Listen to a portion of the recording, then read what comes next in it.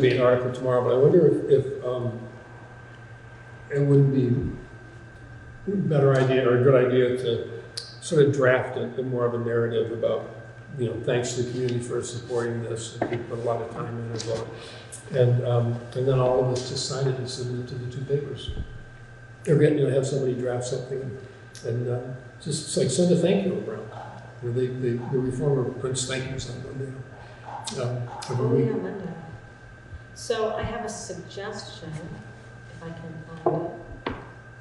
In the parking lot. Yeah, it's like right there. So Chris Mays asked me for a statement. I said I could make a personal statement. I prefer to have the board do it, and then I've messed this up. So if we wanted to, we could take my personal statement and kind of recraft that really quickly. So my personal comment was I thank the WSSD board, the transition board, legacy boards, and study committee for the tremendous amount of work that informed the creation of amendments that the majority of voters in all our communities could support. And I also thank the voters that took time to educate themselves and weigh in on these questions. The passage of all the amendments addresses the biggest concerns from all our communities. This gives me great hope that our merged district can work together productively for all of our children and taxpayers. After 5 years of working on governance, I am looking forward to putting a laser focus on the many challenges and opportunities in educating all of our WSESD students. So, so that was my personal comment. Change the I's to we's. So that's what I'm thinking is like. And just we're very grateful for the support of the community. Just a right. Specific statement. Yeah, that's. Yes, Sean, you don't like it. No, it's fine. Okay. It's fine. But what I like to do after a vote is get all the information to make a spreadsheet.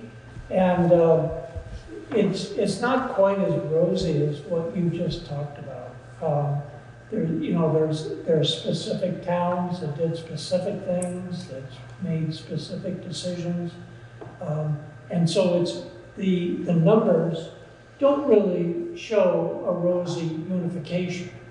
I'd be happy to forward this. I think we got that from Barb. No, I mean. But we have one from Barb. We have one, and that's on. But I don't know if And I used her numbers to put it in.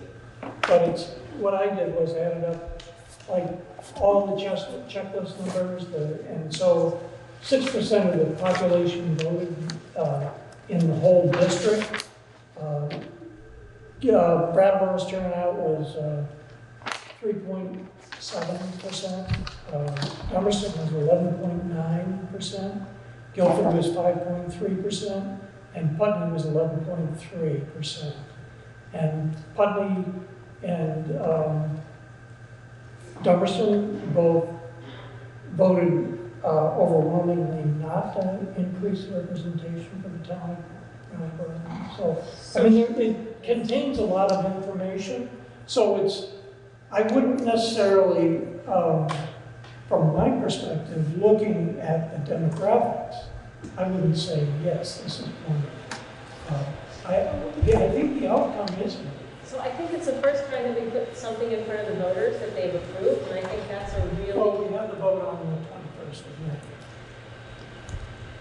And also, I got the cost, which was also interesting. So a special election cost is approximately $1,350, and there were 816 voters. So every voter cost $1.66. Well, we didn't pay them. I just wanted to be clear. Well, the towns are going to build WSD. It's not as bad as I expected. No, it isn't. It isn't, because it was done a lot less expensively than all our friends our previous May 21st. Yeah. So I don't want to be a Debbie Downer, but well, I'm going to say they're going to be anyway. I'm going to say that there were a lot of things happening that informed those votes and had people really changing their votes in the Dummerston Putney area. I know this for a fact. And so I prefer not to linger on, stuff. I would prefer not to also. So I just had to say that because I love numbers. I I like to sit down and do numbers. and then that makes me go, what happened there? And so I'm going to say that it's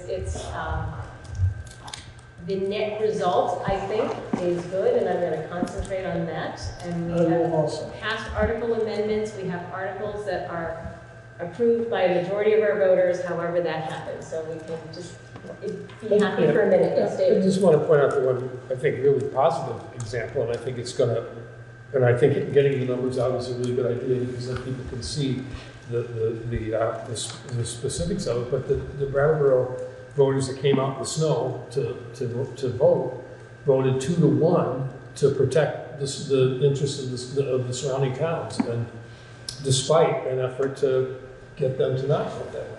And a pretty coordinated effort. What's that? Where was that illustrated? 2 and 3. 2 and 3, the Brattleboro votes on number 2 and number 3. It was 2-1 in favor in both cases from Brattleboro voters. And I think that's a really good indication that, there is, and I think if Oh, I see what you're saying. Yeah, I agree. I think that's a really positive thing. But the positive thing is that we passed all 4 of these that we worked just it seems endlessly on. Yeah. And we still can't just put it to bed now with the thank you note to the voters. To be honest, though, I'm not entirely certain to me, because I don't know what people's motivation was, that Brattleboro voters necessarily voted in those numbers for 2 and 3 out of concern for the outlying town, so much as they did in their own subamendments. I my thought, when I initially everybody saw does that. an argument opposed to these 2 amendments, I'll just say, but I thought, I don't know that Brattleboro voters will see it that way, because they may read it and think, that protects me too. Mm-hmm. I mean, look at the way it went protects with the Act 46 vote, years ago at this point. I think that knowing the history of the merger process and the articles and the study committee and the alternative and all of that, I think that there's pretty broad, particularly the people that took the time to vote, there's pretty broad understanding of what the issues are. And I think it's a reasonable conclusion. You can't say for sure, but I think it's a reasonable conclusion to draw. Well, I'm hopeful that they did it because they want us to get on with the work of educating the kids. So I just want, Jody, quickly. Well, Tim just took one of my comments because it had been talked about the study committee about, we can close one of Brattleboro's. So I think Brattleboro was pretty aware of that. The other one is before you get into numbers and percentages, I think you have to be very careful because I have different percentages, for example, from Lori and Dummerston than what Sean just had, and I had different percentages for Putney than what Sean had. So I think you need to before you make those kinds of things public, you want to make sure they're right. Well, we have the results from Barb, so that's all we can go on. I got these numbers from Lori and John. You got 11.7 from Lori? She gave us 11. 11.9. No, I'll have to check with her because that's not the number she gave us when we counted last night. So, and then, That's not a big difference. So yeah, just say So- Barb's official tally. and Is that gonna be online on the That's page that we're gonna, did you see that, or are we posting that perception? Putting out a thing. Thank you. Well, the numbers are public. I move that we approve Christina's thank you statement with amending we instead of I, and we send that to the rest. But we're not going to thank ourselves for WSESD. I thank And all of our names rather than just the board. Sure. Great. I prefer that. So there was Emily made the motion, there was a second? That was me. Thank you. All those in favor of the motion, please Aye. signify by saying aye. Aye. Nays, abstentions, the ayes appear to have it. I will rush that up and send it to the reformer in the thanks section. And the comments too. And the They'll put comments, it in thank next you. Wednesday. And the comments, yeah. I was thinking about Chris Mays responding to him, and I got that. And maybe put it in all the school newsletters. We can, yeah, you send it to me. I'll send it to A you little too. Thanksgiving Yeah. gift. Actually, should I just send it to communications and communications can disseminate it? Or should I do it? Send it to Barbara. Okay. All right. Nice try, Christina. I Now we have a just quorum. want to reiterate and make it very clear so a couple issues on communications and board communications, and one I had to actually pick up and call the SBA just today about. So one is that, and I think we did a good job because people were complaining to me right and left that my PowerPoint that I threw together was very neutral and did not tell them how to vote. It was a constant complaint I heard, so I think I hit the mark on making it a neutral, informative PowerPoint. So anytime communications are going out through any school-related document, website, flyer, we have to be on point throughout the district that we are not advising people to vote in any direction. And In an official document. in an official document. Now, I had a concern from a citizen saying that somebody had personally posted a letter from a non-board member on a website. And this was a violation. And I checked with the VSBA, and we actually still get to be humans in our own life. We should probably strive to say, I am posting this as a citizen, not as a board member. I think that's a helpful disclaimer. But we as board members can weigh in. We should take care to do it. Make sure we only do it in things that are our own personal vehicles. Mm-hmm. And I think it is a good practice to say, I am speaking as a citizen, which I do every time unless I have the full board behind me pretty much. So I got that clarification today. Any other questions, thoughts, problems on that? Great. Moving on. Discussion about interim steps for COGS or dogs to comply with a new dog policy. So I sent around a link to the Canine Good Citizen process, which is a sort of therapy dog light as a way to determine if some of the dogs that are in, as a way to comply and help people get into compliance with policy, but not have to have them spend their Thanksgiving break doing it. So I spoke with Tammy McNamara over at Vermont, New Hampshire Vet Clinic, and a parent at Dummerston as well, and she suggested that the Canine Good Citizenship would be a really good short-term qualification for dogs that are in the system, and that then people could go forward with therapy dog certification. Our policy says that dogs must be therapy dogs. So in terms of finding a way to sort of assure that the dogs in short order are reasonably capable of being therapy dogs, we could go with this Canine Good Citizen test, and then we could move on and have required compliance with therapy dogs by X and such a date. So that is my proposal. Canine Good Citizen is like a 2 or 3 hour thing where an AKC certified evaluator, 5 of them in the area, like test the dog. And it's pretty low priced, it's like $20 or something. And then certified therapy dog, the one that I found in Northampton, I think it's 2 6-hour classes with an evaluation at the end, and it's like an hour-long evaluation or something with a AKC certified therapy dog evaluator. And I think that's like a $200 or $300 process for a dog, maybe less than that. I think it was not, you know, beyond $200. I'm gonna say it was closer to $100. I would make a motion that we adopt Christina's. And can we put a time frame on that for the meetings? Yes, until it would be an interim policy. So could I make a recommendation, a friendly amendment, even though it's not a friendly amendment, but rather make an amendment, could I ask you to add this, that the Canine Good Citizen be implemented by January 1? That any dogs in the schools would have to be, like after January 1, 2020, Okay. and before the start of the next school year, all dogs must be certified therapy dogs. Okay. All those in favor? Can I throw one Oh, little, there's, yeah. one little, it's flying the way, but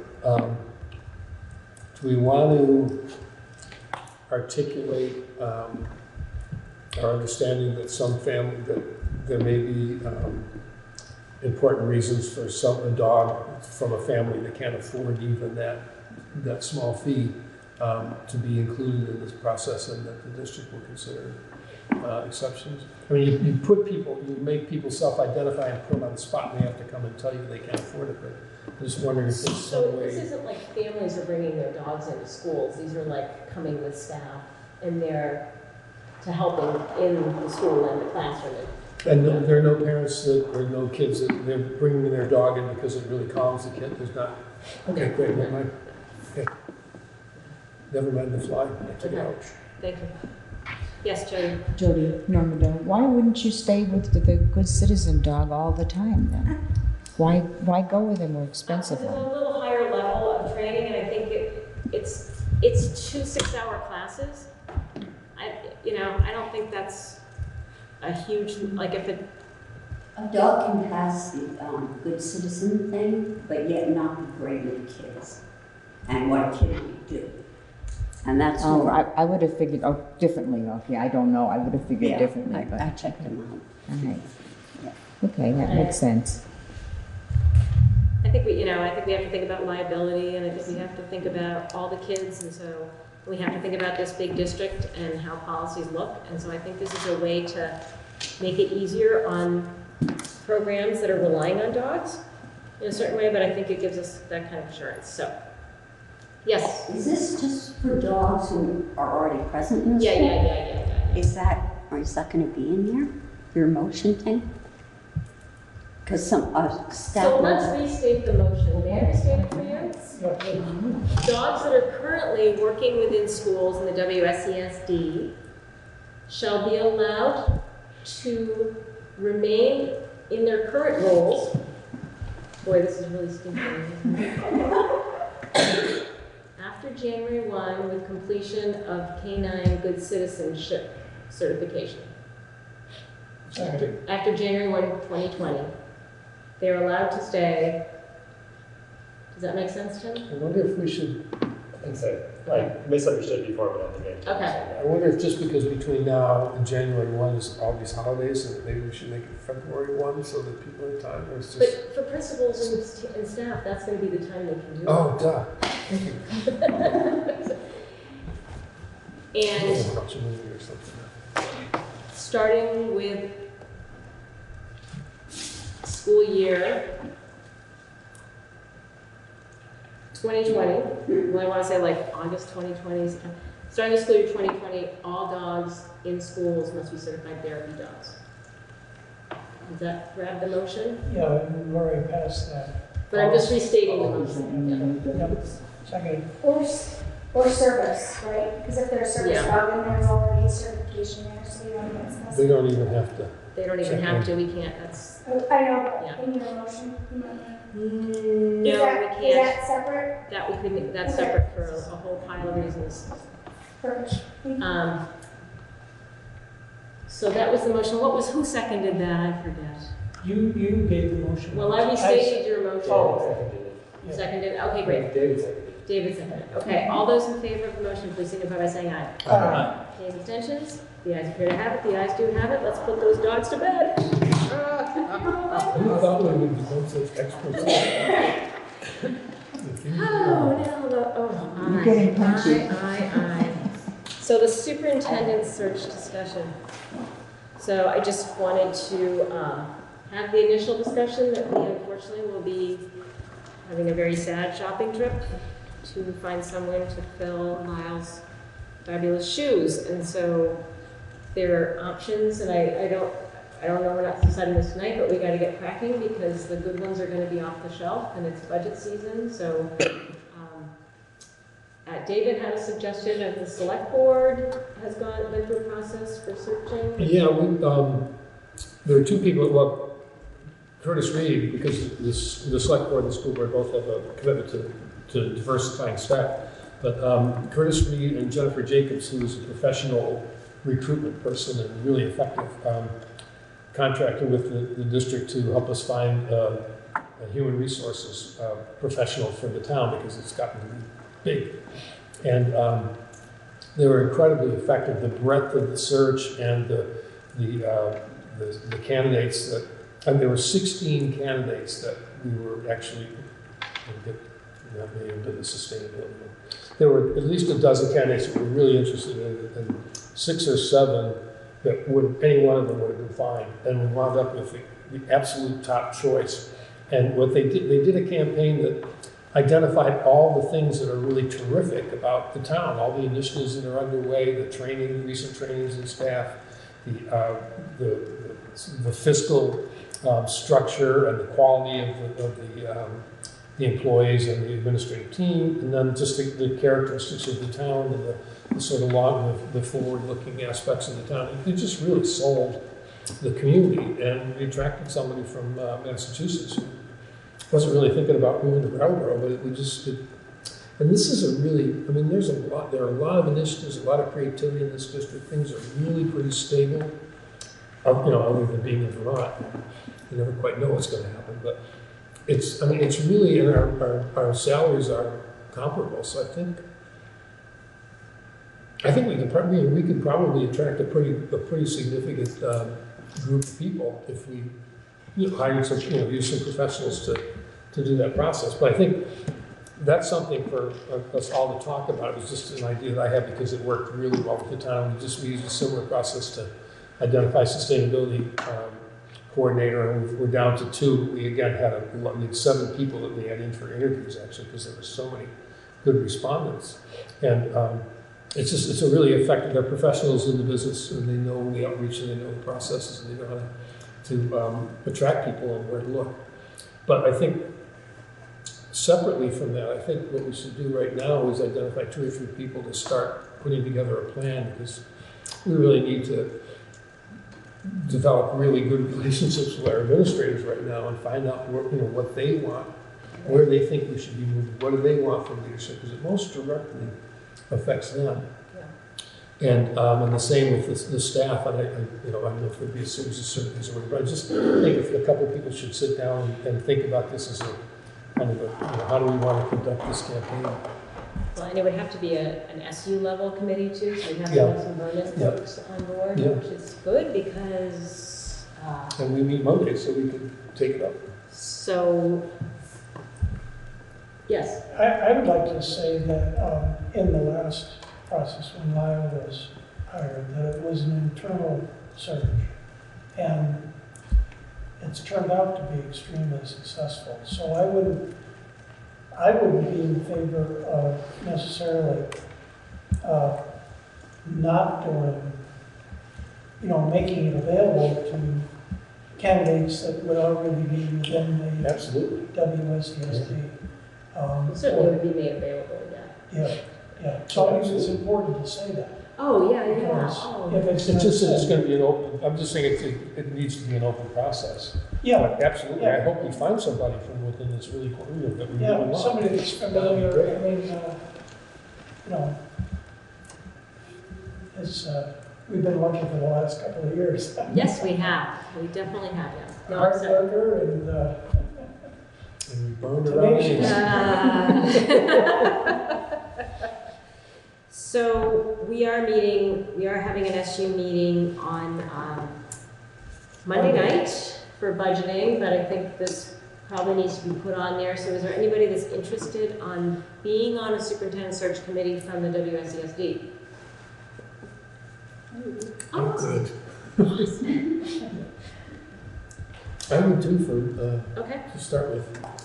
I might join too, but we're all going to be involved. It's just to come up. But it's part of the initial committee, yeah. Oh yeah, definitely.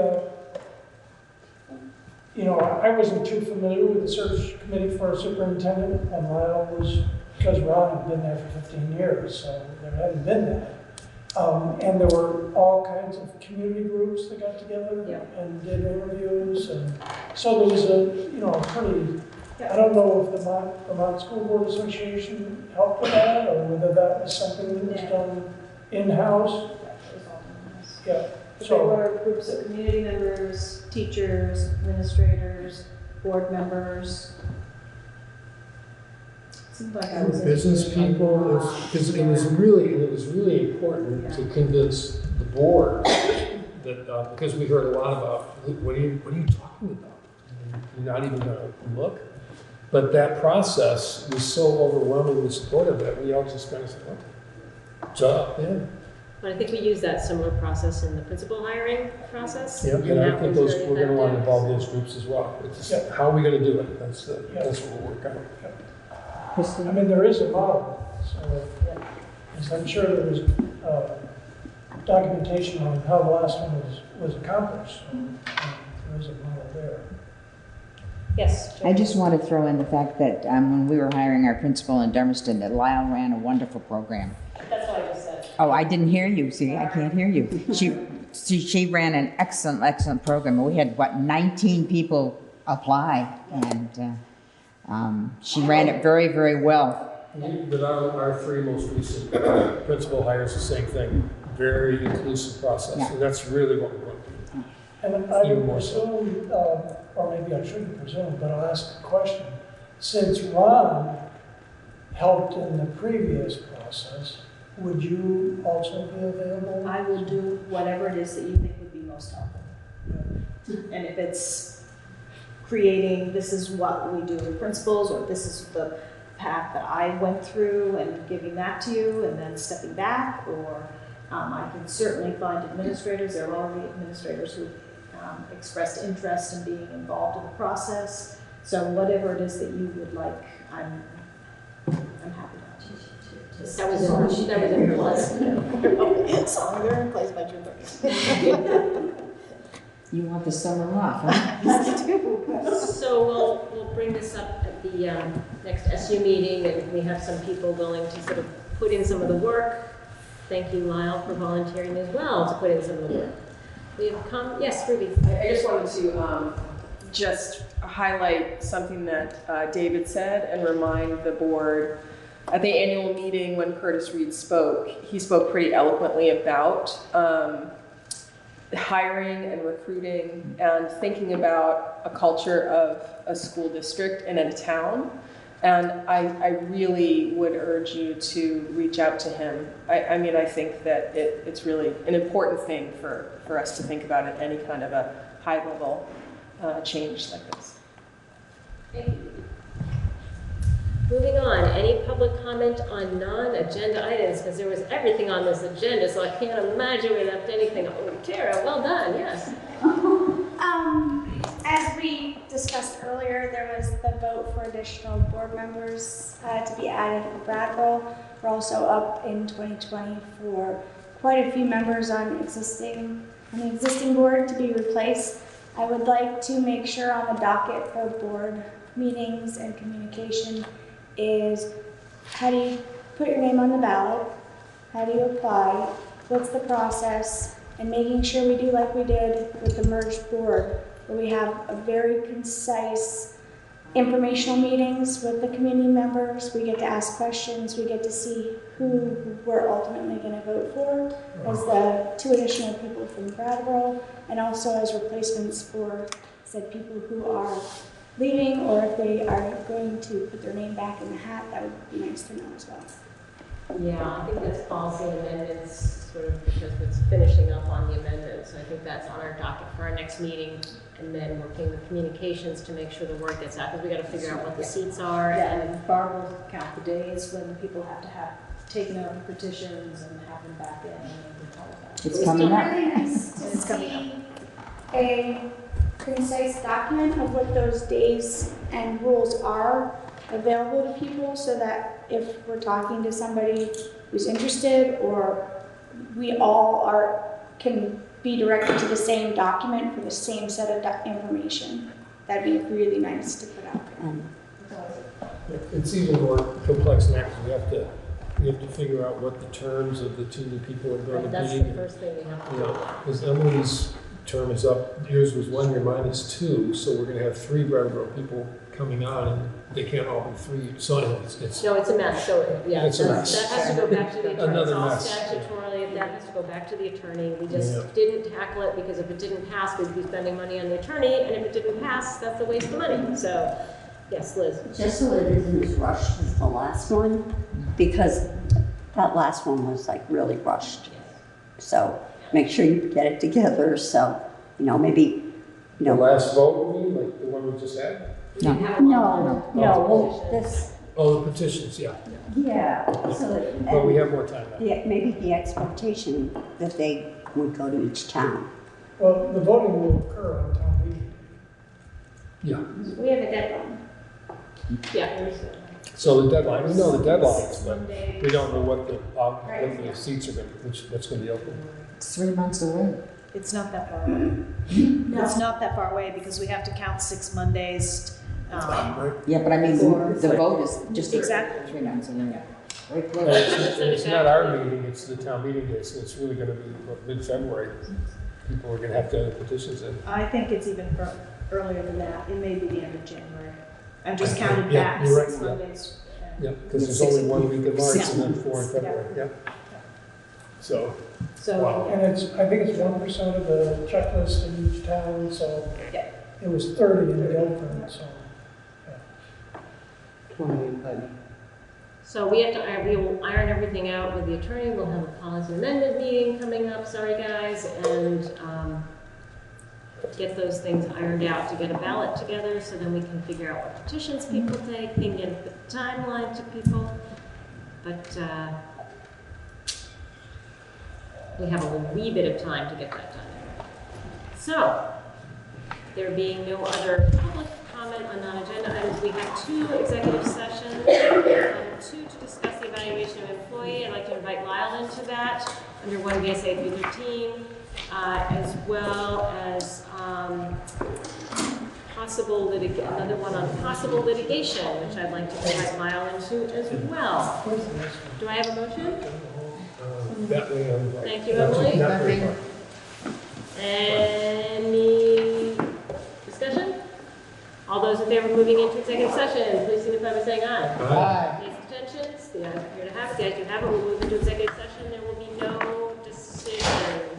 There'll be, you may go home. We can go in there so that we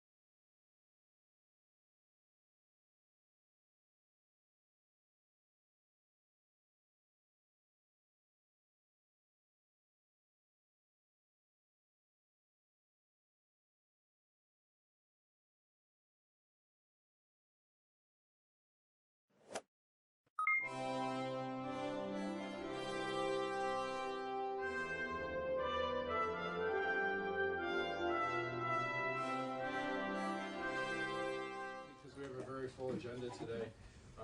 We're going to start with Mr. Carroll, Chair of the State Board of Education. I understand, Mr. Phelps, you also want to testify? I would. Okay, why don't you both come up at the same time?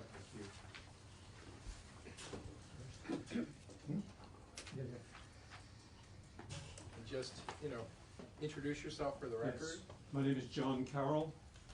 I'm Peter Peltz. We're both members of the State Board of Education. Thank you for having us here. I'm the chair of the board, sort of recently thrust into that situation for various reasons, and I'm the person who is behind the 7-page answer to your questions. I hope they weren't too long, but the answers to your questions are the proper answers are somewhat nuanced. The general texture of your inquiry is the board's doing useful things, and is it still necessary? And I think my answer to that question is sorta, but it ought to be doing a lot more. That is to say, much of the way the board has been conducting its affairs in the last many years is a sort of an adjunct of the Agency of Education. As you know, Act 98 of 2012 turned things upside down, and until that time, the board had been effectively the board of directors of the Department of Education. It hired and fired the CEO of the department.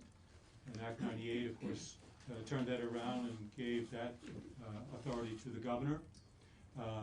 And it would seem to me, as a comparative newcomer on the board, that the board never, and for that matter the agency, never fully got that memo.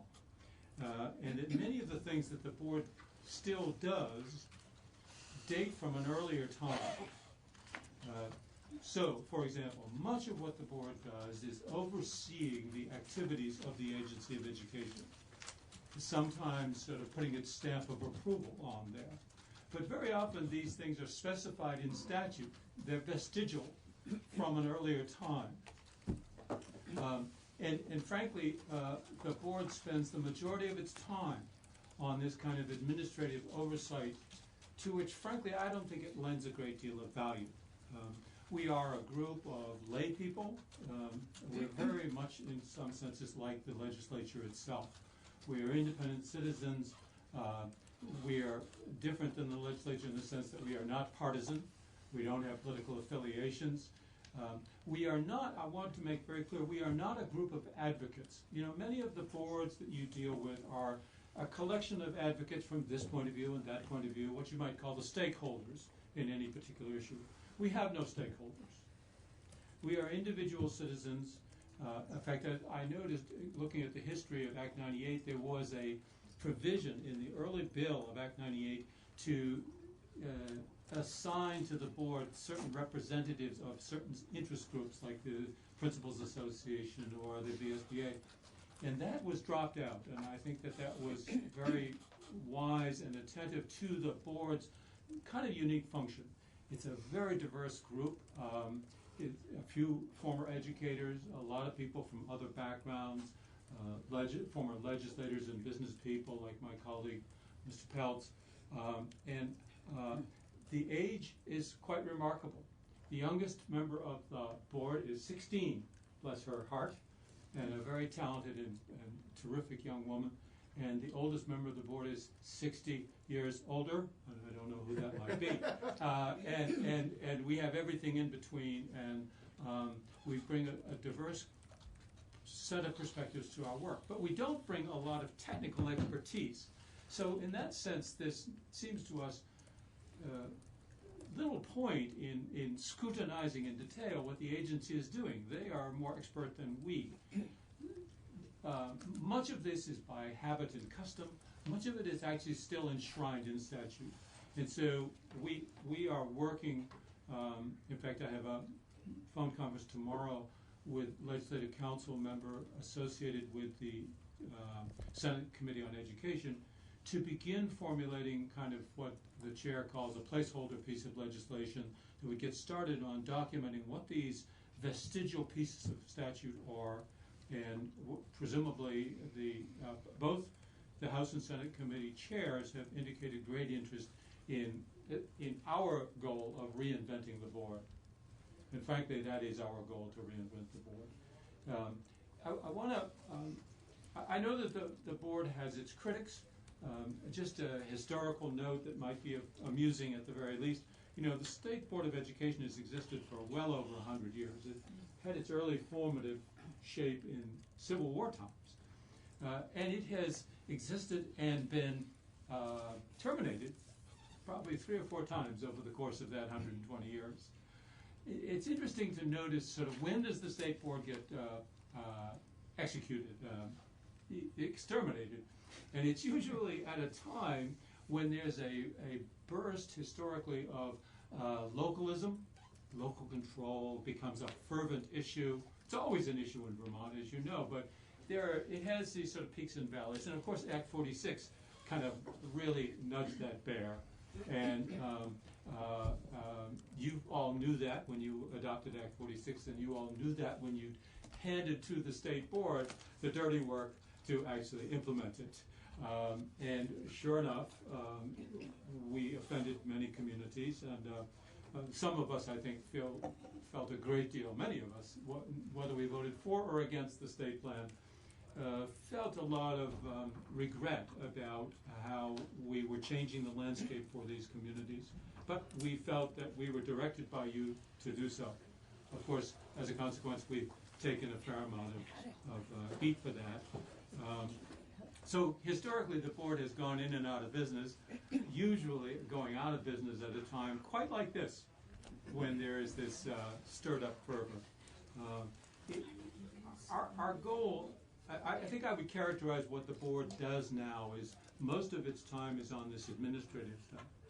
But another important part of what the board does is your work. The General Assembly has, I would say, the work we do for the General Assembly, or at the direction of the General Assembly, would take over the years maybe 40% of our time. For example, Act 46, we were in that up to our eyeballs for 8 solid months. I mean, there was nothing else going on the board except Act 46 hearings. Similarly, when it came to the small schools grants, the legislature in its wisdom decided that the metrics for awarding small school grants should be changed. It's a very controversial matter. And guess what? The state board was assigned the duty to change the metrics. I just want to make a point. A couple of times you've referred to the committee as your or you. Pardon me. First of all, they're not the legislature, they're the members, and there are 2 members appointed by the governor. So thank you. We have a different for that clarification. Thank you. Didn't mean to tar you with such a broad It was an honor, wasn't it? Accolades. Okay. Moving on. Appointees of the governor and a former legislator. Right. Yes. Yeah. Thank you for the clarification. Yeah, well, that's your fault. So in the General Assembly has then chosen to assign to the state board some pretty delicate issues. Act 46, small school grants, which again annoyed some people, but you knew that when you gave it to us to do. And then most recently, Act 173, which we are right now starting to get involved up to our eyeballs in, wherein by statute, the General Assembly directed that it would be the state board, not the Agency of Education, that would adopt rules for the reform of special education. And of course, the hard work of drafting the rules comes from the Agency of Education. But in fact, there are other entities, a group created by the legislation called the Census-Based Funding Advisory Committee, which is an assemblage of special interest groups, stakeholders, and they have been kind of at loggerheads with the agency over the rules that the agency has proposed.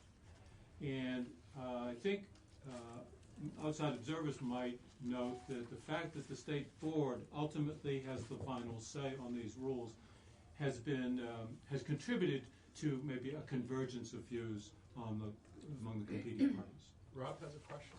I just wanted to take a quick step back while you were going through the history of the state board. And has there ever been a point in time where you find yourself like you are now, where you have a secretary of education as opposed to what were they, a commissioner or whatever before? I mean, has that relationship ebbed and flowed as well over time, or are we in kind of a unique area now? My sense is that this is a comparatively unique time because for the first time in the better part of 100 years, I mean, there have been some, it's a long and variegated history, but the general theme has been that the board has served as the board of directors of whatever was the state agency of education.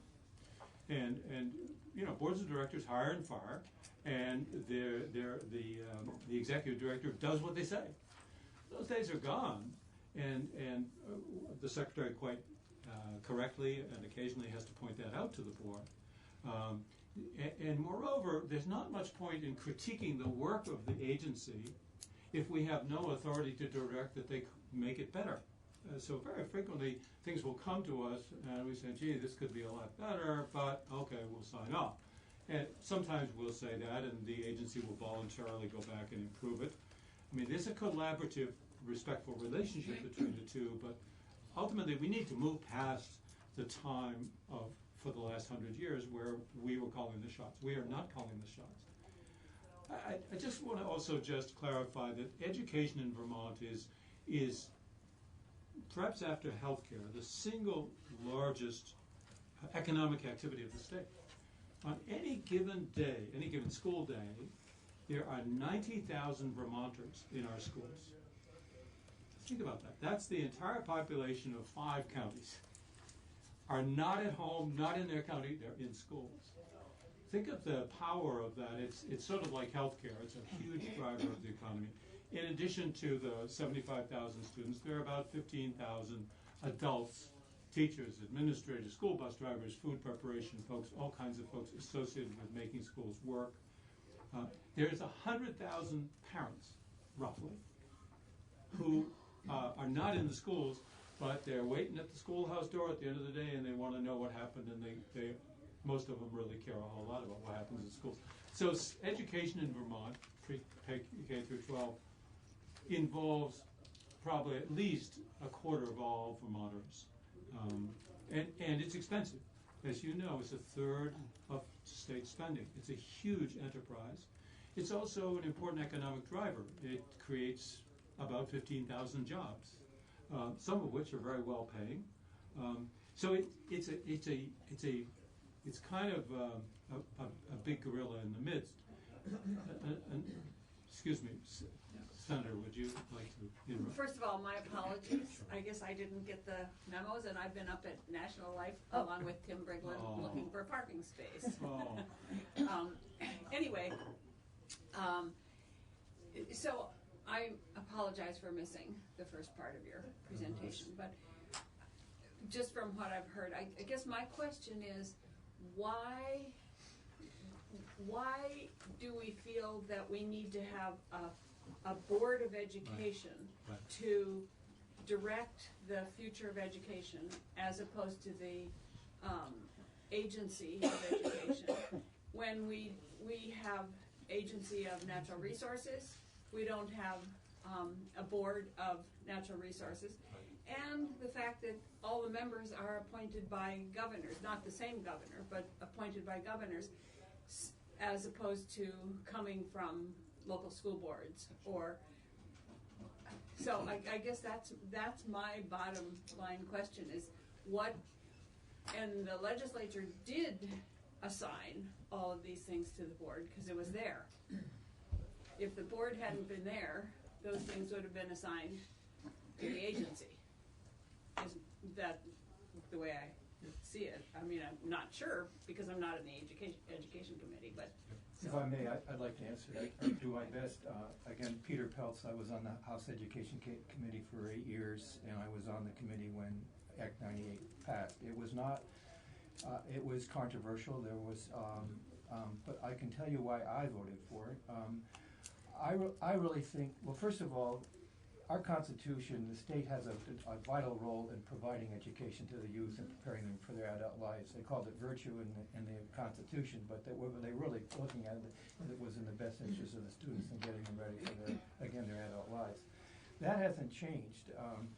And when we did this, I thought that the role of the board should be a gatekeeper, a buffer between the administration and the legislature and the district levels. I thought it's a very important role to play, just to make sure that there is a position for the board to act in the best interests of the districts. I asked to be appointed onto the board when I resigned from office in 2014. And I feel very strongly about that. And just to sort of demonstrate, I mean, I think the governor has appointed some really good members. We coalesced. It's nonpartisan. 46 was a hard nut to crack and to work together. We did it collaboratively, and I think we did it well. And I think that stands well for our position in regards to why we should be there and why we should continue. I really feel very strongly that, I'm not to disparage, but you know, just the bureaucracy of educating our kids is very significant, and I really think the state board has a role in sort of being that buffer. And to demonstrate this, we have decided at our last meeting that we will no longer meet during the regular hours of the day. We're going to meet late in the day and then go to regional I'll go throughout the state to have meetings and have our regular meeting at 3 o'clock, and then at 5 o'clock we will open it up to the public to hear from the public on what their thoughts are and what how we can best represent their interests. So I hope we continue in that vein and really clearly define that. The agency owns this. I mean, we have no staff, we have no budget to provide a staff, so we're really sort of, you know, at a transitional point in terms of trying to get us focused and be very efficient in what we're doing. Thank you. Rob, do you have a question? I do, and maybe it'll get clarified a little closer, but your comment about the state ed being a large bureaucracy. Well, I'm just, yeah. Well, I happen to agree with that somewhat. My question would be, is the current structure, with you folks being kind of a separate entity, does it add to that bureaucracy, at least from the user end of things, as opposed to from your end? Let me just clarify. When it's working properly, the state board has no power. We have no power to direct. We have no power to demand testimony or anything. The state board, in its best form, inquires, that is, asks tough questions,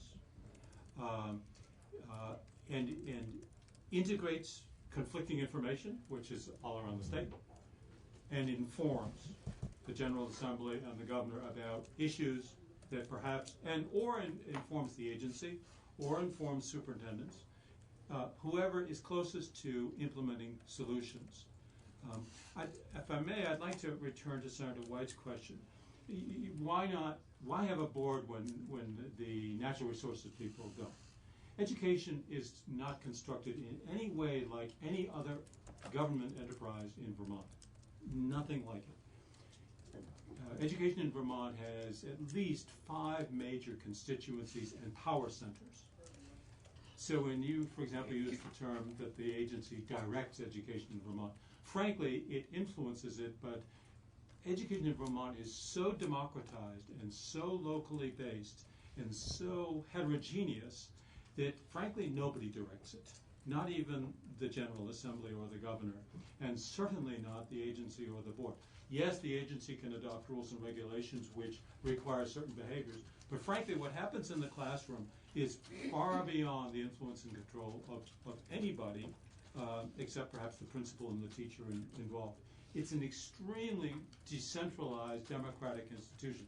There's the federal government, there's the state agency of education, there are regional superintendencies, there are multi-town school districts, single-town school districts, there are schools, hundreds and hundreds of them, there are classrooms, thousands of them, and by the way, 100,000 parents who also think they know something about education. All of these are players in this process of education which is not directed from the top at all. It's nothing like a corporate organizational structure. It's heterogeneous. And so the question gets to be, who sees the whole thing?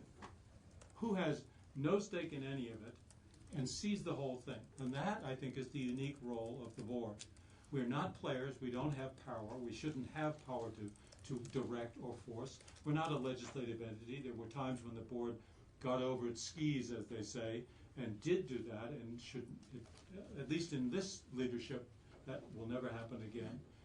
Our role is to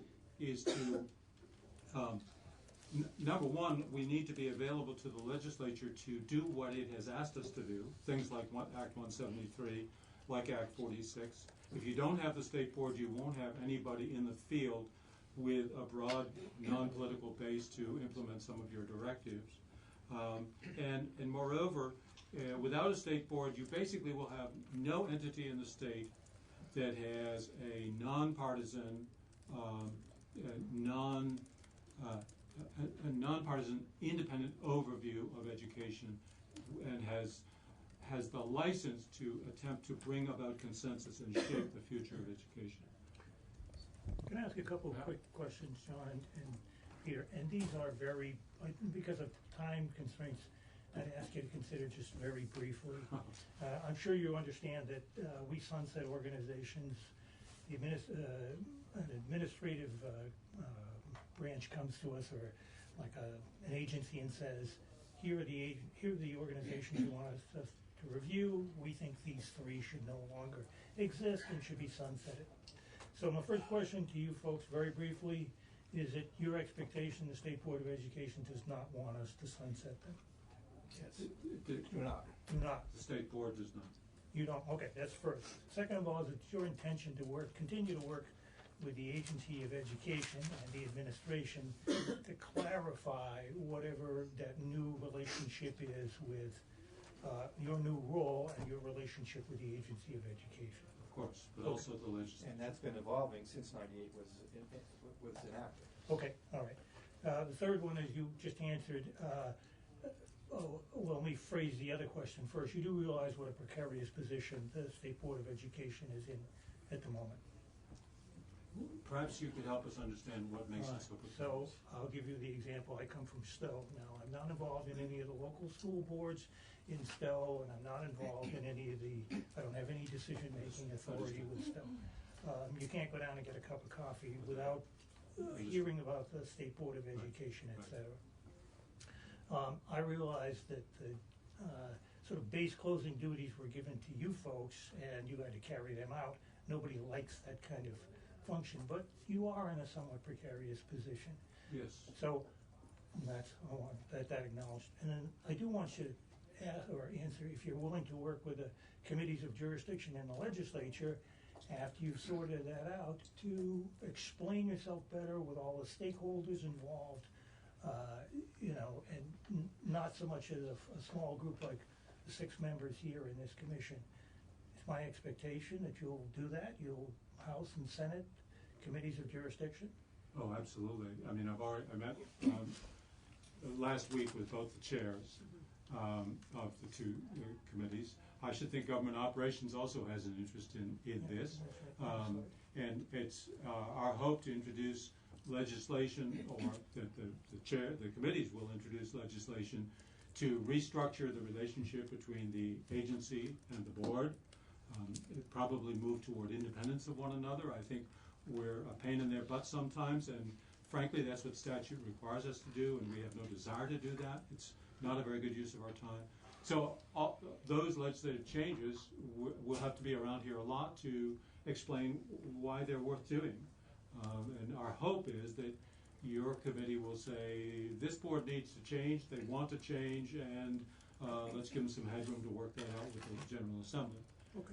And then one last question I have. Would you be willing at some point or to return to this commission, and say, well, here are the changes that we've made, here's how we think we're making progress, here's the groups that we've brought into the process, here's what we've been doing. I'd like you to do Yeah, and I would hope that the dialogue and the exchanges between the legislature and the board would be a healthy, and the board has not always been in favor, had strong standing with the legislature. I would hope that we could really develop a relationship that would work both ways, that we could be, which curiously has been done by 46 and 173 and other things that have been, we've been empowered to deal with. That didn't happen in the past, and if that's where we're continuing to do, I hope that relationship and the exchange it improves. In other words, that we really do develop a working relationship. Okay. Yeah, I might just observe that my colleague here is a card-carrying Democrat, and I'm a card-carrying Republican, and he's been on the board much longer than I, and he's the one who wanted to come here and be with me to advocate with you. So we and that also, may if I say, I have never seen any partisanship at this board. It's a good, healthy exchange, good, healthy exchange, informed exchanges. But we have a lot of work to do. I concur, and we hope you will encourage us to move forward with that work. And if we fail at that, then good Lord. Frankly, I don't want to be on a board that's doing what we've been doing. It's just not a good use of anybody's time. It's a 6-year appointment. That's it. That's 6 years, is a long time. That's all, those will be all my questions. Thank So you. just to follow up on Matt's questions, and some of the statements you made about not having any power, you know, the legislature gave you power under Act 46 and under Act 173. Thank you. To do certain things. And I'm confused as to where you, as the board, wants to be. Do you want to be in a sort of oversight role where you're looking at what the Agency of Education does and what's good for Vermont schools? Or do you want to be actively participating in policy making through what you've done with Act 46 and with Act 173? Well, I think the board is always available to do the General Assembly's bidding. And so in the case of that, it was of Act 177, we're certainly shaping rules. But the general policy is already cast in stone by the legislation, as it should be. We don't want to. I just don't want us ever to get close to creating law. And I want to have very clear boundaries so that the board is working at the direction and behest of the General Assembly. Beside that work, though, I would like the board to become kind of a think tank about education in Vermont and gathering information, not, by the way, just looking over the shoulder of the agency. Because the vast majority of what really happens in education isn't happening at the agency. It's happening in the schools and in the districts. And that's where we need to spend more time, is where it's on the ground, where it's happening, and be, number one, talking about accountability, and number two, talking about visioning a better system than we have. Briefly, we cannot make policy, but we can help you enact it and make it work. Right. But I guess following up on that, I'm concerned. I mean, okay, so we passed education legislation. You know, typically the Agency of Education would be responsible for implementing that. But at least in these two instances, Act 46 and Act 173, the legislature, for whatever reason, chose to have the State Board of Education do that. Right. And I guess I'm just, should we be doing that? Because there is some confusion about who is taking legislation and, you know, creating the regulations and you know, driving that down to the school boards and the schools. Can I just observe that a lot of the law did specify what the agencies did in regard to this. They set the table, and then they say, okay, it's up to you to make the decisions. But they set the table. That's exactly correct. It was in that case a collaboration where the actual rules or state plan was drafted by the agency, handed to the board to then sign off on, and we made some changes. Stowe being a good example. But in general, the less rulemaking and directing the board does is probably better, because we don't have the expertise that educators do. Or the resources. Yes, and definitely not the resources. There are, though, exceptional cases where you feel, that is, the legislature feels, that we want an independent entity of citizens, not civil servants, making the final decision about this. And that's precisely what you did in Act 173. And we're available and reasonably capable of doing that work. Rob, did you have a question? Well, I did. I'm curious as to how you get the feedback from the local levels. Mm-hmm. Does it come directly? Do you end up having to get it indirectly through the Department of Ed? As far as, you know, what got me thinking about this is it was just really quick this morning, but I'm listening to the proficiency-based learning. Mm-hmm. It sounds like that there's a little confusion and some concern about that. It sounds like you folks went out and made some decisions that were within your purview, but yet, and again, I just heard this quickly, but it seems like that the Secretary of Education's out there trying to explain it. Is that indicative of how this is working currently, the relationship? I was when I was on the committee when that bill passed, and it gave the authority to the local districts to do. I mean, and so there wasn't one formula that had to be applied universally. It was up to the local districts to apply it. So, and I think that's been the big issue, and that really didn't have anything to do with us. And we talked about it, but there was really no role in that we had to be able to. So we were just advisory, but we had played no role in that. This is sort of an illustration of the kind of democratic, heterogeneous way that education unfolds in this state. There was no template given by anybody, the legislature or the agency, about how proficiency-based learning should be done. It was left to every school to figure it out. That's the way Vermonters seem to want to do a lot of things, is at the local level, local control, highly heterogeneous, and so you get very different results. And you have some schools that have really done quite an amazing job at implementing PBL, and some that have really botched it. And that's what happens when you leave it to folks to figure it out. And that was, I think, quite clearly stipulated in the statute, that you would do this, but how to do it was left to each district to figure out. Just like curriculum. Curriculum in every school district and superintendency is a local matter. State board has no control over curriculum. We set standards, but we don't set curriculum.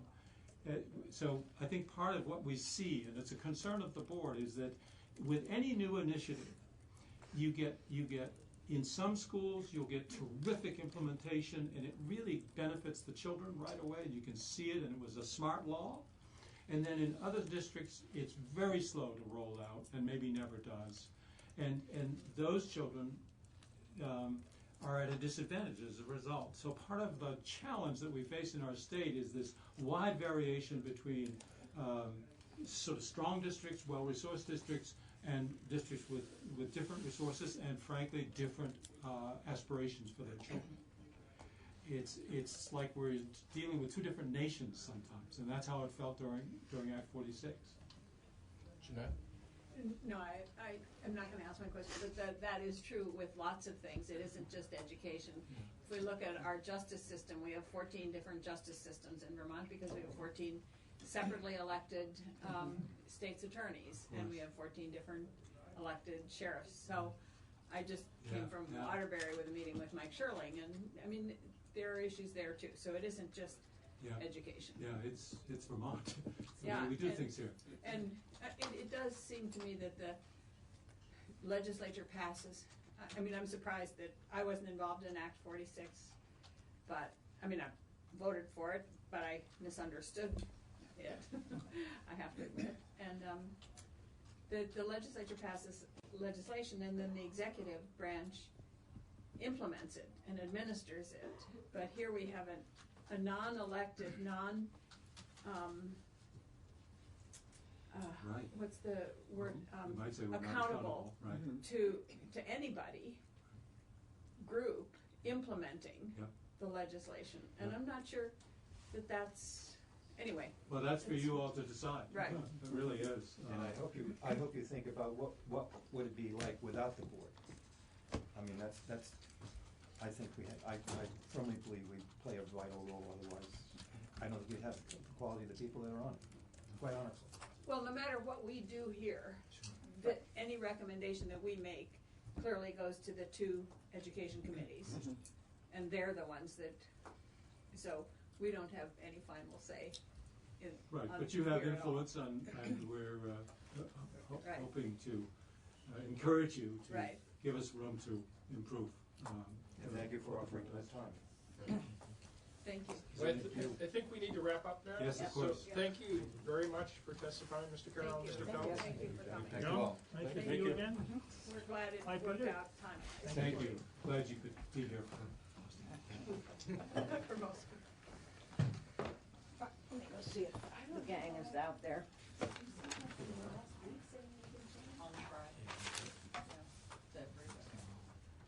Oh, on Friday? Oh, okay. Let me just give a little background here of what happened and why you're all here. It's Laura's fault. So we are tasked with looking at boards and commissions and which should exist and which shouldn't exist, and which ones might be combined to be more effective, and because we know that a lot of boards and commissions kind of get created and then they outlive their usefulness and or something else pops up.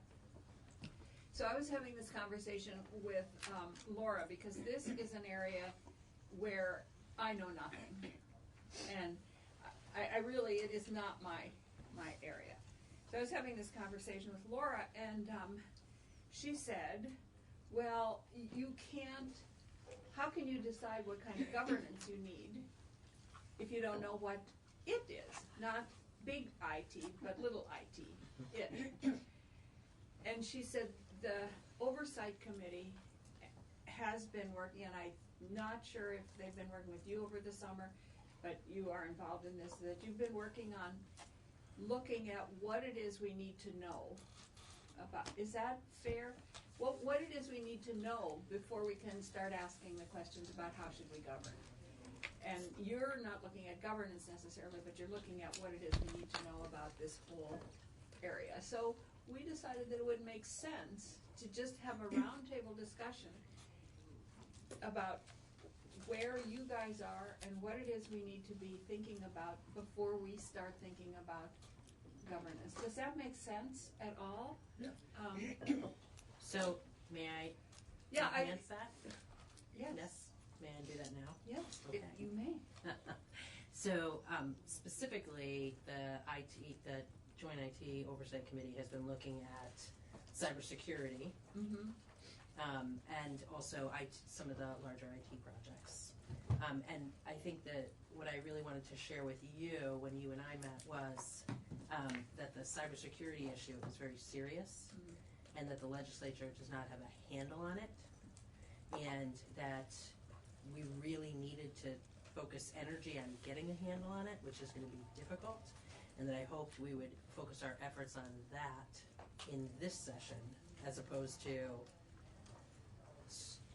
creating a new oversight structure for governance structure. And then you said, well, why don't you come and talk to us? And that's why you're here.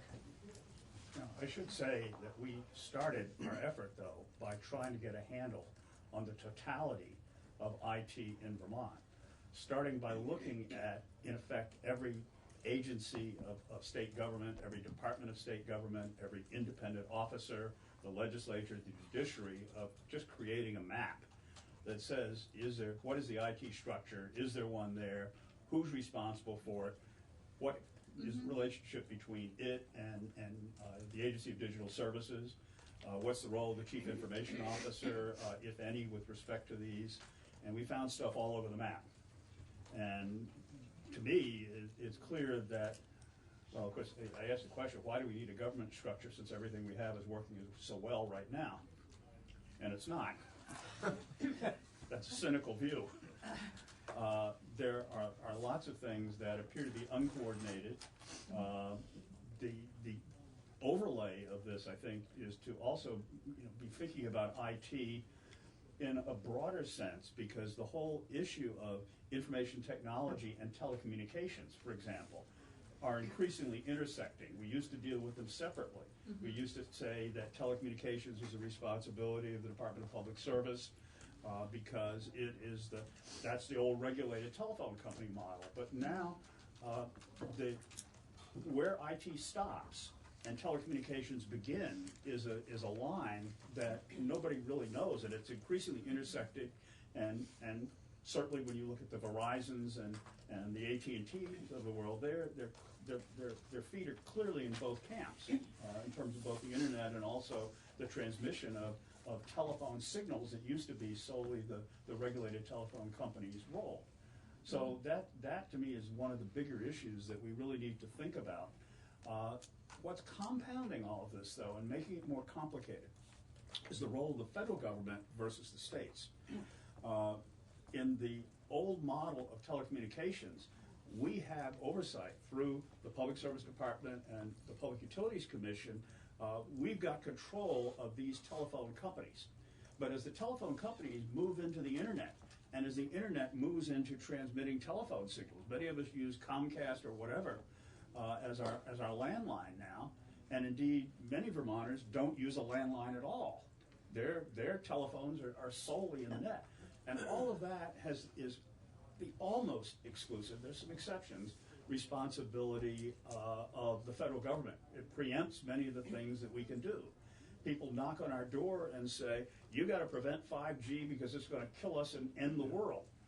And our answer is, we can't do anything about it. We do not have even the ability to control what are potential health hazards, if there were any, because that is the exclusive province of the federal government. So that compounds anything that we may want to do vis-a-vis governance. So that to me is the issue, and I think Laura and I have discussed briefly that maybe this is a year in which we really need to study what is the model that we have regarding this whole governance structure of IT, as opposed to moving precipitously. I mean, there are all kinds of ways that we can move precipitously and so on. The second thing, though, in my mind, though, that we may need to do, and this is something we may need to do this year, we need to talk about it further, is strengthen the role and clarify the role of the state's chief information officer.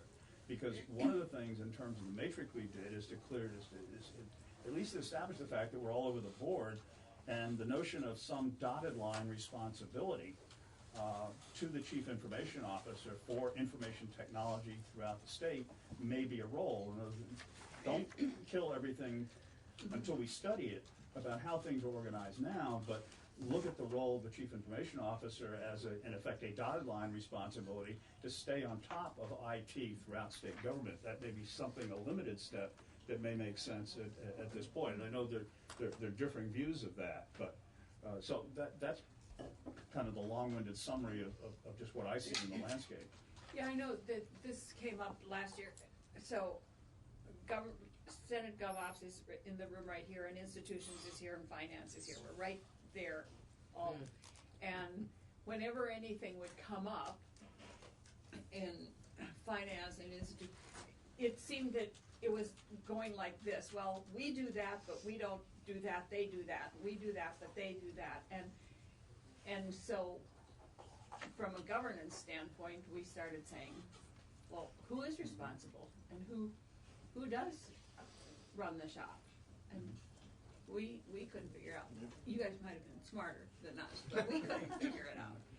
And so that's, yeah. And the Senate is, we don't have a committee like the House does that deals with I've addressed that with the pro tem and said that we need to sign it someplace. We need to, put it in someplace. But realistically, the way we're structured, there are things that each of these entities does that are sufficiently unique that even if we had a separate committee, and I'm not necessarily advocating that, the other committees, the things that are in their jurisdiction are still going to be involved. They are, but we do need to have a central, I think, that's going to be the main committee, and then as things, I mean, if it's a utilities issue, clearly it's going to have to go to finance. But I think we need to have one place where they can look at it more comprehensively. What is it? What is it? I don't know what it is. That's. I think that's part of the problem. Is that I don't know what it is.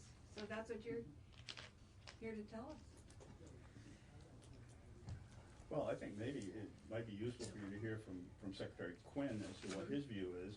One of the things I thought was very interesting is we started dissecting this roles and responsibilities issue. And, of course, we talk about the Chief Information Officer. Well, he's the Chief Information Officer for the executive branch. And you've got a separation of duties issue right out the gate because, you have the judiciary and you have the legislature, and they're in very somewhat different places in terms of how they're structured, and the Chief Information Officer can't necessarily tell them what to do. Before we started our work on joint IT oversight, they didn't even meet. And we've got them now meeting on a regular basis together and collaborating, and clearly... We believe. We believe. But clearly that's an issue. You have obviously, the legislature somewhere intersects with the executive branch in terms of the internet and some connectivity issues, but in other places, it doesn't. So, can I ask another question? You don't have to ask Okay, permission. so, Just jump. So with regard to this group, we're sitting here now, and then you have a number of different boards and commissions that are coming in afterwards. Do we relate to that, to those people that are coming in? And if so, how? How can this panel be helpful with those boards and commissions? Well, I guess what you can do is, if there are things on those boards and commissions that you know right now that you've already looked at, share with us. Because we will be, each board and commission that comes in here is handed a standard questionnaire that we ask about as to whether or not they should continue to exist. If they should, what modifications, if any, should be made in legislation with respect to what their mission is. So that's basically what we'll be reviewing this afternoon with these various boards and commissions that are on our agenda today. And anything that this roundtable discussion can help us in educating us as to what that is. And I should say that their coming in today is the first step in the process. If we were to recommend the elimination of a board or commission, we would typically take testimony from other people who are interested parties. And so I know you have the Public Utility Commission. Yep. And the Department of Public Service on this list. Yes. Okay. And one of the things is that one of the questions is, I don't know if you guys saw the questions, but one of the questions is, if your mission is still relevant, whatever it is that you were doing, could it be better accomplished someplace else? This particular board needs to exist in order to carry out that mission or to oversee whatever it is. And we have heard from, in other areas, people who've come in and said, the mission is still relevant, but it could be better handled over here instead of by this board. We don't need this board. Is that good? So, before we get into some of that, can I just mention quickly a couple things very briefly? I know Senator Brock. I know Secretary Young. I don't think I know Representative Grigwin, is that how you pronounce it? That's correct. All right. I don't know Good point, Matt. Let's all introduce ourselves. Okay. Okay, Suzanne start. Suzanne Young, Secretary of Administration. John Quinn, Secretary of Digital Services and State CIO. Laura Spillia, Chair of Joint IT Oversight and on the House Energy and Are you from Dover? Yes. Okay, all right. And there's a reason why I asked that question. Keep track? Maybe it's I know somebody. Okay. And I'm Senator Randy Brock, representing Franklin County and part of Grand Isle County, and I'm Vice Chair of the Joint IT Oversight Committee. I'm Sue Zeller. I'm the State Chief Performance Officer and one of the governor's non-legislative appointees to this commission. I'm Jeanette White, Senator from Windham County, and I chair Senate GovOps. John Gannon, State Rep for Wilmington, Whitingham, and Halifax, and I co-chair this committee, and I'm Vice Chair of GovOps. Senator Brian Collmore from the Rutland District. I'm Matt Krause. I'm one of the gubernatorial appointees. I'm Rob LeClaire. I'm a rep from Berrytown. Thank you, Matt. That was an oversight. Well, you looked him. Oh, I don't mean to ignore him twice. Sorry, Tim. I'm Tim Briglin, and I'm a state rep from Thetford, and I'm the chair of the Energy and Technology Committee. And the technology slice, very specifically, is not technology writ large. It's technology in state government, very specifically. And the committee also has oversight on the House side of the building of telecommunications as well. Okay. Is my rep on your? Who's your rep? Heidi Sherman? Yeah. Okay. All right. So then I had a couple of quick points and then I'll be quiet. So I'm a 30-year state employee, so I'm going to direct this to Mr. Quinn. It's not a question, it's just a comment. For 30 years I served in state service. Every time we asked IT for something, the automatic response, well, not automatic, but most of the occasions was, we can't do that. So it was always frustrating to me in state service that was the typical sort of default response. So all I would ask you to consider is that the default response is, we'll figure out a way to do that, okay? The second thing is, just very briefly, I'm a very practical kind of person, and I always think of, this is a huge subject. I mean, it's a really large subject. And I always think, to the human being, you know, what would they like to see, what sort of solutions? And so for a couple of them, one, the feds are tackling anonymous spam phone calls, which is, as a citizen, I love. Take care of that. That's a problem for me. I get phone calls that say 802 all the time. That's good. I'm happy that they're doing that. I would ask you to consider, as a group, the same kind of thing. Focus on some very concrete solutions to problems. And one I'm sure you've always heard or continue to hear is coverage, cell coverage across the state. You know, you're in a car, you're traveling someplace, out it goes, and that type of thing. So I would only ask you to consider, as you take a look at the big subject, the large entities, to not forget the little solutions that the average citizen would appreciate. I mean, the average citizen focus on, so that's a good thing. I like that. Okay, that's it. Yeah, I would just add that I think you've got a good point, but there's an enormous amount of work, not just something like the Joint IT Oversight Committee, but the committees of jurisdiction to deal with some of these issues like cell phone coverage. I know we did a lot of work between the Energy and Technology Committee in the House and Senate Finance, on which I serve, of producing both a broadband bill and a bill designed to tackle the very points that you make. And I do have another bill that I'll be introducing this year. It's to reinstate capital punishment in Vermont. Now, it is limited, though. It will only apply to robocallers. But the point is, what that bill, though, focuses on is the work some other states are doing, like Indiana, for example, has adopted some criminal penalties and fines for robocallers. And people do get picked up nationally elsewhere, and the notion of creating fines and so on for those people who get picked up in national sweeps. And Indiana, for example, has got something like $12 million in the past 5 years for robocallers as a result of their law. So we are doing something about it.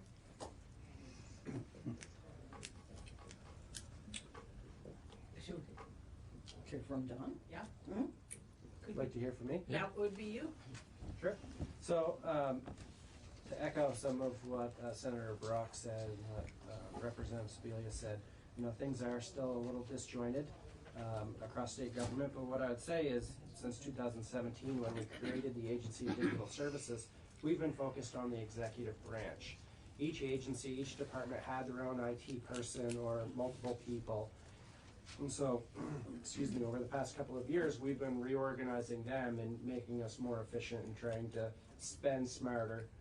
We've documented in the first 2 years $5.5 million of cost avoidance by being able to reuse what we already have across state government, being able to use employees across agencies rather than just in one agency where they may have been before 2017. Now, if they have a specific skill set, we're able to look across the enterprise and pull those people around, which has been valuable to the enterprise overall and saves money. So I think we've done some good things from that standpoint. In regards to cybersecurity, when you look at the state's posture prior to 2017 and then now, we have visibility across the enterprise. We know what we have and where we have it. We know what our assets are. We didn't before. Our risk to a cyber threat was much greater than it is now. It's still great. It's great for all states. But right now, we're in a much better position to be able to not only stop an incoming threat, but be able to respond in a faster, more coordinated way. So those are some of the things that we've done in the executive branch as a new agency. And those are just some of the highlights. But, you know, some of the areas that aren't included in the Agency of Digital Services are separately elected offices. So whether it be the Attorney General's office or the Secretary of State's office, 3 branches of government, so the legislature, the judiciary, radio services and public safety. That's quasi-IT. They use a lot of technology to run their radio network, but they have the expertise there. And we coordinate with them fairly closely on what they're buying and how it's being implemented to make sure certain security standards are being followed. The telecom piece still falls under the public service department. That's more regulatory, and so we haven't, that we leave that to them. We do not get in that business. Then there's E911, which I think there's going to be a report by the Secretary of Administration, Suzanne, by the end of the year, making some recommendations there. But, I look at that myself, and it's going to be, one of those things. Sure, they use IT, but so does every other agency out there to run their agency or their group. And then the HIT, the Health Information Technology Plan, that's run out of Human Services, but we're involved with that through statute and through just general oversight. So whether it be Vital or any other organization that connects to our network, we look at their security standards to make sure whatever they're doing doesn't increase our risk to a cyber threat. So they have to follow certain standards if they're going to connect to us. So a lot of valuable things that we've been doing, but there's still some, better coordination that could happen. Rob, you had a question? Well, I got a couple. I mean, there could be some. One of the issues that seems that we've had, especially before the creation of your position, was that we never had the ability to quantify what we had, what we were spending on IT, what we had for resources in IT.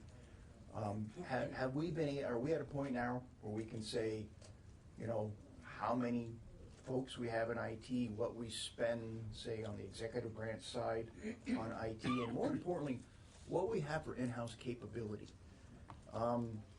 I've heard the example a few times, like the Health Connect.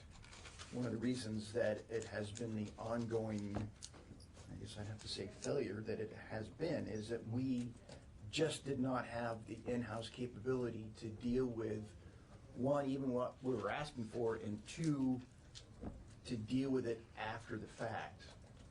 Are we in a better place now in regards to that? And the last one is I know that on the human resources side, there's an awful lot of activity going on about dealing with legacy programs, and all those come with an enormous price tag. Do we have a plan in place for that sort of stuff? I know I asked you a lot, but that's it. Okay, so I'll try to address some of those, unless someone else wants to. So we've done an inventory across state government. Before, we didn't know who was IT and who wasn't. We have about 386 IT professionals across state government. That includes business analysts and project managers and IT managers and system developers. We know what we have for assets. We know what we have for the number of computers, the number of servers, the number of switches. We manage over 20,000 devices and 1,400 applications. That's about one application for every 6.5 state employees, which is a lot. It's a lot of applications for that group to manage. We have about 10 security professionals for all of those applications. So that's one area. I think we had 7 before the Agency of Digital Services. So as positions come up, as vacancies come open, we look at every single position very carefully to see, what is the skill set that we need, what is the priority. So we've transitioned 3 people to security already. We've built a business office, which was something that I overlooked in the beginning. We used AOA Business Services, and we really needed our own for the amount of services that we provided in the build-back structure. So we moved a bunch of business office positions around and have a full suite of business office professionals, including payroll and those type of things. Are we properly staffed, or do we have the right skill sets? In some areas it's very challenging. So system developers, people that are developing connections between systems, people that are developing certain code for regulatory or legislative changes on legacy systems that are up to 40 years old. Those are really challenging positions to fill. They're challenging not only for state government, but they're challenging for Vermont employers, just with the demographic issues, the unemployment, the low unemployment rate. Vermont doesn't have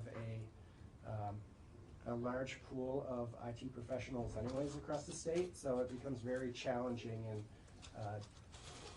the structure that we have in place across the state as far as being able to telecommute, broadband issues, makes it a little harder to hire outside of Chittenden County for the most part.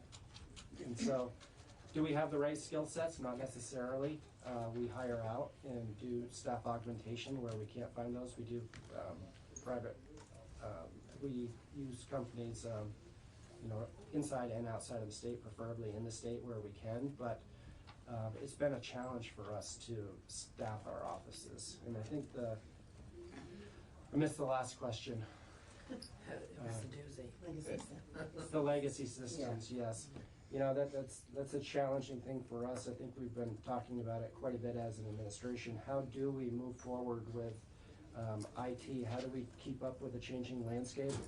How do we fund these IT systems that are, anywhere from $1 million to $40 million or higher, right? And how do we do it in a way that's sustainable? And so, one of the things my agency is looking to do is consolidate towards platforms, consolidate towards, I'm trying to think of something that everyone would know. Like you could call Microsoft a platform, right? Something that's common to everyone, a common email type of client. Get everyone on those type of email clients, which will reduce the number of staff that we need internally, and focus our skill set in certain areas rather than focusing on 1,400 different areas and trying to keep skill sets. We're trying to narrow those down. One of the other areas is case management. We have hundreds of case management tools across the state. We're consolidating where we can to one platform, right? Everyone may still have a separate instance, but we're going to focus on getting everyone on that platform rather than needing 40 people to manage that. We may only need 10 people in the future. So we're focused on things like that, and that's how we're trying to get off the legacy systems. Technology is changing every day, which makes it challenging.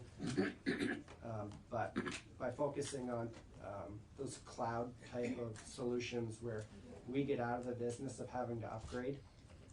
Every time we do an upgrade on our ERP system, for example, it's $3.5 or $4 million. We have to do one of those every 3 or 4 years. We want to get out of that model. We want to move to the cloud software as a service where the company that's hosting that has to do those updates, and we're continually up to date. So we'll level out the spending projection and be able to plan longer term, because we'll know with that company we'll see an average increase of 4% or 6%, but it'll always be up to date and always secure. I'm good, thank you. Brian? It's something I just want to follow up on, because I think it tracks with what Secretary Quinn was saying, and it's something more that the legislature has to consider. It might not be in the purview of your committee, but is thinking about how we actually go about funding IT. And I think there's a traditional mindset of it's a capital expenditure. When we're funding IT, we're buying a bunch of big boxes that we're putting on people's desks, and they're going to sit there for 10 years until we replace them 10 years later. And we've moved way beyond that as a society. And how we fund a lot of IT expenditure in our budgetary process is through the capital budget. And I know that drives that committee crazy, because a lot of this expenditure is really general fund type expenditure. It's annual operating expenses. And I think real innovative private sector companies no longer think of their IT spending as this is a capital expenditure. It's something that we put on our books and depreciate over 10 years. These are annual expenditures. As Secretary Quinn was saying, a lot of this stuff is subscription services that you're paying for year after year, things that are updated, but it's not a pay for it and forget it type of project and then we'll come back to it in 10 years. These are expenditures that go over time. And in a perfect world, and we're a long way from there, this would be more general fund focused as opposed to things that we bond for and pay for over time. I think one of the things that also we ought to be thinking about is the strategic changes in the way IT is being run.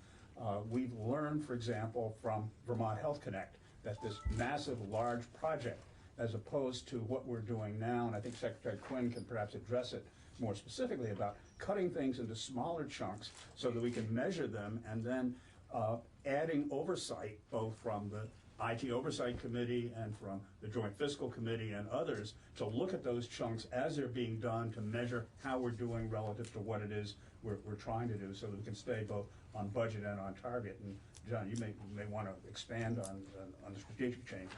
Yeah, I think, you know, when you look at how we would go about a big monolithic system like My Health Connect before, it was all one, it was all integrated, every piece connected in some way, and if one piece failed, the whole thing went down, right?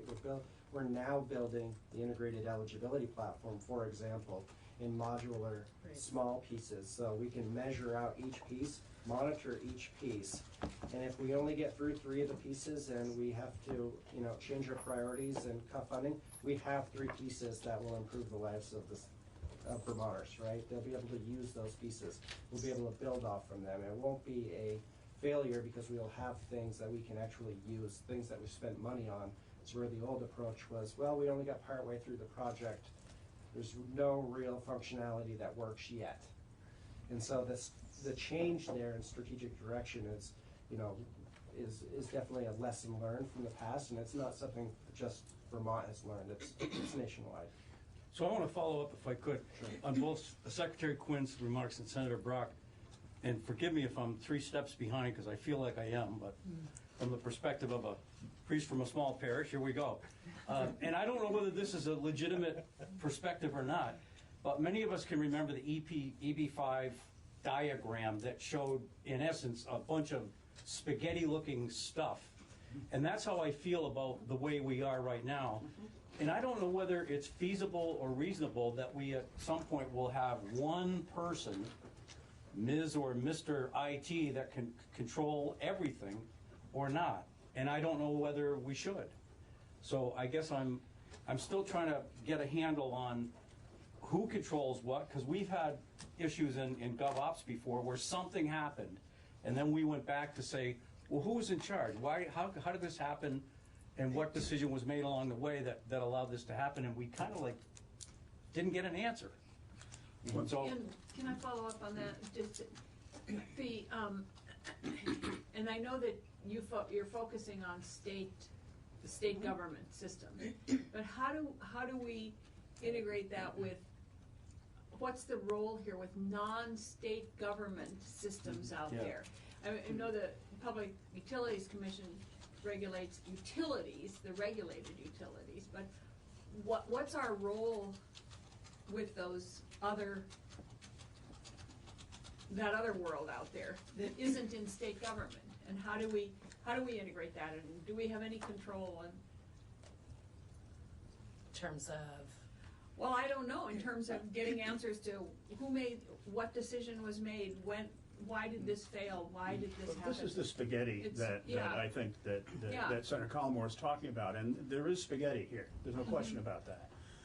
Because we're dealing with, some things that are totally outside of our control. For example, those things that are federally preempted that are still interconnected with what we do. One of the things in terms of looking at a governance structure, it's very difficult to take a governance structure and put one person in charge of everything because we have different organizations, different branches of government, different agencies that have systems that they have to manage, and that's why I'm suggesting that at least in effect as an interim step, that we should be thinking about dotted lines as opposed to a whole bunch of single lines, because there are responsibilities in terms of things like technology standards, information security standards, and so on, that should be consolidated really across government, and that to me is the role of a chief information officer, and that's normally the way it's done in the private sector.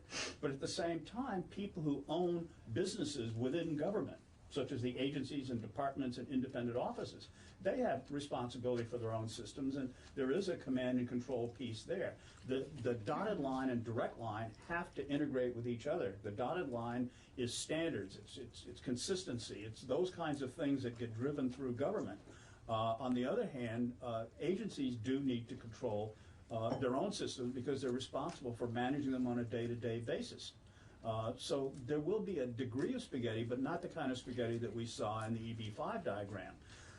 I think one of the things that we have been talking about on the IT Oversight Committee, though, is on the governance structure, taking it a little more slowly to really define what it is and how it ought to work. And that may be the kind of study that needs to be done between now and the session beginning in 2021 to create a structure that really works and that has thought through all of these things rather than our doing so on the spur of the moment. So it's kind of a two-step process that at least and I don't know if I speak for everybody on the IT Oversight Committee, just think that may be an appropriate way to manage this. I have, so, sort of, I guess I have a question. So where does the overall vision, where do we think that's coming from? For instance, like something as simple as should something be cloud-based or, I don't know what the term is, site-based, server-based, okay. And my sense is, like when I heard you say we've got like 1,400 different type of programs that we're trying to stay on top of, who's going to have this say as to whether how customized a program is versus you're just going to have to deal with what's out there commercially and figure it out? Where does that happen? I can jump in. I really appreciate having this conversation because it's a very important one. You've touched on funding, you've touched on infrastructure, you've touched on governance. And I have a few more years on you in state government, and I recall in the AG's office when we built our own system and we owned it and we built on it. And it's really very recently in my last tenure in the AG's office that this notion that we're duplicating other systems out there in state government came to really anyone's consciousness, and that we can do better. We can start working with other agencies and departments on similar platforms. But 2017 and the creation of the Agency of Digital Service, I think it was just the absolute right thing to do, and I think it's been very successful from my perspective as a consumer and as the head of an agency, and also the one that has to sort of figure out how are we going to pay for our IT needs. So I will just echo that. I think we are, it's going to take a while, but we're starting to unwind the spaghetti, at least internal to state government. That we are talking at the cabinet level, at the enterprise level about our IT needs. We're starting to talk about what are priorities for each of our agencies and how are we going to fund those and what's going to be the funding source. And that has been a conversation we couldn't have had, I think, any earlier than this summer because of the work that Secretary Quinn and his team have done in terms of inventorying our assets, inventorying our needs, and inventorying the risks and the cyber risks. And so I think a lot of work has gone into that. It's going to be very fruitful to this conversation. We purchased cybersecurity, for the first time as a state. It hasn't been a product that's been out there for very long, but we've started to really look at IT as an enterprise basis instead of each little program or department has their own thing that they built, that they own. So moving to platforms, Secretary Quinn's been great. If you have a need, it's like, well, we have this over here that will help. Don't go duplicate, efforts. So I can't say enough about, I think, the work that's been done to date that's going to help inform the conversation. I think when you talk about outside IT, when we need to go to outside contractors, I think that we've got a pretty robust review process for certain projects. Again, at ADS, where we're applying the standards that we want all our contractors to comply with in terms of privacy, cybersecurity, and the like. And I think that that's critical to when we have to go outside. And I think the real nut to crack is the things that are circling around outside us that rely on IT to deliver services and telecom. I mean, it's become a much more compressed world, I think, than when it was all separate.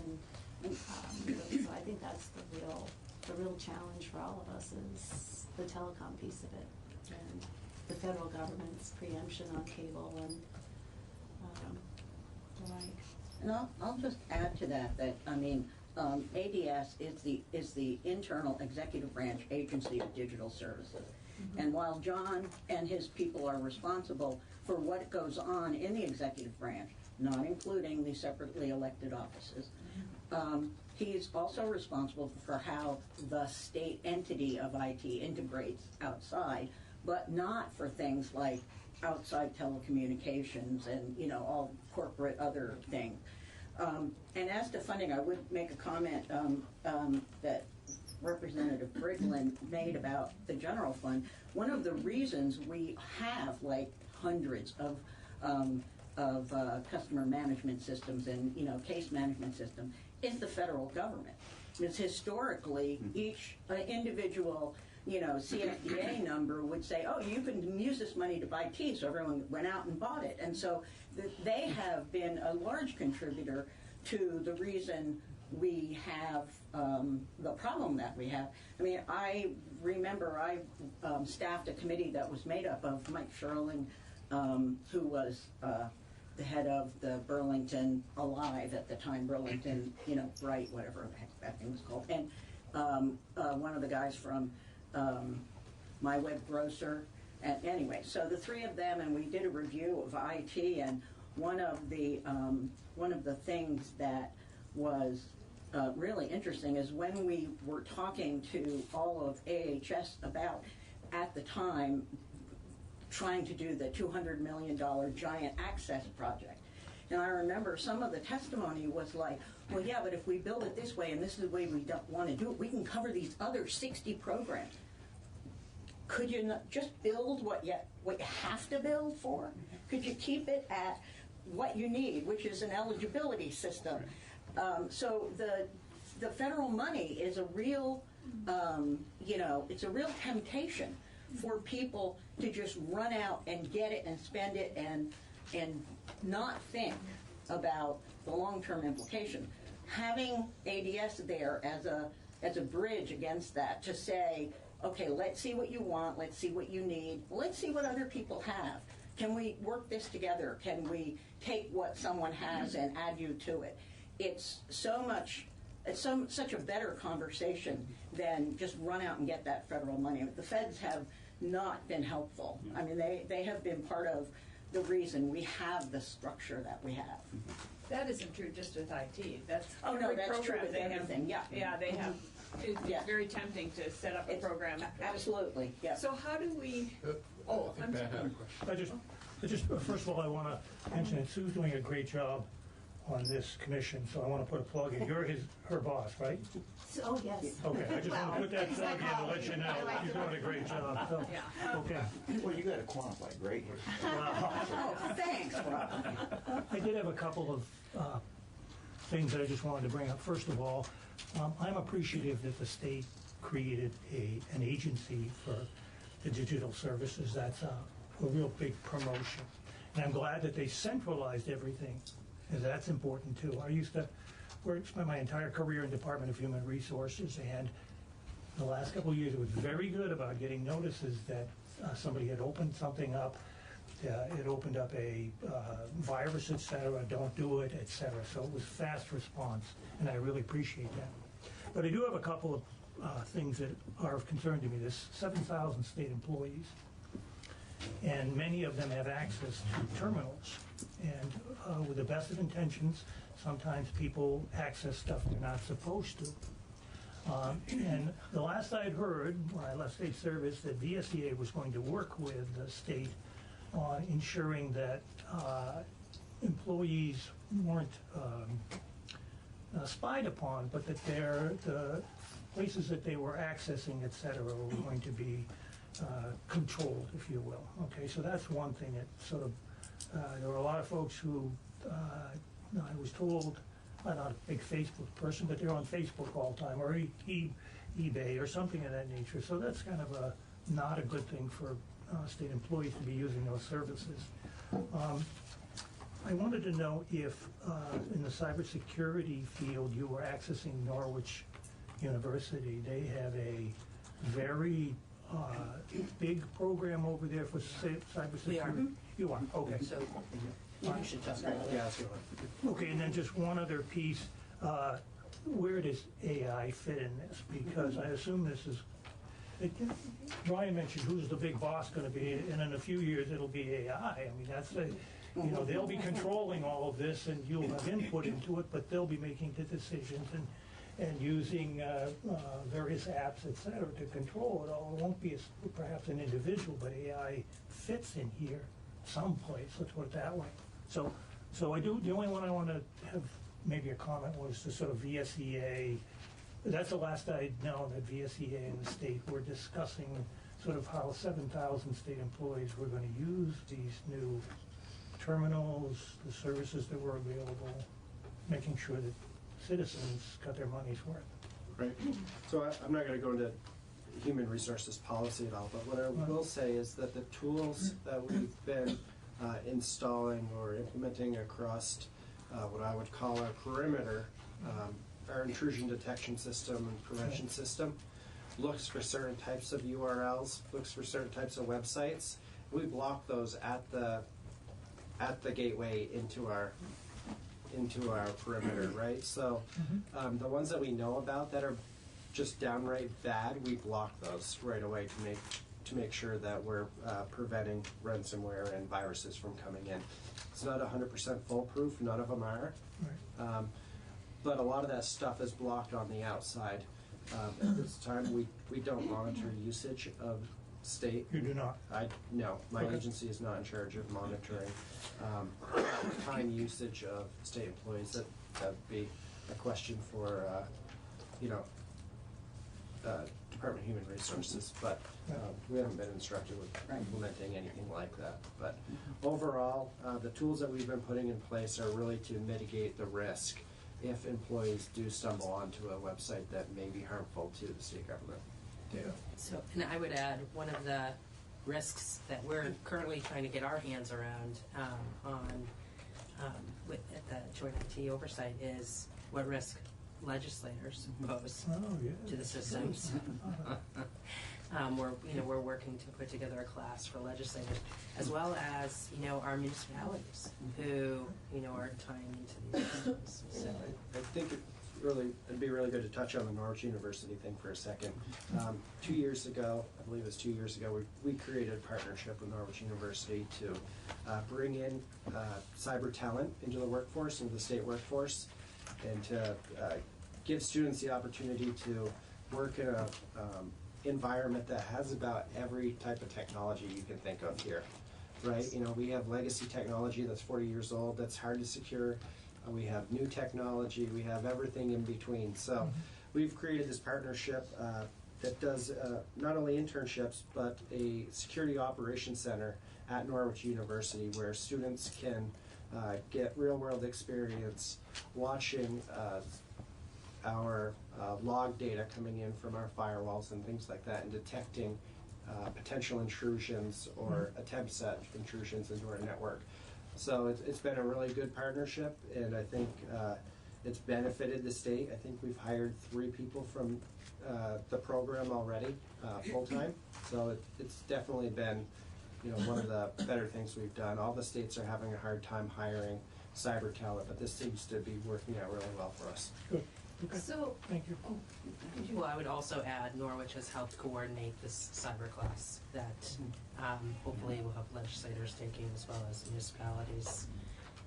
I'm an alumni of Norwich, and I'm really pleased that they, well, I don't want to put a plug in, but I'm pleased that they, as an academic institution, they don't sort of sit in an ivory tower, that they're out there into the community, into the, where they can help out, resources or the organizations in a state. Okay, we're small. Anything that they can do to assist is really vital. It's important. One of the other things I failed to mention was we implemented a security awareness training program for our state employees. The last time I looked, we had, I think, 4,600 people that had taken the awareness training and walked you through different modules, whether it's identifying an email that may be a spam or phishing attempt, or how to identify websites or links that maybe you shouldn't click on. And we just bought a new software that's going to further refine that effort and be able to offer more trainings in depth over the course of the year. And the last thing I would add is we did pass an AI commission. We created an AI commission a couple of years ago. I saw some, I'm not as in tune with the legislature, with the legislative members. They're you know, more closely attuned to what's taking place. I heard something about that, but, you know, AI is going to connect all of these things in some fashion. Like I say, you know, AI is going to be able, they'll be able to manage all the information that's coming along and coming in. Yeah, I mean, I note that you are talking in the future tense, but I mean, it's not. present tense. Okay, sorry. So, and it's growing. So two things. First of all, our IT staff at the legislature has me so nervous about clicking on anything that my family gets really annoyed at me when they send me a link to something and I say, don't trust you. I'm not opening it. But anyway. Is that why you didn't check your email? Delete. Well, we tell people not to click on any emails from Hormel because they may contain spam. That's a good one. So You had me at capital punishment there. So I kind of going back a step here. I'm a little concerned that, just given what you were talking about with the federal preemption, that we can't, is there any governance structure at all that can that can somehow, and I don't know what it is, but You're talking about two different things, Senator. Right. Yeah. So when we look at, what John is not, Secretary Quinn is not. No, I'm not talking about state. Okay. I'm not talking about the state here. The state government. Okay. No, I'm going back farther to where Brian and I were about in the wild world out there. Yeah. That it seems to me we need some focal point that looks at kind of the world of IT out in Vermont, not in state government necessarily, and I don't know what that is, I don't know what it looks like, but how do we do that? We just heard from the State Board of Education. They apparently have no authority to do anything, but they do things, but their goal is to look at the kind of world of education and make recommendations to the agency and to the governor and to the legislature about it. Is there any such thing that we can create or have that would do that same thing, or is that your role? I don't know, because I'm talking about outside of state government, so that we can. So you're talking do we about have infrastructure. any control Right. over the Verizons of the world and the AT&Ts, and when we ask them questions and they just say, oh. Could I just, I don't know. could I just bring us back to what our mission is for the Sunset Advisory Committee? Yes. And Commission, and that I think it was very valuable for us as a commission to hear from these 5 people on the variety of and complexity of the situation. Mm-hmm. But the primary goal, seems to me here, was to get testimony to help us in our deliberation about these committees, that we understand a little bit better. Okay?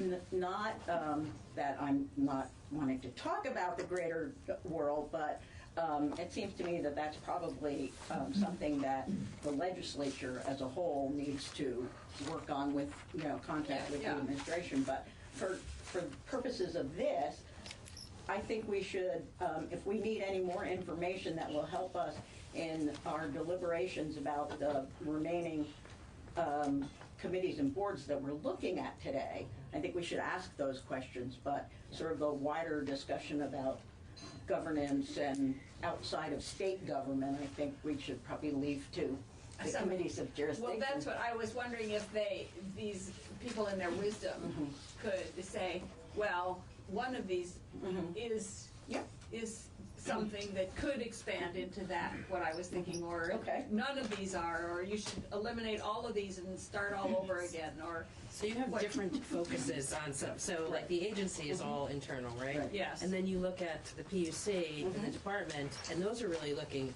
external. Right. At our infrastructure, right? the property parcel data is municipalities. Mhm. So what's the web portal board? Web portal board So is this is ADS. Electronic Oh, that's you too. transactions state government conducts for money, like permits and licenses and Fishing stuff. license.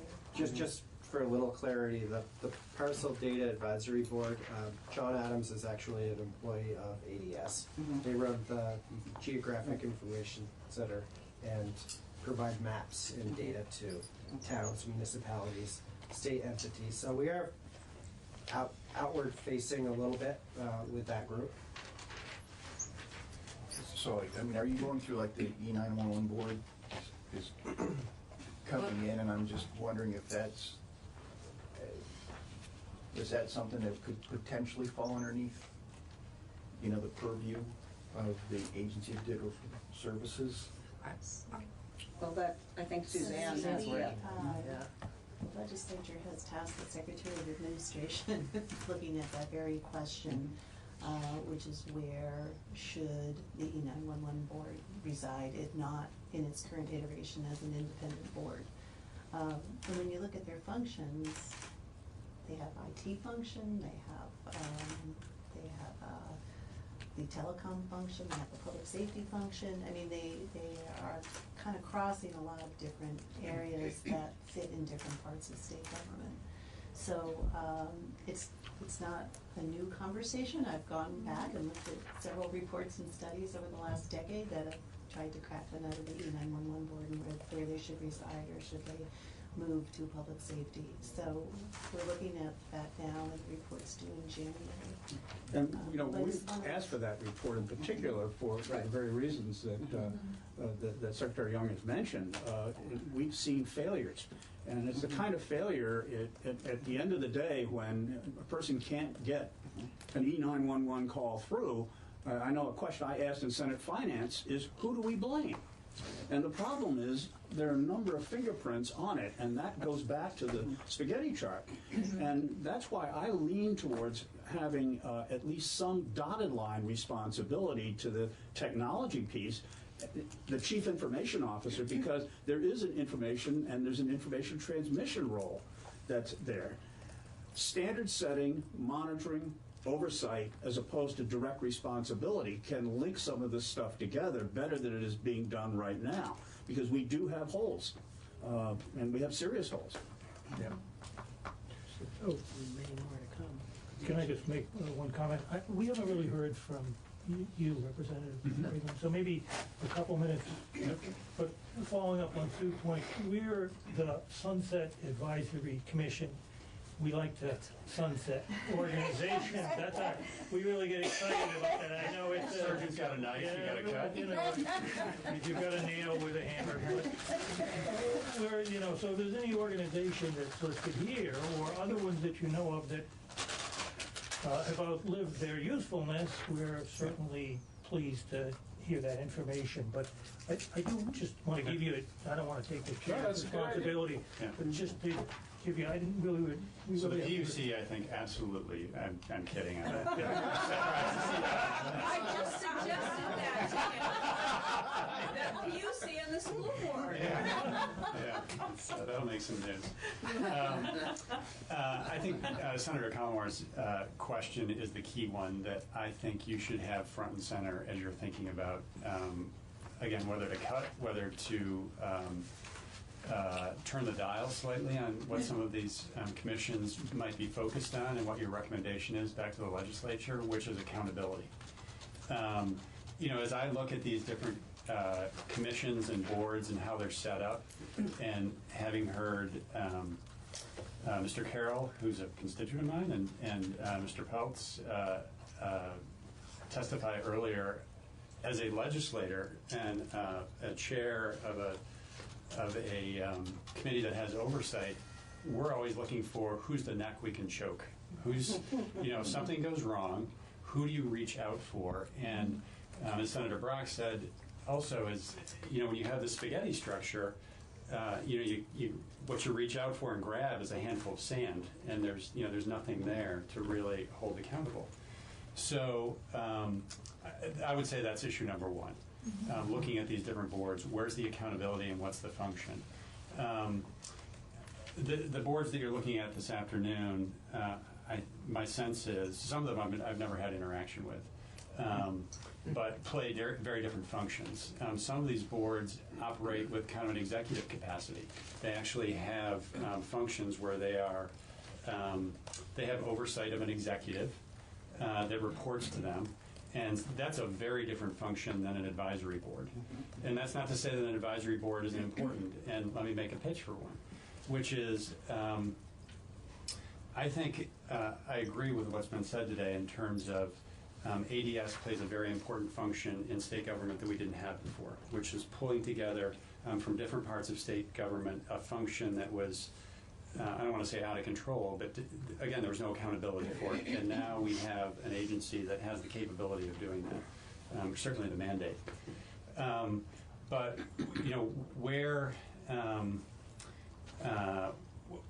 where that goes in different parts of state government, for example, the legislature. The legislature has a committee that deals with IT within the legislature.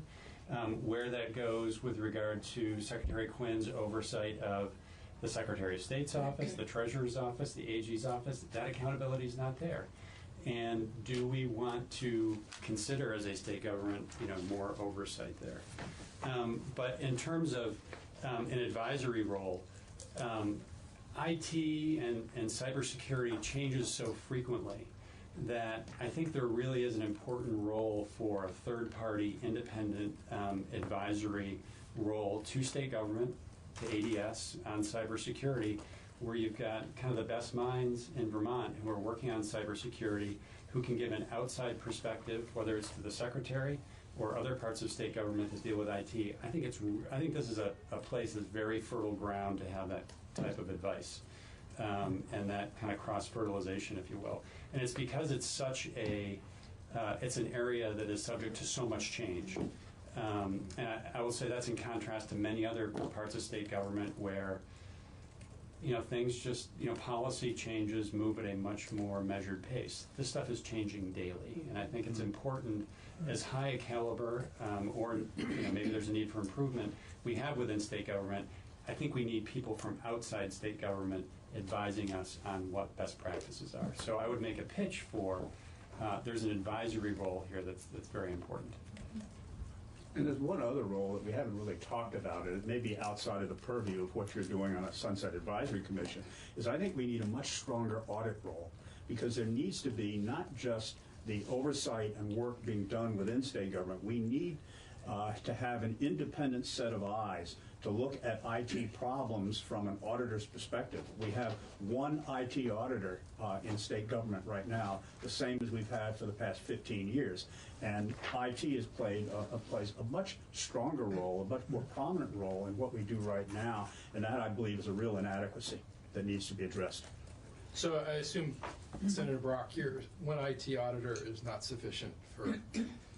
No, and to hire people to come in and do outside reviews is extremely expensive. Yeah. Extremely expensive. And this is also a problem that we've looked at overall in our work on the Joint IT Oversight Commission is, are we able, at the salaries that we pay in state government, to hire the people that we really need at the level of expertise that we need? And so what we wind up doing, and this was a classic example we saw in Vermont Health Connect. We didn't have the horsepower to do the work, and we weren't able to hire them at state government salaries, even inflated to market factor analysis. And so as a result, we go out to a contractor, and we pay 4 times the rate that we would pay if we had the person on our staff in the first place. And that, again, is something that we've enlisted the human resources folks to look at, to perhaps give us some guidance in that regard, too. And this is someplace that I think has also moved in a different direction in the private sector in the last 10 years, which is 10, 15, 20 years ago, you went to the private sector and looked at places that used to be considered, I'll say cost centers in most private businesses, which was human resources and IT, have really changed their strategic focus. You look at any private sector business worth their while now, and they are looking at human resources and IT as that's a core strength of the business. And people who are involved in those areas are major strategic players in the organization.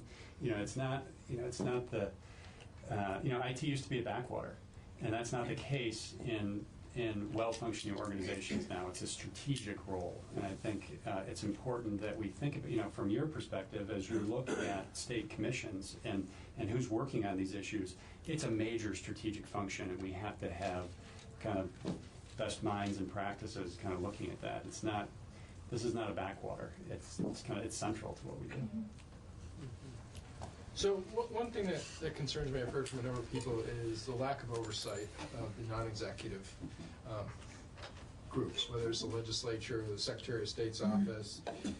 Is any effort being made now to consolidate oversight with respect to those other non-executive agencies? I mean, because it seems like if they're not they're not under the oversight of ADS, they may be doing things that are good from a cybersecurity or other perspectives. So we have not come forward yet with our final recommendations, but and that is not one that we've been talking about. What we've been talking about at this point is just having the three branches come together to talk on a regular basis, which was not happening. So, and then you've got these outside independently elected offices, et cetera. So, the notion of creating a cyber council, certainly the governor has a cyber council, cyber security council. Which I think may have a little bit different scope. But I think there's room for looking at that, for sure. But that also is a role that the auditor's office is uniquely able to play to go across those branches in state government to look at problems throughout the enterprise, which is why I do emphasize that. And Senator Bratt, do you think currently the auditor is focused enough on these technology issues? Well, if the auditor were given an armored car load of money to be able to fund the hiring of the kind of expensive services necessary to provide that oversight, that may be the case. But right now, he's not staffed to be able to do it. He's not funded to be able to do it. And the auditor's office is also one of those independently elected offices, so there's that pick challenge what they too. do and what they don't do, right? I mean, Well, the legislature can certainly ask them to do some things, and generally you can expect that they will be responsive to that, but we've not asked. And if are we losing money by not asking? I mean, would we be better off paying the money up front to have the audit done than to lose money by? All of this work would be done obviously in increments and prioritization, but to ask the auditor's office just to look at information technology risk in a general term and come back with a plan for doing that might be something that might be worth doing. I know we've had conversations with the auditor's office. We've had the auditor in. I think he's due to come back to us with just some additional information that we asked for about approaching this subject. We are looking at a recommendation around cyber standards. How do we have the means to, putting something like that in statute, as well as notification on breaches of systems. It's been interesting to learn what we don't know. So am I hearing that part of the conversation really is how much of this do we try to do in-house as opposed to outsourcing it? Is that part of the debate? Or some of the... I think I'm a plan person, so I think we really have to, think about what are the next objectives that we have here, and then figure out if we have the capacity in state government. I think, we're hearing a lot about the value of outside independent audit, I think. Yeah, I'm just... We've talked about potentially recommending adding some capacity at JFO. We have Dan Smith there on IT projects. Is there the ability, should we add some capacity there for cyber security, Just work it up, right? Yeah, we. You don't use any, is it highway, Hayway, Oh, It's the Chinese, the Chinese, well, you don't use any of that stuff, do you? Huawei. Huawei, thank you. No, and given the escalation in my role in 2017, we were able to quickly issue a directive to all of state government saying that we won't be using that type of technology. There were 6 or 7 types of technologies that we banned based on federal guidance. Okay, all right. Yep. I'm up.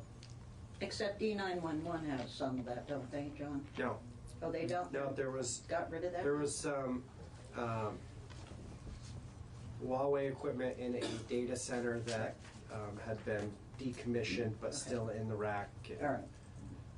But yes, there is none in the E911 system that I am aware of. Okay. Thank you. Who's on the committee? I'm just curious, on your oversight committee? Just the 3 of you? No, it's myself, Seth Chase, who's also from Energy and Technology, Marty Feltus from Appropriations, Senator Brock, Senator Pearson, and Senator Kitchell. Senator Kitchell.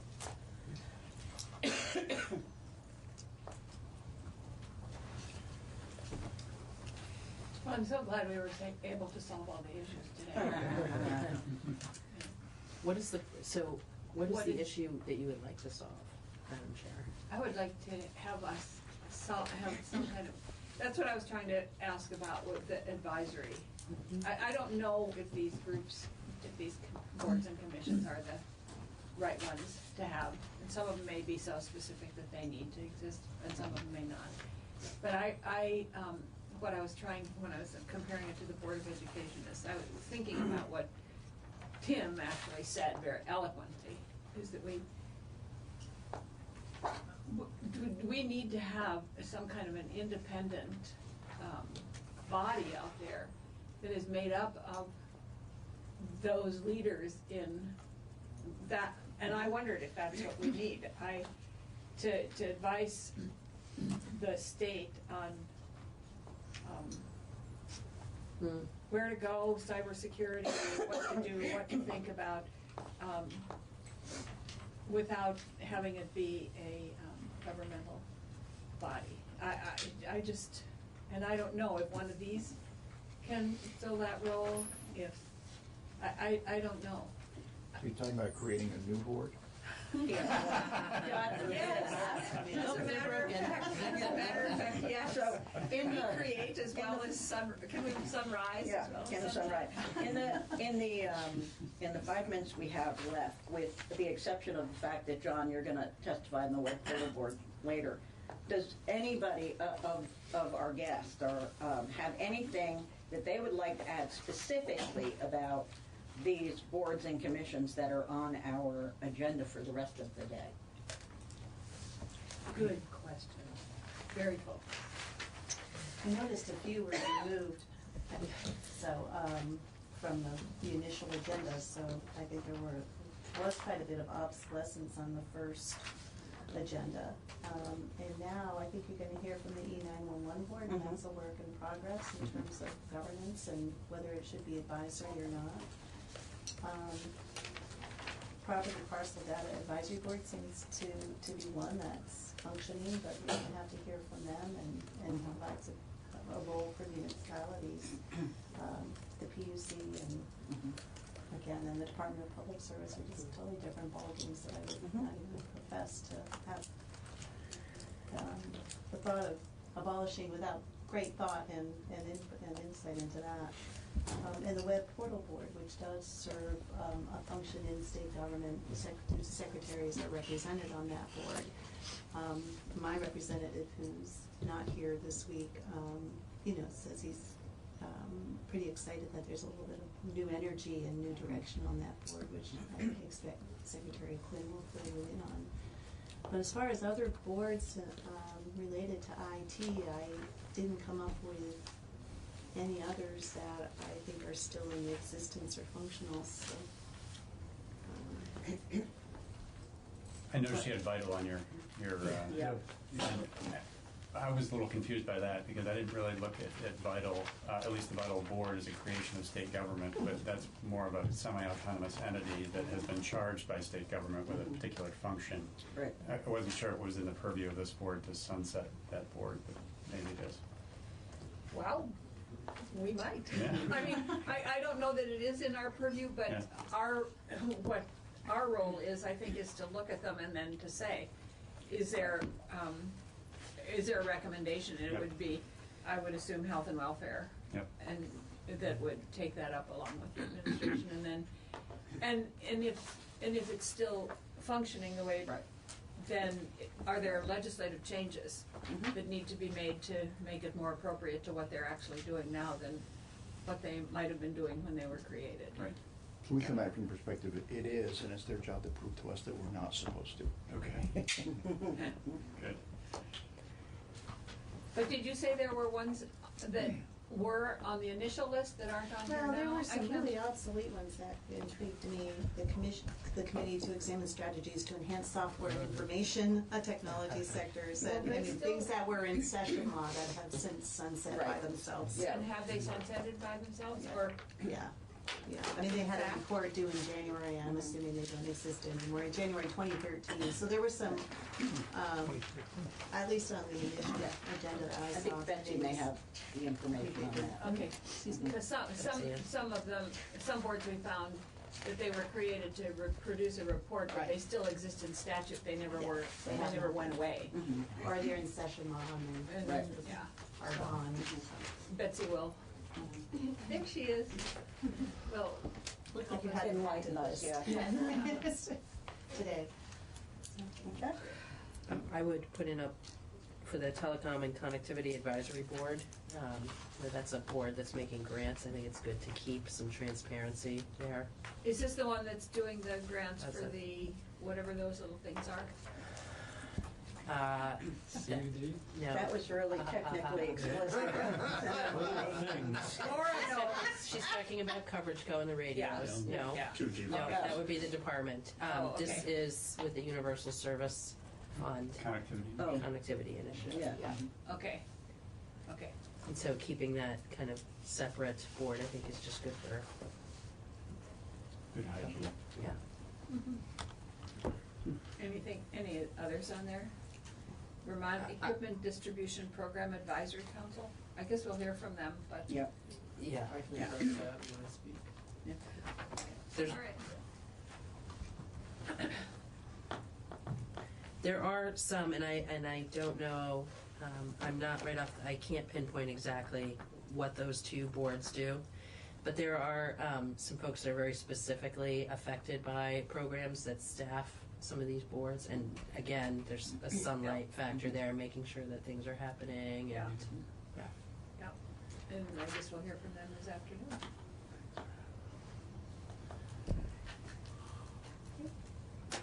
Okay. All right, well, thank you very much for joining us. Thanks for coming in, we appreciate it.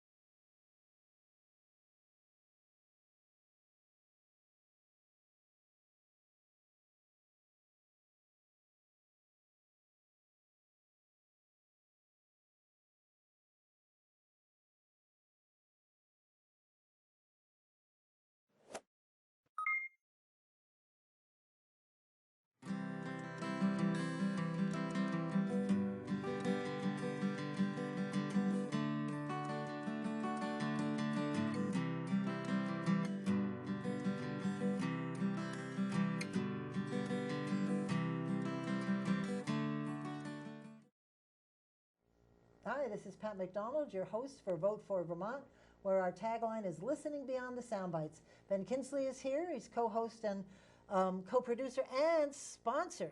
Yes. Could you talk a little bit about your enterprise? Yeah, I run a consulting firm called Imperium Advisors. We do a whole bunch of different things, mostly working with nonprofits. We do things like lobbying, public policy development, media strategy, technology consulting. There's a whole bunch of different things that we do, and if you have a nonprofit, give us a call. We'll help you out, figure out how to reach your audience. I have a nonprofit. We should chat. And I guess this is for me anyway, a very unusual show. We have gone outside the normal bounds, haven't we not? This is our guest is Bruce Shields. He's a PhD and former president of the Ethan Allen Institute. And we are talking about, Bruce, welcome. I forgot to say hello officially. Hello. Anyway, we are talking about Brexit. And we've been hearing about it on the radio and on TV, and I thought to myself, Brexit's got to have some implications on our economy in the United States, and I thought, I'd like to understand it more. And I spent all day yesterday researching this. It's very complicated, may I say. And I finally sent Bruce some questions, and I hope to goodness I got them right. But good luck explaining this, Bruce. Well, the questions are wonderful. Oh, thank you. It's because I found an article that said questions to ask about Brexit. You found the right article. I just copied them. Yeah. No, not really. But anyway, first, could you talk a little bit about yourself and about your background? Well, I am originally born in Maryland. My grandfather was part of the great diaspora of Vermonters going west. Oh. So my father was born in Pueblo, Colorado. My mother was born in Boulder, Colorado. Her father was a silver miner. Nice. And my father grew up absolutely dirt poor on a dry, not an irrigated, but a dry farm in eastern Colorado. And it was pretty clear by the time he was 15 that there was not going to be a life on that farm. Right. And so he worked for 4 or 5 years at one of the big inns up in the Rockies. Oh, nice. And worked guiding people to the top of Long's Peak, which is a 14,000-foot peak. Yep. And so eventually he put together enough funds to go to the University of Colorado in engineering, graduated in 1928. That's a while ago. And, well, it is, yeah. Our family's kind of stretched out. But the the job that he got was with the U.S. Patent Office. Oh. And he'd had a number of offers with private outfits, General Electric Research Facility over in Schenectady, Bell Labs, and I don't really know what prompted him to take the job with the government. But a year and a half later, he felt that had really been the right choice. Oh, good. So what was he doing for the government? And he was an electrical engineer. He was working as a patent examiner in the U.S. Patent Office. And he, like a number of engineers that I've known in my life, he had a tremendous curiosity for how things worked. Right. And he imparted that to me. I never had his mathematical skills, so I didn't go into engineering. But And so what brought you all to Vermont? Did he come here too, or as a family? I was visiting cousins up in the West Glover, Greensboro area, and that was in 1963, and we had so much fun visiting. I bought a small place to. There you go. And one thing led to another.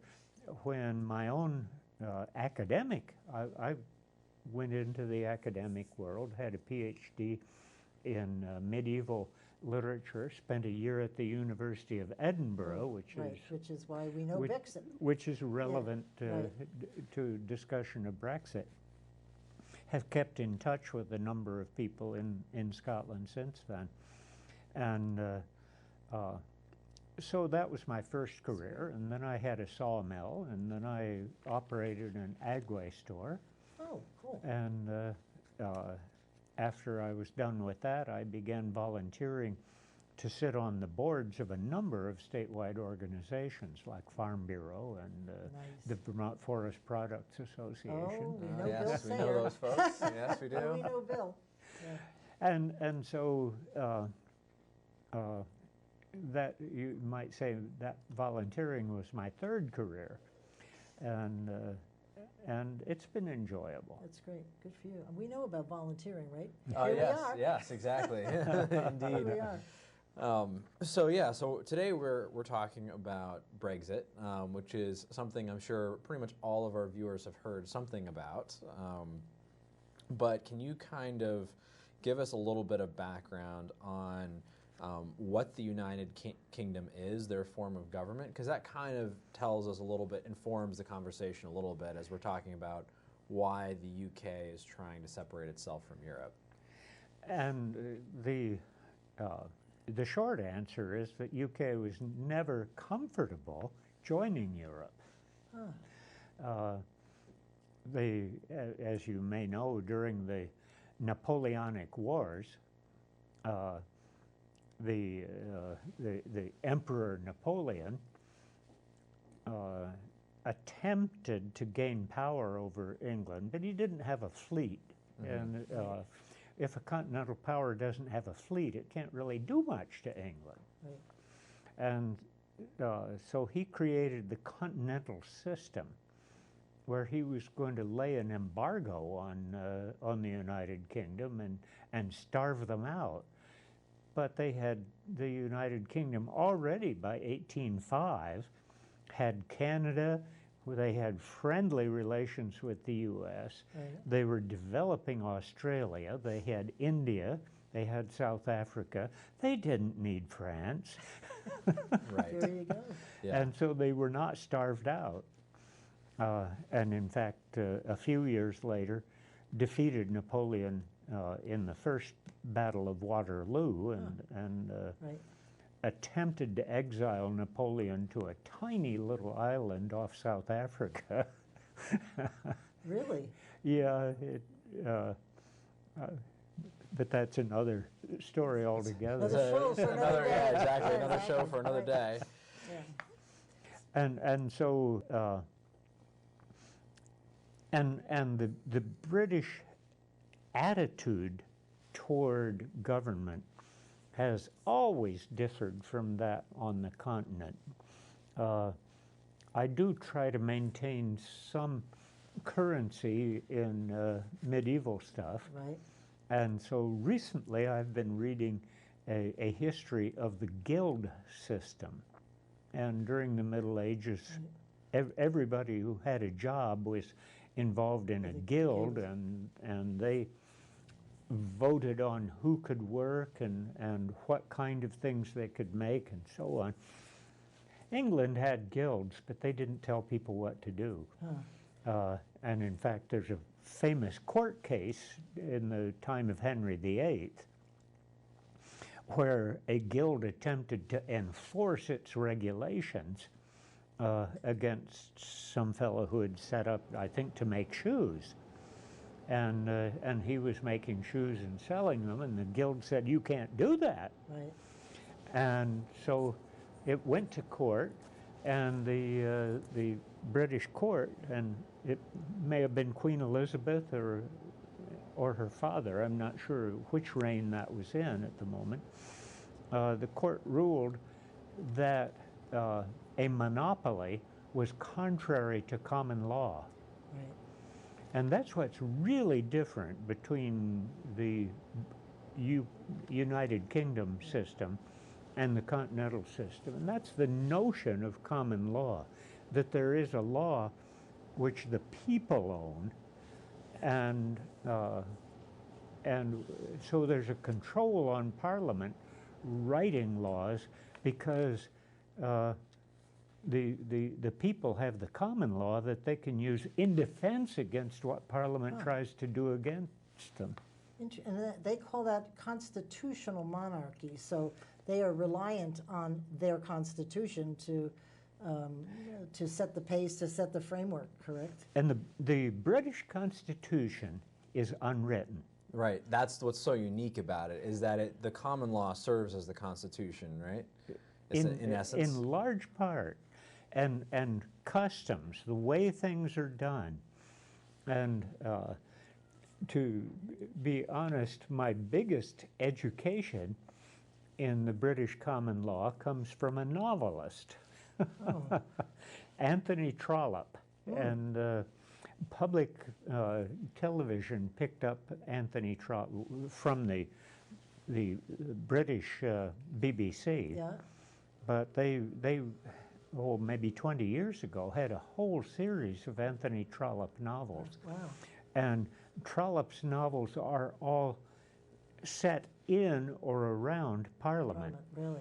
So the chief character of one of Trollope's novels is the former Prime Minister of the UK, Benjamin Disraeli. Oh, yes. Know that name. Who was a flamboyant character. He makes Mr. Trump look like a very quiet person. Whoa, that's saying something. That's definitely saying something. So now I read that there's, and I really didn't know much about the UK, except I told you before the show, I went up to Canada and they follow the same procedure, and I was visiting my counterpart up there, and she's part of the Parliament. And they were yelling at each other and throwing paper clips and screaming and getting up off their seats and walking around. And I'm like a deer in headlight going, what is this? And she looked up at me and just winked. And she just sort of, said, don't worry about it. This is what we do. But because we are so formal talking to the speaker. Right. And you can't talk to if you ask a question of another legislature, you still have to direct it through the speaker, which sometimes they don't follow. Yes. But certainly nowhere near the behavior of the Canadian Parliament. No, that's right. That's what they do here. And the parliamentary procedures are they're well codified. They have a rule book, a little bit like the Vermont Baker's Rules.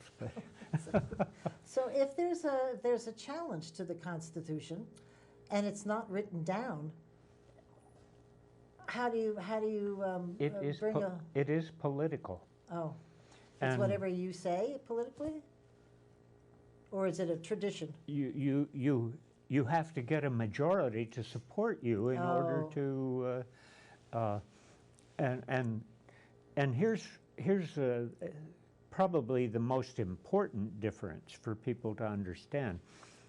We have a minor election every 2 years, right, and a major election every 4 years. And during the 4-year term of the president, he's president. Right. That's it. Under the parliamentary system, let me back up again. When the U.S. Constitution was written down, they simply replaced the function of the king with the president. Oh.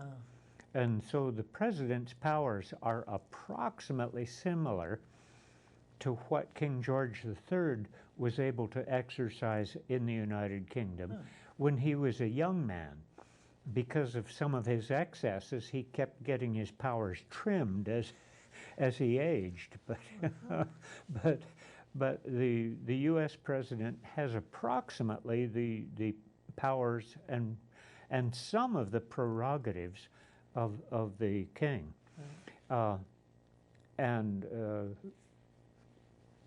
The UK has migrated in a fairly similar direction, trimming the power of the king. Yeah. But because it's an unwritten constitution, they never eliminated the king. They just eliminated the king's powers. Right. Yeah, so today, you know, the monarchy is more or less symbolic. Right, figurehead.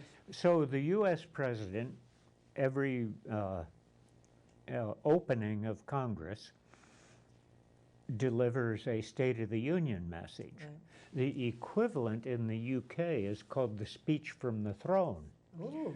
And the Queen goes to Parliament, and all of the pageantry, the mace bearer carries this immense gold mace which represents the power of the monarchy, and lays it on a table in front of a throne, and the Queen briefly sits down in the throne, then stands up and reads the speech written by the Prime Minister.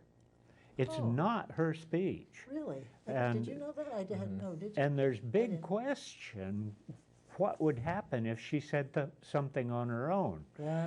But for 180 years, no monarch has ever attempted As I that. say, I don't think this queen would go outside the outside tradition. If you saw that series on public television of Queen Victoria,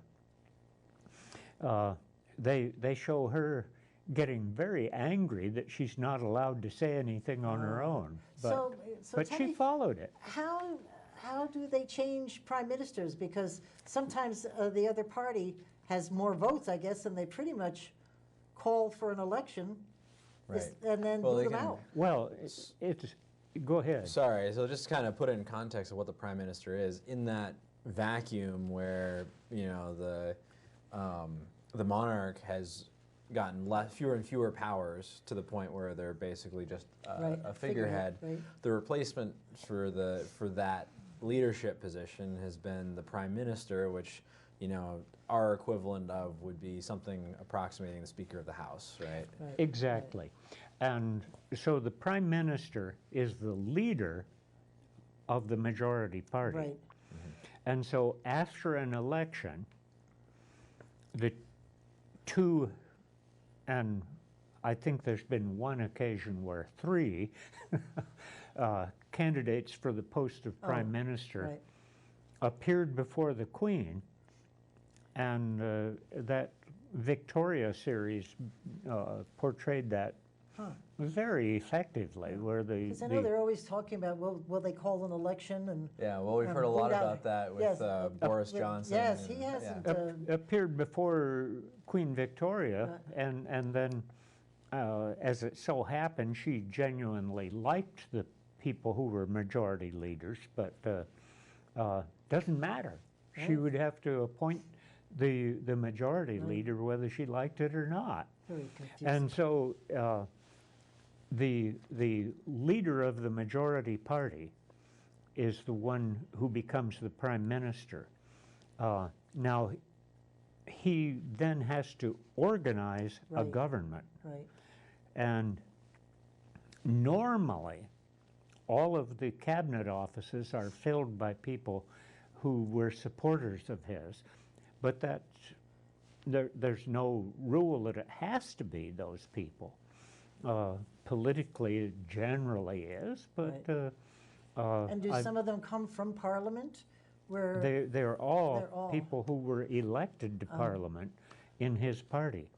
And so if somebody doesn't like, and the UK has not had quite so much targeting of districts as the US has seen in recent years.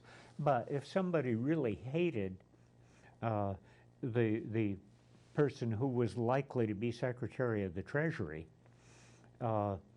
it would be possible to organize that constituency to vote for somebody else. Then he'd be out. Right. No way he could be a member of the government. Yeah, so you have to be a member of Parliament in order to be a member of the government. So then the Parliament moves to government, and then they have to backfill. Yeah. with an Well, election, the and guy from the parliament. When we're talking about government, really, it's kind of an important distinction. We're talking about cabinet level positions. It's That's like, Right, like the exempt positions here. we would have exempt positions Right. in the U.S. government or even in state government, where you have people that are appointed by the executive. So. And the UK doesn't have the precise equivalents of our executive. We have the executive agencies, Right. where the president appoints the secretary of the Right, Treasury, right. for instance. But there's a whole vast bureaucracy which is not elected. And- So we really must talk about Brexit, because Well, I'm looking at. we're almost there. Yeah, Because the last piece of this puzzle, when the Prime Minister calls a vote on something, oh, if that vote does not pass, the next motion from the floor can be to have a vote of no confidence. oh, right. This is what happened to Yeah, Theresa right, May. and If the Theresa vote May, of no ouch. confidence Yeah. gets a majority of Parliament, Yeah, there must be an election. huh. That's not even an option. It must be an election. Because there've because they been, voted, they have no confidence in the current prime minister. now, with the complexity of the Brexit situation, I think there have now been 2 cases Right. where a prime minister's motion has failed, and then Parliament said, well, we didn't like the motion, but we still like the prime minister. Was that Yes. Theresa May? The Yeah. first time. The with first Theresa time, May, right. Yeah. Because I went back in my research, and David Cameron kind of started this all in 2016, where he asked for a vote or a referendum on whether to remain or leave the EU. And there are 28 countries in the EU, the European Union. And apparently the voters wanted out. 52%. Yes, and so Cameron really figured they better do what the voters want. And then we find ourselves here because they've not been able to be successful. And Cameron called for a referendum because the elections left a very divided result, Right. and government were not clear what the voice of the people had been. Right. And Cameron personally was stunned. Right, he thought they were going to say. Yes. Because they said he wasn't specific enough, because he said remain or leave. And he didn't say remain, leave with an agreement, or leave without an agreement. He didn't add any clarifying words to that, so people just said, well, we're going to leave, without thinking about it too much. Well, Cameron is a Scot. There you go. And in my mind, that may have affected his thinking, because Scotland, in all of this polling, has run as high as 80% to remain. Oh, really? Yeah, they want to be separate from England, but they don't want to be that separate.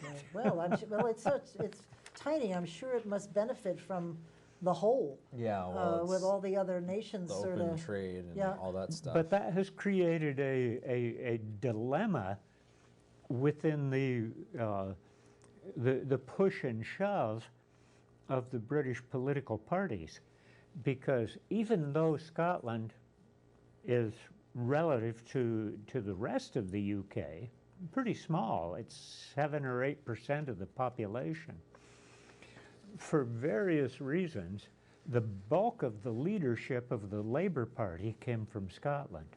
Huh. And so as the push within Scotland for devolution, for becoming separate from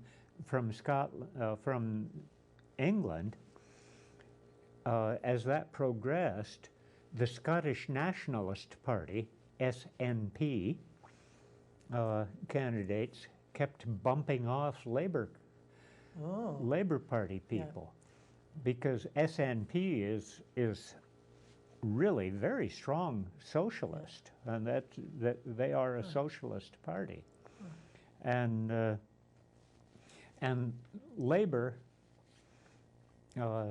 ever since Tony Blair, has been half socialist.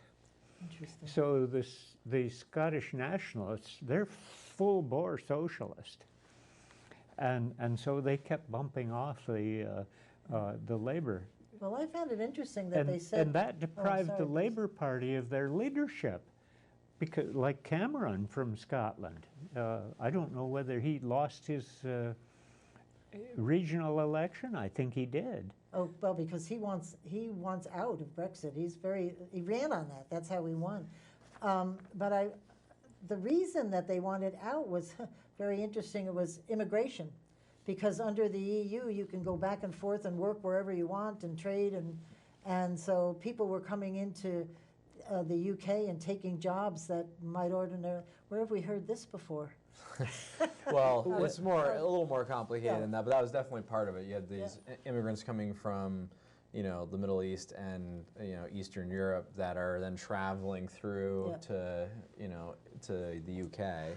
I used to travel to Switzerland on business. My company was a Swiss company, and everybody had work permits to work in Switzerland. And if the unemployment got too high, the first permits that they would pull would be from Italy. They'd be the first ones to go home, and the second was French. And the French, and they had this pecking order of and I thought, my God, that wouldn't fly here in the United States. That would be just a little un-PC. Well, Switzerland is a unique entity. Yes, it is. And very interesting.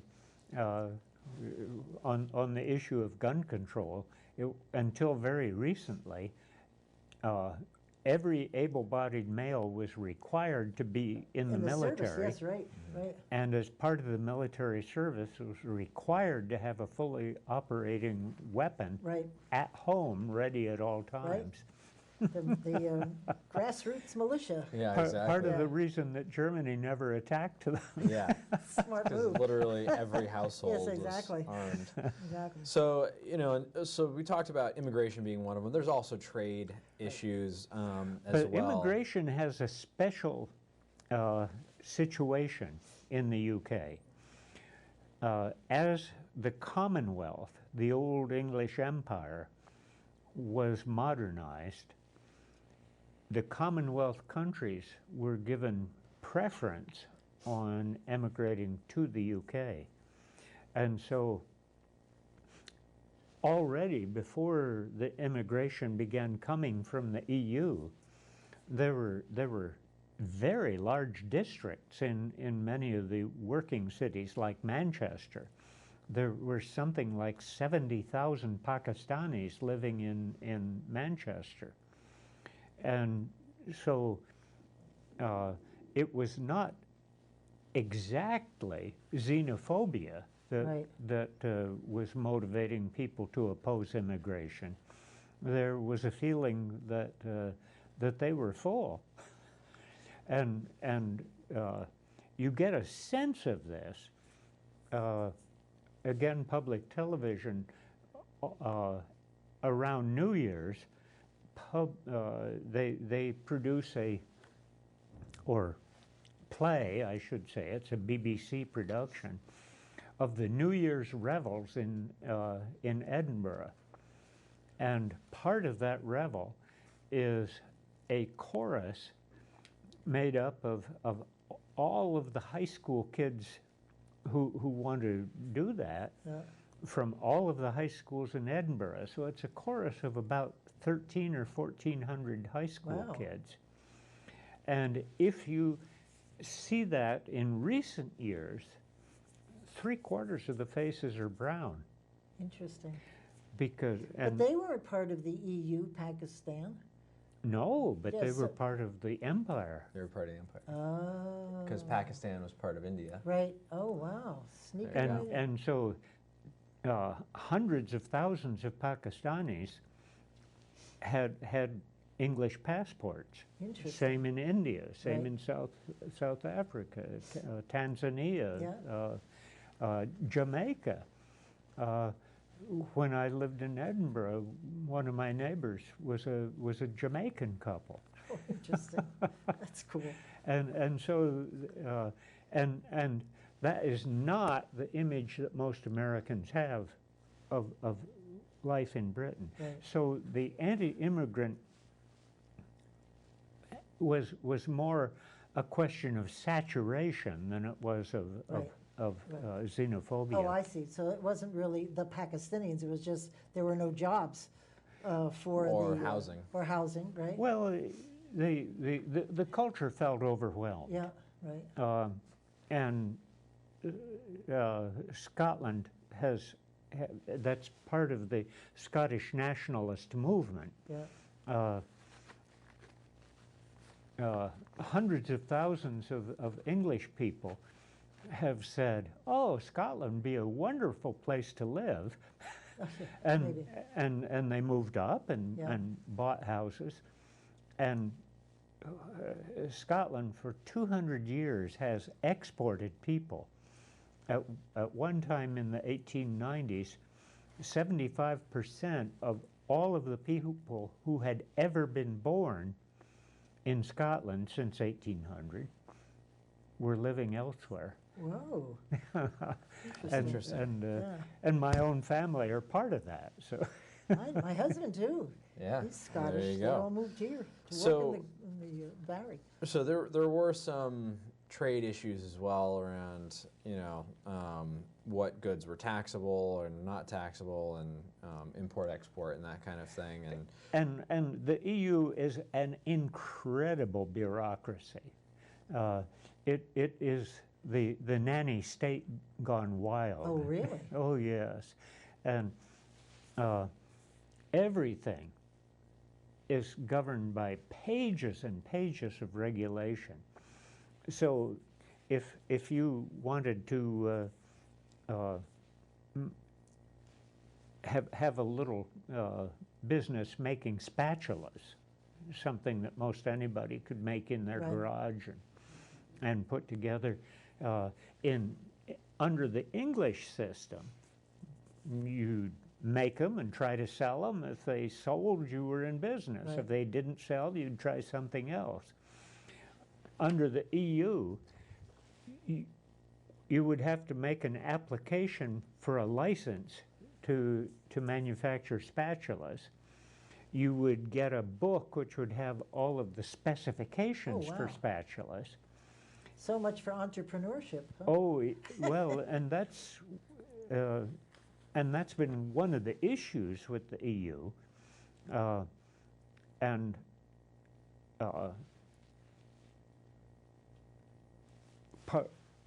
another part of all of this was reaction to the failure of Greece.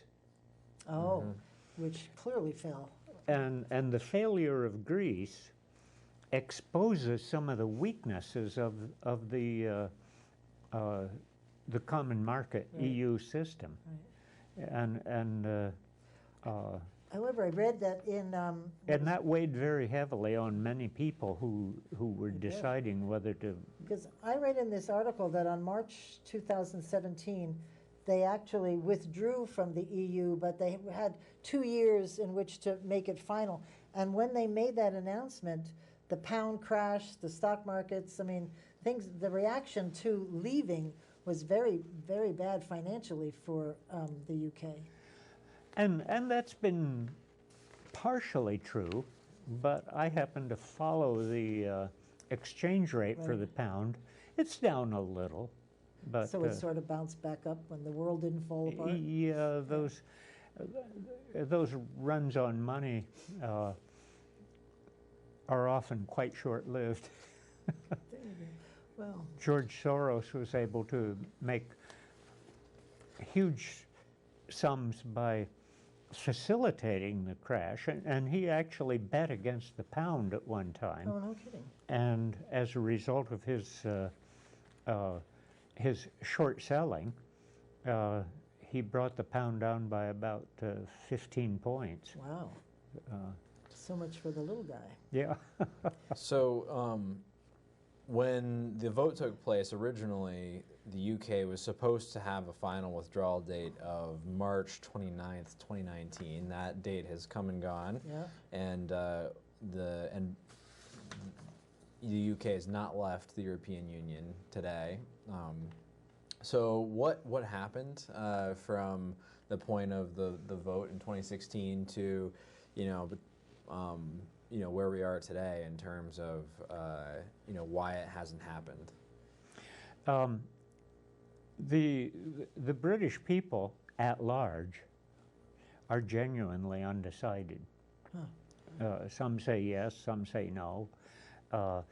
There are very few people who have no opinion. Isn't that always the case? Right. And so there's no undecided middle to persuade. And there have been some. The biggest loser on Brexit so far has been the London real estate market. And if you were looking for an apartment in London, you would say, gosh, I wish it would go further, because rents particularly in what's called the city area, which is the old area that was originally inside the walls of the walled city of London. Oh. And they still call that the city.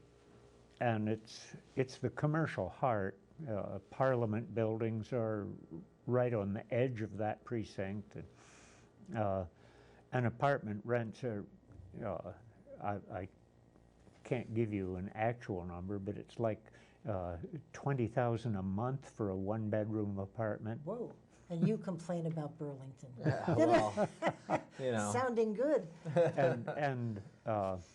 And there, at one time, there was kind of a fad.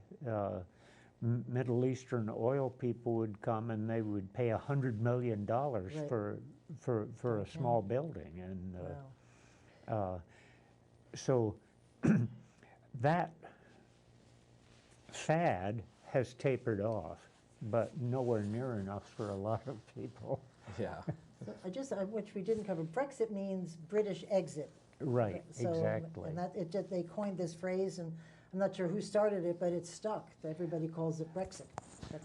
Well, the British radio and television people are very fond of giving nicknames. Oh, okay, so they started Yes, this? yes. The Brexit. The Brexit. Yes. So there's been several votes, and I mean more like maybe several dozen votes in some around this issue, and trying to get an agreement in place with the EU, and whether there's going to be an agreement to leave or there's going to be a hard exit.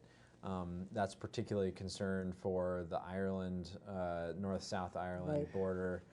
And that was a very unfortunate collateral damage, because the north of Ireland, as many of our viewers may know, is subject to an incredibly murderous conflict, which has gone on for 50 years, and nearly 10,000 people have been either directly murdered by the goon squads, which operated on both sides, or by explosions and other incidents connected to that. And I don't know exactly why Muammar Gaddafi was sending $1 million a month to the IRA. Really? Yeah. That's an interesting story. Good grief, that'll make you think a while. Yeah. Wow. Well, I think he just enjoyed watching shoving his thumb in the eye of the United Kingdom. Yes. Interesting. That would make sense. Yes. Yeah. So you have this you know, long history of conflict across that border, and really what it comes down to is Northern Ireland is not part of the UK. Is that correct? Southern Ireland is part of the UK. No, other way around. Other way around. So Southern Ireland is part of. Is an independent republic. Is an independent republic. They're part of the EU, and one of the things they're trying to avoid is Northern Ireland, which is part of the UK. They're trying to avoid a hard border between the two. That's right. Yeah. That's right. And you know, after those 40 years where there were armed checkpoints on both sides of the Right. border, and people trying to cross the border would be kidnapped and never be seen again, and so no one really wants to go back to that. What vote on Brexit would make the hard line? What one would make that happen? They have to come to an agreement. They have to sign a deal with the EU, basically, to have some sort of border. And the EU has basically said no. We have to regulate trade going in and out if you're going to be an independent country, because Right. we have, all this stuff. So. Well, because the UK is more interested in Canada and India. That's sort of their two major trading And the partners. US. And the US, of course, sorry. And they want to be able to negotiate their own trade deals Right. and stuff. Because I can't recite a list for you, but there are out of the Fortune 500, probably 50 or 75 companies which are of UK management. They have Unilever is the best Right, known right. example. Unilever, BP, Yeah. there's several of them. And so they have very strong trade relations with the U.S. already. And so many people in the UK are saying, well, it wouldn't be so bad to get shut out of the EU. All they do is ship us very high-priced Mercedes. Well, Theresa May was working really hard to try to get an agreement, and after I don't know how many votes she had, she just about said, "I'm done." Right? I mean, Well, she had a this vote of isn't no good. confidence, Yeah, which we right. kind of talked about Right. earlier. Is That's it, forces you're an done. election. Yeah. She stepped down. Boris Johnson took over. He's now lost 3 votes in a row. Yeah, and the Supreme Court voted against him. And the Supreme Court voted against him. That was Well, an he interesting tried a situation. maneuver which is called proroguing. What is that? I like how they have a term for it. Yeah, Well, it goes way back to King Henry IV, I think. because he got the Queen Elizabeth involved in this Mhm. decision too, which I don't think she was too excited about. No. Well, again, it's the situation that Queen Victoria complained so bitterly about, being forced to say something that she didn't want to say. Right. And Didn't he ask her for permission to send the Parliament home and close Yeah, it but down to sort of stall That's basically this whole thing off? yeah, and the U.S. president actually has a power very similar to proroguing. I don't know.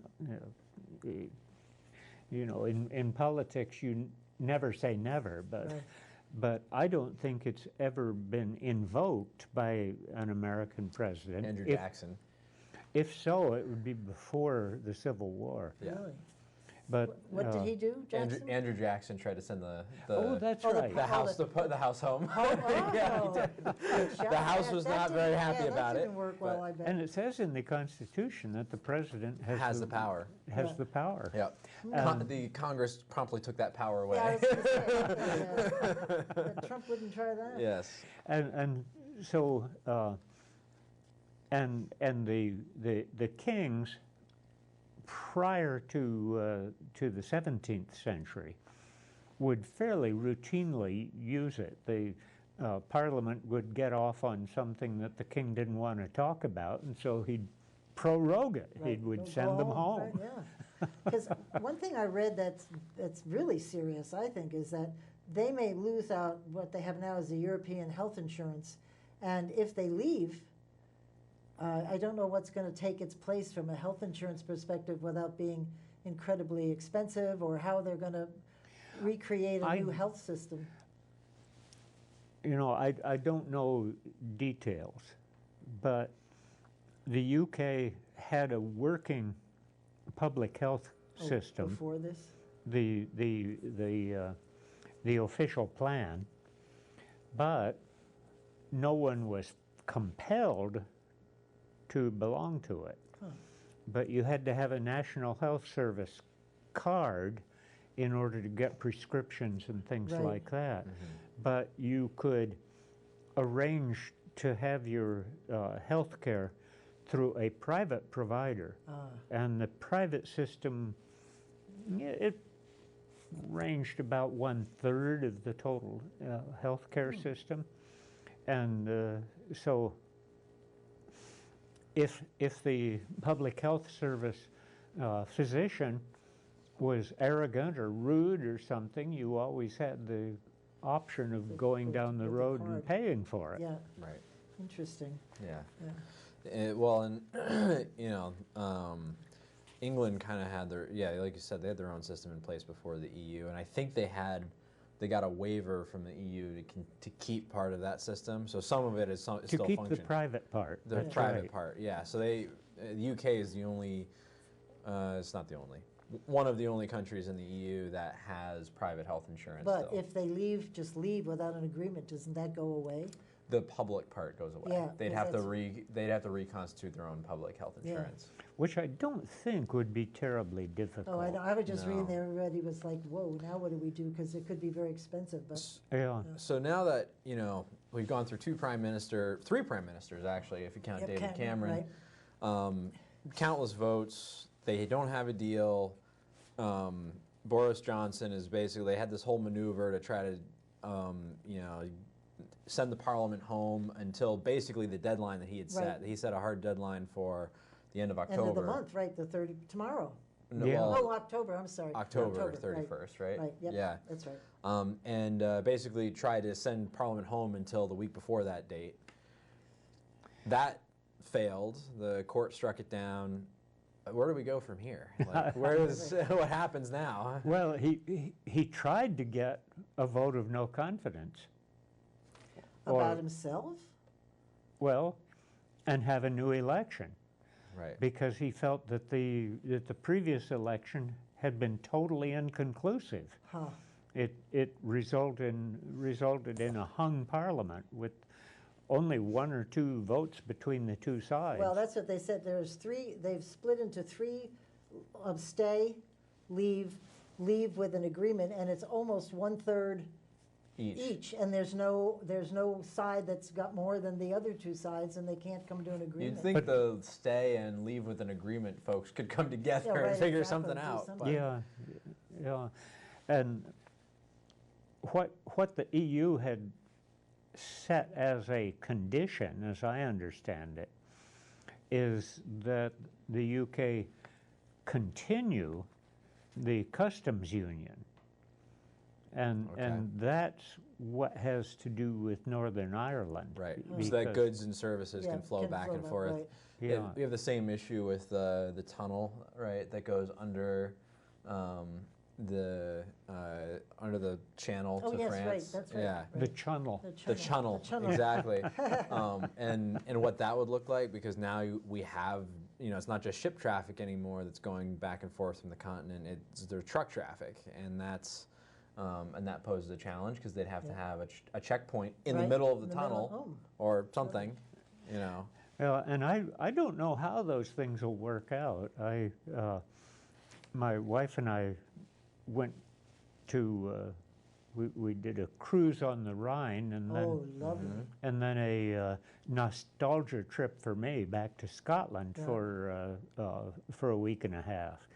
So to get from the end of the Rhine cruise over to England, we took what in my student days had been like a converted LST ferry. Oh, really? There you go.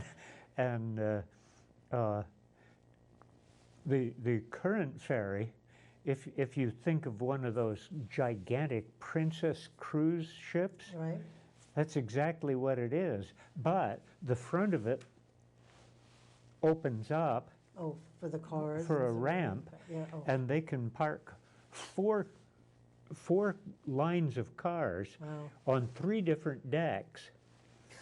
And the top deck is a casino. Oh, they thought of everything. Yep. Well, they got to keep you entertained Yeah, right, while exactly, you're while going you're across on the the channel. thing, good grief. Yeah. Well, the has been together for 46 years, right? And what they're saying is you just can't snap your fingers and everything's great, because it's going to take a long time to sort out all these issues of trade and the economy and. Well, most of the I shouldn't say arguing, but most of the debate right now is really in Britain. It's not really, there's not really any dialogue today between Britain and the EU. It's Parliament trying to figure out what they're going to do with themselves. They found the enemy and it is they? Is that the Yeah, the kind problem? of, yeah. Well, and that was Boris Johnson's problem, Right. because his own party was not in agreement. Oh, really? What do they want? Because he wants out with an agreement. Some want out, some Yeah. want in. Oh. And at first the Labour Party thought that was good fun, but they have the same problem. They have the same problem. If end of October comes and goes and there's still no vote, is it an automatic out? I mean, there must be It some. would appear so. So there won't be any agreement, which if I was them, I'd want an agreement. Well, so that's an interesting question, right? Because, you know, this is a deadline that was set by Boris Johnson, right, the Prime Minister, and, you know, can he enforce that without a vote from the Parliament? Like, can he enforce a hard deadline that, you know, that Parliament hasn't voted on? And I haven't seen what the reaction of the EU will be. Right. And of course, the EU has got all kinds of problems of its own. Right, They still haven't resolved the Greek debt crisis. They've kind of kicked the can down the road by refinancing the Greek debt at lower interest rate and a longer time frame. But Greece is in terrible shape, and I happen. My daughter-in-law is employed by the United Nations. Oh, what exciting. And Greece was her portfolio. And, and it was pretty tense because she'd never been involved in this kind of international politics I don't know, before. like many people have. Right. And so, like most people, she had a Facebook page. And so she arrived in Athens that particular night, went to the hotel. Next morning, she went out jogging, and her picture was on the entire front page of the Athens Post, the main newspaper. And with the heading, "The Mean Bulgarian." Oh, really? Oh, Good no. God. Oh, no. Go right back to hotel. Do not open the door. Yeah, she felt very unsafe I'm jogging. sure she did. I would feel that way too. That's funny. Ooh. And all of the issues that she worked on, Greece eventually said, well, those are all good ideas, but we're going to try something else. And That didn't work. there's some, well, it hasn't not worked, but it's an unstable situation. It is, yeah. So with all this said and done about Brexit and I mean, what's going to happen to the U.S. if whatever the vote is? We've got to have some kind of impact here on our stock markets, on cost of goods, maybe. Well, we're going to have to renegotiate trade agreements. I suspect, markets tend to be a leading indicator. Heard that before, is it? Yeah, and I would have to guess that for most of the companies that would be directly involved, that's been factored into the stock price for a long time. Yeah. So that won't be as dramatic as maybe, They're basically planning for a hard exit at this point, which means that... which means no agreement, right? Which means You no just go- agreement, and that doesn't necessarily impact the business community as much. It will for certain industries because suddenly you're going to have tariffs on things that you didn't have tariffs on before. But your competing goods may also have tariffs because you're going to have the UK tariffs. The sector that is most dramatically affected by Brexit is finance. Right. And London could lose 2,000 or 3,000 jobs. Whoa. Yep. Because That's a lot of jobs. and it is, and and they're very high-paying jobs. Yeah. They're the ones who are contributing to that London real estate market. Right, exactly. Interesting. So you're saying London real estate market prices may come down a little bit? I fully expect it. Yeah. What other, if you had a crystal ball, what do you think, will happen, if we came back and had this conversation a year from now? What do you think will have transpired over the last year? Well, eventually, Parliament will get serious about talking the issue over. Presently, you're seeing political gamesmanship.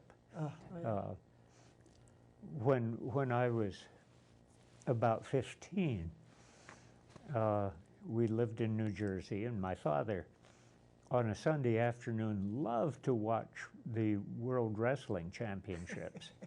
My dad. And so on a particular day, the Nazi Stomper, or whatever the name of the bad guy, the wrestler who dresses in black, and he was against the Great White Hope, or whatever they called the wrestler who was dressed in white. Because you're always supposed to have a good guy and a bad guy. Yeah.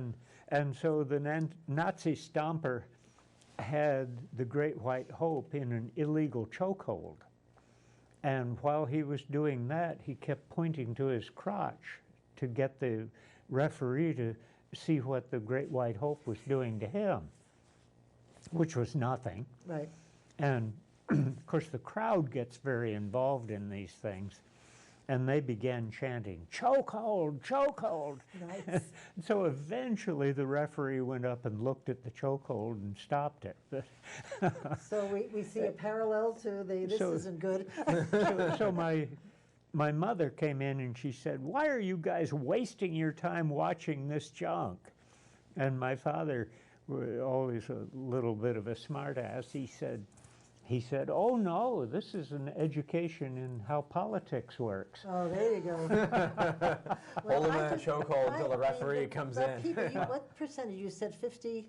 52%. 52% of United Kingdom people, voters, want this to happen. They want 52% in 2016 wanted this to that's happen. probably true. I wonder what would happen. I wonder what would happen if they put it out again for a vote. Well, it's an interesting thought. Yeah. Well, and the areas of resistance to Brexit were north of Ireland, and they voted almost 4-1 in favor of remaining. And Scotland voted about 2-1 to remain. But Northern Ireland and Scotland put together are about 8% of the total population.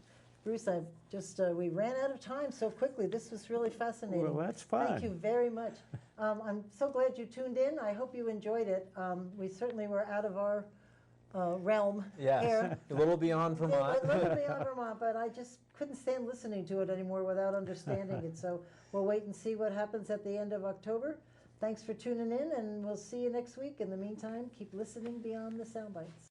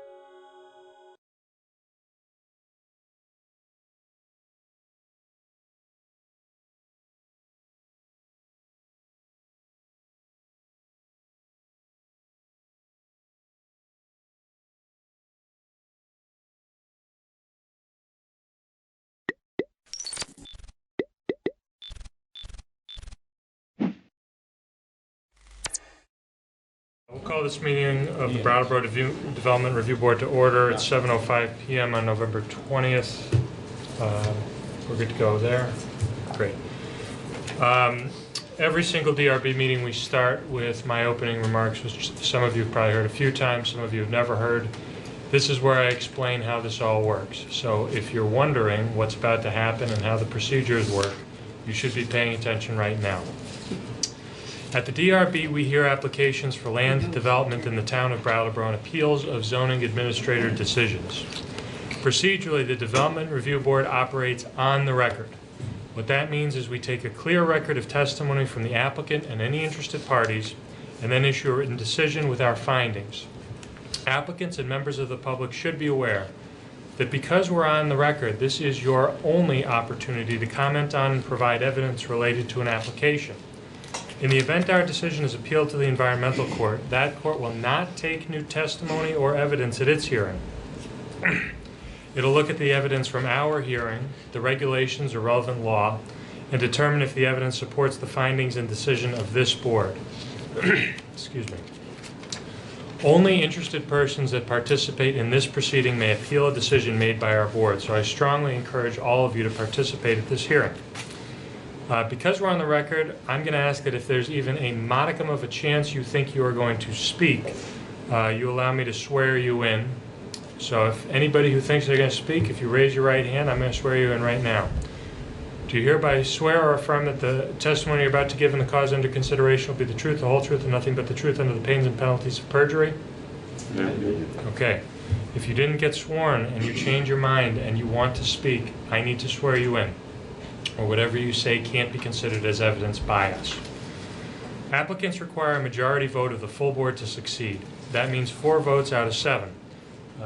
This would be where I tell you what we do if we didn't have a full board present, but it's not relevant at the moment, so unless we have a bunch of conflicts and a short board, I'm going to save that for another night. After taking testimony, the board will close the public hearing and we may vote on your application at this meeting. The board will issue a written decision within 45 days of the close of the hearing. And while we may vote on an application during the meeting, it's the written decision that controls the timeline for an appeal. It should be noted that the town of Brattleboro is a party with an interest in land development applications. The town of Brattleboro has no special status before our board. Documents provided to us by the town planning department, the town attorney, or any other town employee are considered in exactly the same way as information from an applicant, a neighbor, or other interested party. So, with that in mind, Brian, we've been properly warned.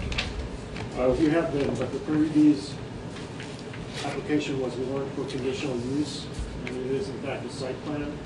Conditional use is a more rigorous review, so I don't think that's what you're Okay.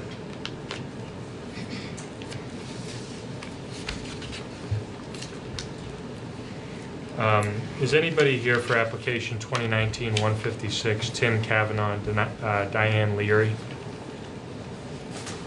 I mean, it sounds like a no. They've moved to continue that application, and I think we ought to just take that up preliminarily. Can I get a motion to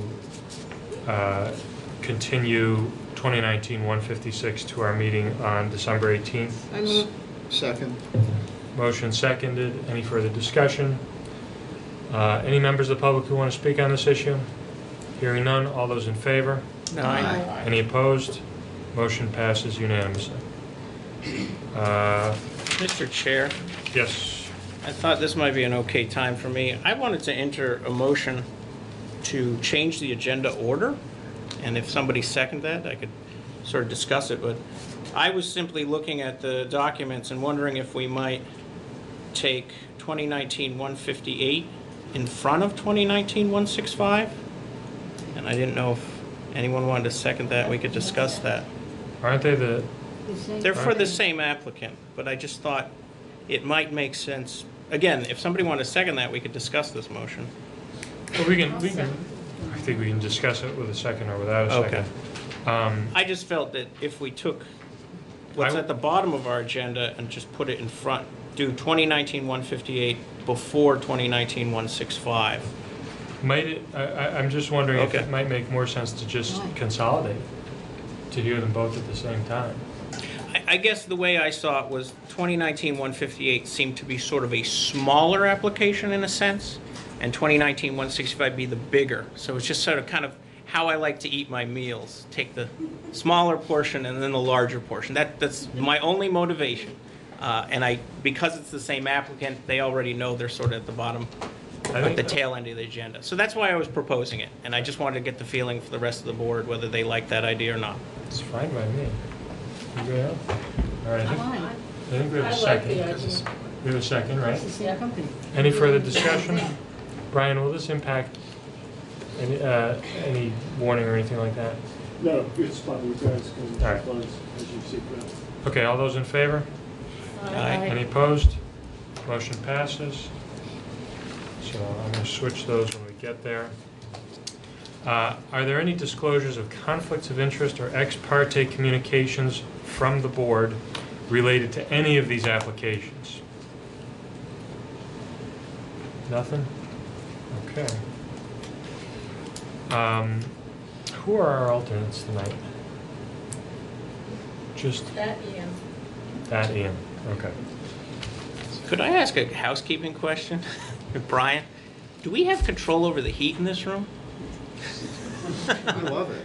Just wanted, like, I just happen to be near a radiator, and it just seems like this room is warmer than it's ever been. It can be colder than it's ever been too if you wait a minute. Yeah, right, exactly. It's this building. But should I adjust this? Open the window and put you on the higher speed. On and off. I'm just gonna get the people for the first application set up here. Yeah, I apologize. No, that's all right. The first application is 2019-149. That's the Red Clover Commons application. If you folks could come up to the table, I think you kind of know the dance by this point. I hope so. At least where to be.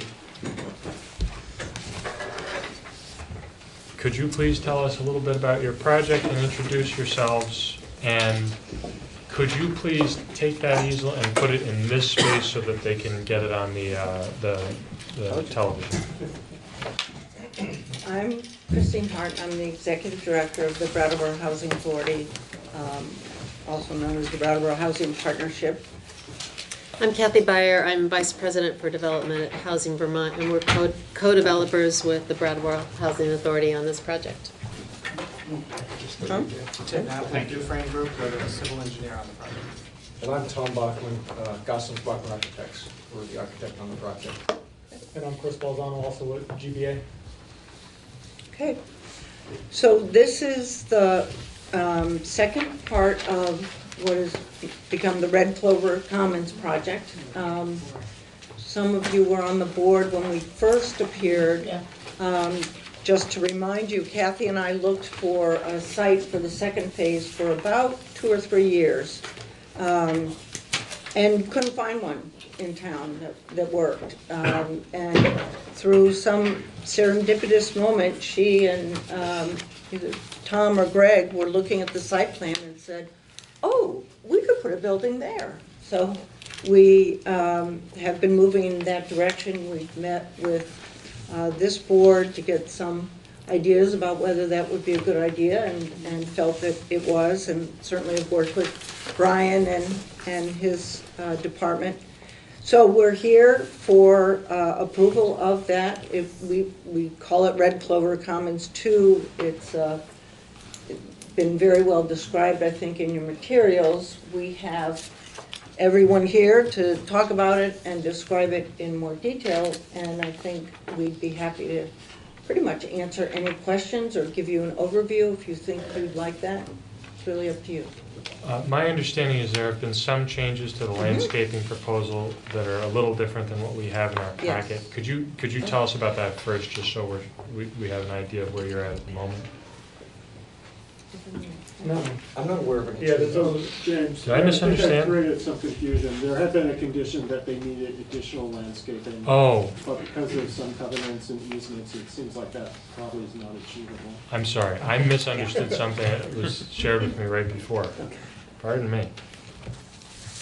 I think the one piece that we would like to just bring to your attention is the connectivity between the new building and, I can't believe I'm calling it an old building, but the existing Red Clover Commons. When we first, Could I ask you just a quick question? When you refer to it as sort of old building, when was Red Clover Commons 1 finished and it ready? was opened in 2017, Okay.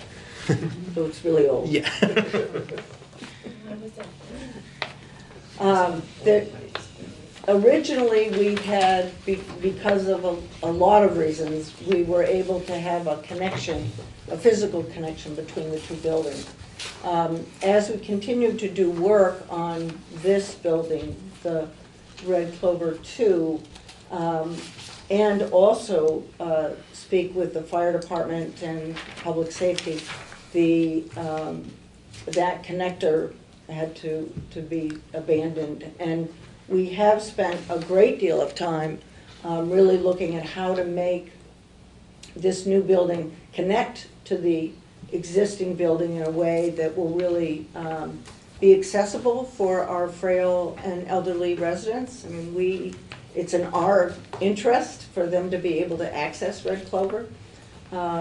So, Chris, would you like to walk them through what we've come up with? Yeah, so we've got, as part of this plan, there's a small addition on what we're referring to as the old building, the Red Clover 1 building, which cuts the distance from the entrance to the new building, which is right here, and the entrance to the old building over here, about in half. And we've installed just a simple lift there to get them to the first floor level, where they'll then have access to the rest of the building and the elevators and everything that they need. What page are you on? This is L100. Looks like this one, yeah. Mention the cover. And just to be clear, the reason the connectivity is important is because Chris's program, they offer a lot of services in Red Clover Common 1 that will be used by people living in Red Clover Common 2. So we want to just make sure that accessibility is easy and convenient and obvious.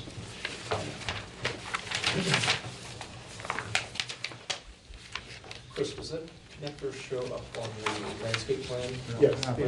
Oh, okay, what about the color grades? Not 100? It does not. It's a different drawing. Yeah, that's just 100. There should be an L100 in there as well. Could you just point on your map what we're talking about again? Yes, this small addition here. And is it in that sort of darkened color? Yes, Okay. exactly. It's just a small vestibule and a lift. to Okay. get them. That addition is only about 125 square feet. Okay. It's very small. What's the method you're going to use to ensure that the gate on Canal Street and the entrance on Canal Street is accessible to fire year-round? It's the same as it is now. Yeah, there's a lockbox there with a key that the fire department and the police have. And the fire department has gone over this, and in fact, they made some changes to turning radiuses to accommodate the fire department so that they can get up behind the building from both sides. Fire access and turn around here. Could I ask a question related to the illustration 101? I can wait. I guess it's two questions. The left-hand portion of the illustration says fire access reinforced turf. So I guess I'm curious about, what that actually is. And then I'm also curious on the right-hand side how the existing building, is this an entrance of some sort? Yes, that is the entrance to the existing parking garage. Do you mind pointing on there? Sorry. Yeah. This Oh, here okay. is I get the it. entrance to the existing parking garage. Okay. And the reinforced turf is similar to the fire access that is not on this plan for the existing building. Okay. Tim might be able to speak better as Yes. to exactly the details of It's that. basically a grassed area with gravel stuff base underneath, so you're carrying the load of the fire trucks and whatever other vehicles need to get back there. But it's maintained as a grass area. It's essentially so the grass doesn't turn into mud when a heavy vehicle goes on. So that'll be Okay. maintained and cleared. And we clear it in the winter. Plowable in the winter. Oh, okay. So we clear it so fire trucks can get on. I see. I was reading through the application, and I believe it was said that you were going to keep the snow removal on site. And I was looking at the map and was trying to figure out where it was going to go. If it says that it's temporarily on site, because at Red Clover, we truck most of the snow out of Okay, there. God, I may be wrong, but that's what I thought. Chris, why don't you just point out where the snow gets plowed at both driveways? Yeah, I mean, at least on a temporary basis, we have cleared this area here so that they can push everything off the end here, and then, it's hard to see because of the fold in the page, but there is the ability to push the. But that would be the area that you wanted to have access. for Right, fire. I'm just saying off of the back of that area. That area has to be plowed on, but it will be with the fire trucks, so they would just push it off at the end. But how much space do you have between there and your neighbors? We've got, I think our setback from the back of the building is 22 feet. Yeah. We'll get filled up pretty quick. And I think We truck it off. Okay. That's what we have to do, because we do want to make sure that that's clear for the fire department to get around to the back, so it necessitates trucking it off. We've had to truck it off with the new building, so. I guess this would be. Why are you using propane for the water heating rather than heat pump? That's a good question. We're using air source heat pumps to heat and cool the building. Our experience, Housing Vermont works around the state, building multifamily housing, and the heat pumps for hot water are fairly new technology, particularly for multifamily housing. I think they work well in single-family homes. So we are not willing to be early adopters of a technology that hasn't been around for a few years. And then to follow up, I guess, when we're looking at, I guess it's illustration 200, the heat pumps that do the cooling of the environment of the building are, they essentially sit on top of the building? On the roof, yes. On the roof. And then I have a question for the chair. Is it any appropriateness for me on this board to say that I like the pitched roof on the, quote, old building and wonder why there's a flat roof? I mean, that's not really our purview, is it? If you view pitched roofs as necessary for conformance with the character of the neighborhood, I suppose. Yeah, I don't know. I mean, you can tell them how you feel. But I just don't know whether that, I don't know whether that's appropriate for me as a member of this board to make a decision based on.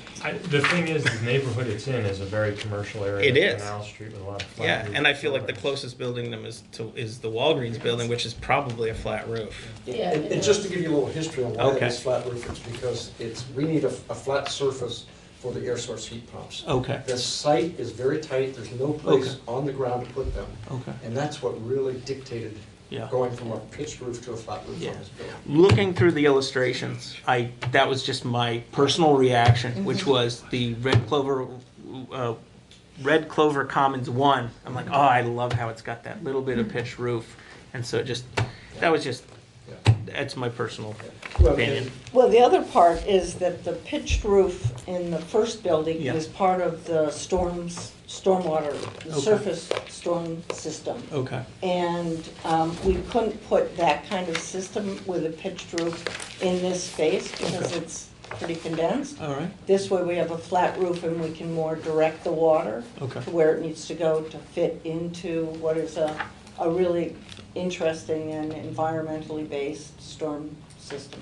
Okay. We are on the exterior of the building, we are picking up all of the detailing that we did on Red Clover Common 1. It's the same siding pattern, the same texture, same windows, so we really want to make this compatible with what we started with. Okay.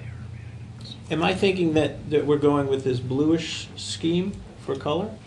Yeah, this picture that you see up in the corner is the existing Yeah. Red Clover, and the idea is that we are matching the color scheme Okay. of the existing building. Okay. When things print, they might not exactly look. Yeah, Yep. it's more gray Yeah, than it yeah. is blue. It's tough with any sort of printout. That's why we Yeah. had the picture here to kind of indicate that that's what we're So there's going for. what you're foreseeing is sort of a consistent visual aesthetic between the existing building and the new building. Correct, we're doing the same kind of landscaping, we really want this to look as one complex. Okay. Question for you. I'm sorry. Do you have backup for the heat pumps for low temperatures? Yes. What we are allowed to do is to put in a strip of electric baseboard heat. Resistance? Yeah. This building is really well insulated, as Red Clover Common 1 is. So if the heat pump fits 30 below and the heat pumps aren't functioning at full capacity, we're gonna be able to. Oh, I know him well. Yeah. We're gonna be able to keep the units warm. Okay. And the heat pumps, do they, how much, or are they going to be protected noise-wise from the neighborhood? Once again, you're gonna be backed up pretty close to residential housing back there, isn't it? We've never had a complaint about these being on a roof in a neighborhood as far as noise. Are they going to have noise protection around them, or? They are screened on two sides? On two sides, but it's more of a visual screening to canal and fairground. So to answer your question directly, on the back side, there is not a screen. No, I just, like I say, you just hear about people complaining about the noise the air handling systems put out. And I was just wondering if that was a possibility to try to, would it be an evil thing to have, work that into the design rather than have to worry about complaints about it afterwards? I mean, could be a possibility. I mean, I think we want to look, so, because yeah. I think, I'm not 100% sure, but I think that the lot behind, where this building is, the lot behind it is vacant. It's where No. the Lotus Graphics building, and then there's a big vacant lot, and that's where you'd see this, or where this would be next to it. If there were a sound issue, it would affect Red Clover Common 1 before it would affect anybody else. And I can. Oh, yeah. I can almost guarantee if there were a problem, Red Clover Common 1 would address that acoustic issue. Yeah.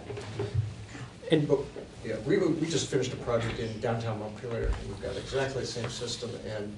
You probably know what kind of decibels it puts out. I don't know what kind of decibels. Okay. But there have been no complaints, and it's in the center of the city, so. Are there any recreational facilities associated with this? Not in this building, no. There's, because this residents here will have access to everything at Red Clover Commons, there's some lovely community gardens in the back of. It's more passive recreation here. I mean, there's a very nice south-facing kind of terrace porch area on the front of this building. I think that's where the people will be hanging out.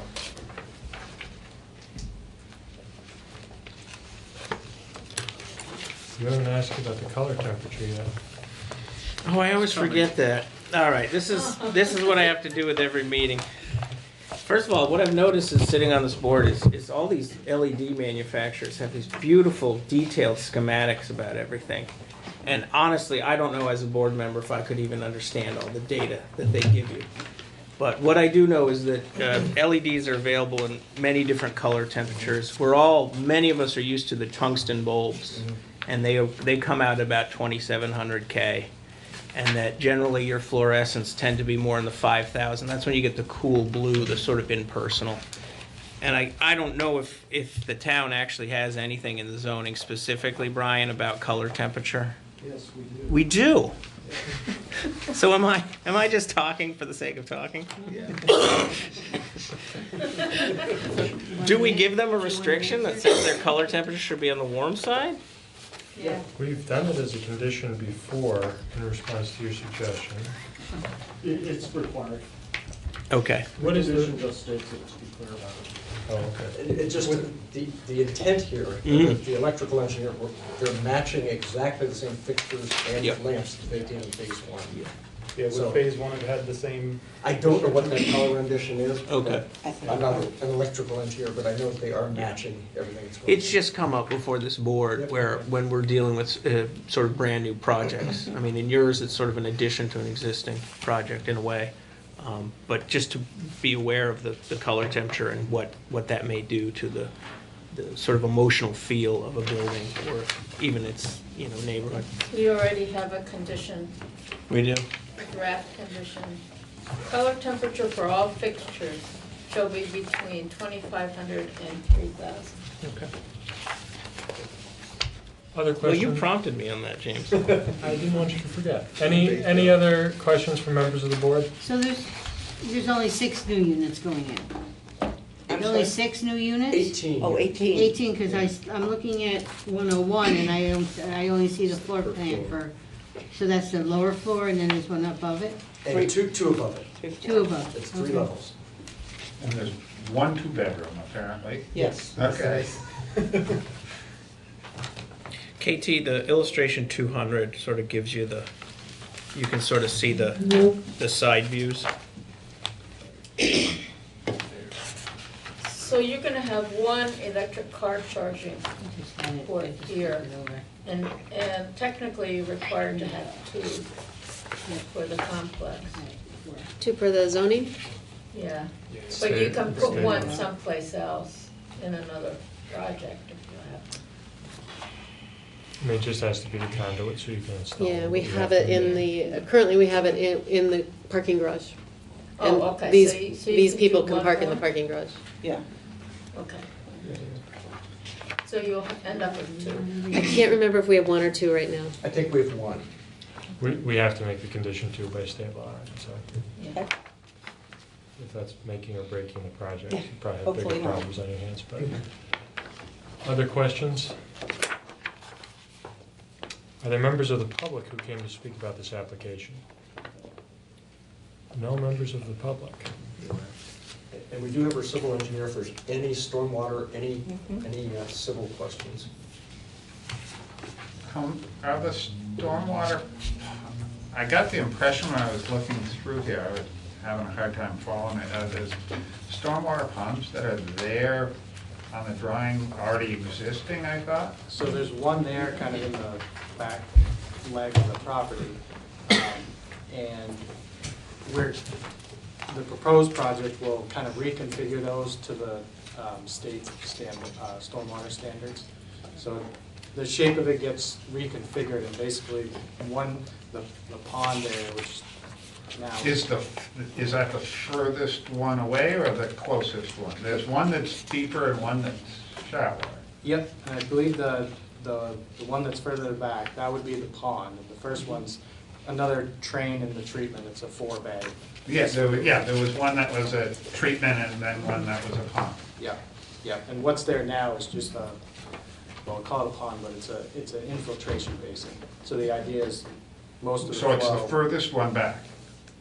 would be the new infiltration basin, yes. So the one that's there now is which one? The one that's there now is going to get reconfigured to this new one. That is an infiltration basin that's there now. Okay, and that's going to turn into the treatment one. Essentially, yeah. The And size of then- it gets reconfigured. And then you'll have the second one, which will be the infiltration. Yes. And is that doing all of are those 2 ponds taking care of all of the stormwater, all the No, runoff? or So the- there's some on site that will leave the site as it does now. So say in the back of Red Clover Commons 1, that just heads off to the drainage swale that's there now. That's being untouched. But pretty much everything in the back where there's new construction happening, that's being collected, sent to the treatment system.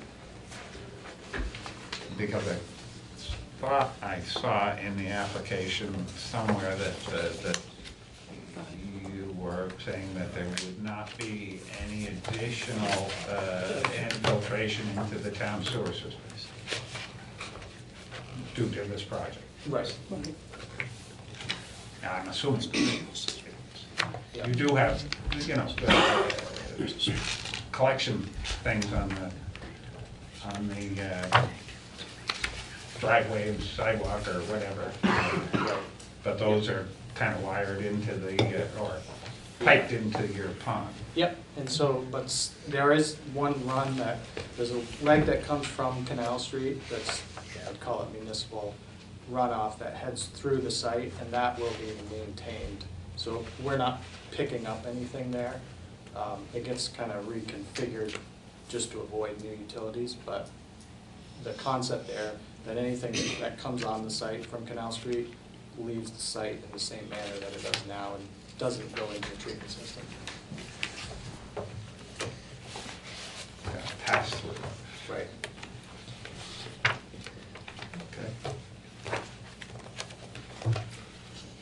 Anybody on the board want to make a motion to approve application 2019-149 with the draft proposed conditions?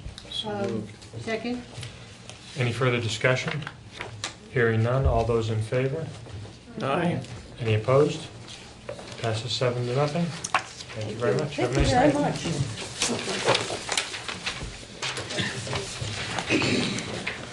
much. The next application is File cabinet. 2019-157 George Paradis. I think it's Paradis.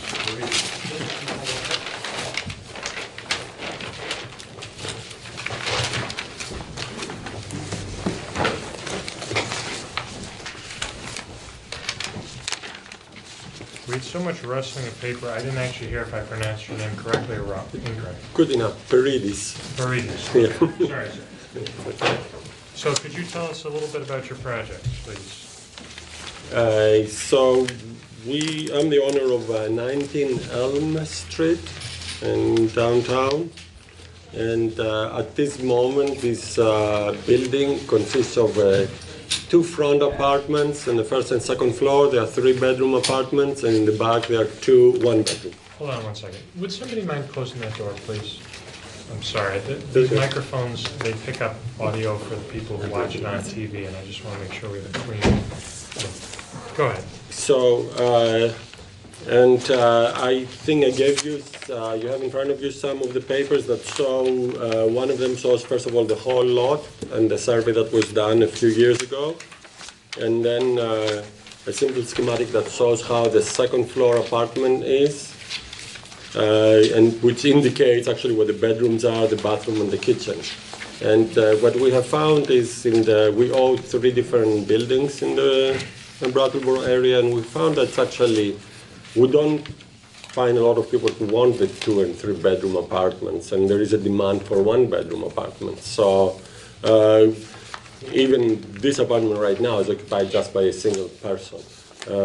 So we thought that we should change actually this green highlighted area into an efficiency apartment and leave the front portion into a 2-bedroom apartment. And so finally, in the third is the schematic of how we envision this efficiency apartment. I don't know if you have it in color or not. I hope you do. That indicates essentially the blue is the existing structure, red is what it's going to be demolished, and green is what it's going to be new. And the windows in the back, they will have actually to be raised, so of course they don't interfere with the stove, although actually the one in the new bathroom has to be moved to the left rather than being high up, so that there is enough space for everything and there is no water coming in. And we think that that will actually help the city to accommodate more people or tenants. Yeah. You go ahead, I didn't mean to. No, I think it's, we have a plumber for that. We have consulted a plumber. We know where, right where the toilet is, there is a chute that goes down, and the downstairs apartment has exactly the same configuration, so it's going to go through that laundry room, so there shouldn't be any problem. The electrical is already, the whole apartment, this is wired, and has also a 220 in it, so that is also covered. And the new door, there is a second floor landing that goes to the back apartments, so which of course they're going to use the same staircase. And we're going to close the existing door, which is red on the right hand side where it says next to the bed. That's where the door is that communicates with the other apartment. That will be walled off. How much room is there for parking there? We have 5 spots right now. It's exactly, yes. It's the back of the building, and there's enough, yeah. What's the landscaping like around the building? It is in the original, in the survey that I showed you, it shows where there are, I don't know how easy it is to see it, the trees that are there or the bushes. Essentially there is there are 2 trees that belongs to our property, and there are trees that are hanging over from the center next to our property.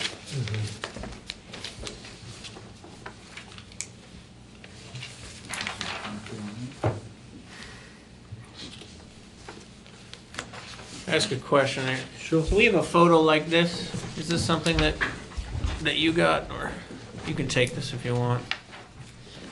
And we're looking there. Is that? Yeah, that's the back. The back. That's Yeah. right. And you see just two cars, and then Yeah. there's space to put 3 more cars there. And would that correspond with this area of the property? That's right. That corresponds to this area Okay. of the building. That's correct. Yes. I can hold it up for the camera. Yeah. What is the outdoor lighting like at the premises? Our own. I mean, we have. We have motion lights for the back and the side, and the front light is permanently on. Because of other kinds of problems, we believe that it's appropriate to have lights in the area. This is just a light over the front door? Yes, that's right. Is it downward facing? Does it face down? It faces downward, but I'm afraid I have to admit that it's not covered. So it's the light bulb faces down, but yeah, if it has to be covered, I mean, that's easy that we can do. We can do it, yeah. Okay. You're not gonna have any signs? No. Just go into landscaping, on Yeah. the, We are not- random from the planning department. Yeah, my thought is that we, consistent with our ordinary practice, have him submit a plan that Brian deems appropriate. Yeah, we don't plan to change the landscape at all. Everything is inside the building. Can you tell us, is there anything about this project designed to make it more energy efficient? Yes, as we take the whole thing apart, to bring it down to the studs, then of course we're going to bring modern insulation. I'm the one who pays the heat, so I have an incentive. I don't know how other apartments are, but all the apartments that we have in the Brattleboro area, we are the ones who pay the heat. So yes, we have reasons to make sure that it's efficiently heated. And also actually we use heat pumps for the heating of the water, etc. right now. So that's exactly what we just changed the system. What do you do with snow in the wintertime? We have Connor services. They are the ones that they come and they plow the building and they push actually the snow to the back, so the people have to move their cars to bring it to the garage, to the parking. But after it's plowed, there's still room for 5 spaces? Yeah, right, because yes, it all goes, that's correct. Okay. Are there any, never mind actually.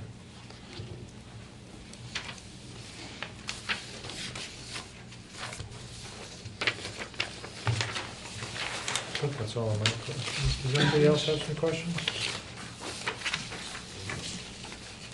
What are the, I guess this is more directed to Brian, what are the sort of rules that govern, I believe, I'm a Brattleboro resident, but things have changed recently with inspections for rental properties. And I'm curious is if the proposed change, we're talking about just the second floor, is that correct? That's correct, yes. If these proposed changes to the second floor look like they would conform with any? Yeah, the fire department looks over the application and they didn't see any issues with it. So any issues of egress or numbers of doors and access, that seems to fly in terms of the fire department? The Division of Fire Safety is going to inspect and make sure that Right. the construction is... Okay. Actually, we contacted them already. Okay. I had a communication with Howard Leonard.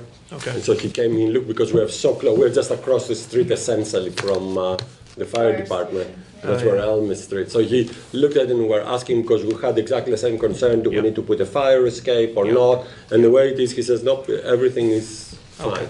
So I think you need to get re-inspected every 3 years too. So even if it changes, I believe yeah, they still it's have every to- 4 now. Oh, We it's had 4. one of our buildings just got its inspection. Okay. This is coming in 2021. Yeah. Again, it's just my instinct to, as a board, wouldn't want to approve something that wouldn't conform with. Yep. is there bike storage there? Oh, sorry, is that what you were gonna say? No, no, there isn't. Do you want us to put one? Yes, it's one of the requirements. Sure, yeah. I mean, when you say bike storage, is that what they can lock them or that it's covered? I don't think there's any requirement that it be covered, just to have a rack, right? Yeah. It doesn't really define what storage is, so whatever is most convenient for your tenants. Oh, covered will be more convenient for them. It's beyond us to Yes. tell you how to make That's it. right. But the town ordinance does require bike. Sure, we can do that. Yes. I guess then, because of this bike, because they brought up bikes, there's a few in the picture. Yes, could you just describe the second floor landing to me a little bit? It's indicated. Oh, But right. if you There could is a just describe it, perhaps. Yes, so and I don't know if perhaps underneath it might be a possibility for bikes or something. no, because Okay. it's the other apartment that's coming. So as you look at it this way, right? Yeah, because you have it on your right across to where the new door will be is actually the door of the other apartment. Okay. They're about 10 feet distance. It's quite a big landing. Okay. And the stairs, of course, go straight out, and then the door is also straight out of the stairs. Yeah. No, we will have to put in the back. I mean, you can see from the picture that people tie their bikes. Yeah. You know, I mean, we let them tie them there, but we can put a rack so for them to tie them nicely. And indeed, you know, if it's covered, of course, makes it a little bit more useful. Further questions? Are there any members of the public who came to speak about this application? Okay. Is anybody here prepared to make a motion to approve application 2019-157, provided include the proposed conditions set forth in the draft DRB decision, a condition for bike storage, a condition for a landscape plan to be approved by the zoning administrator,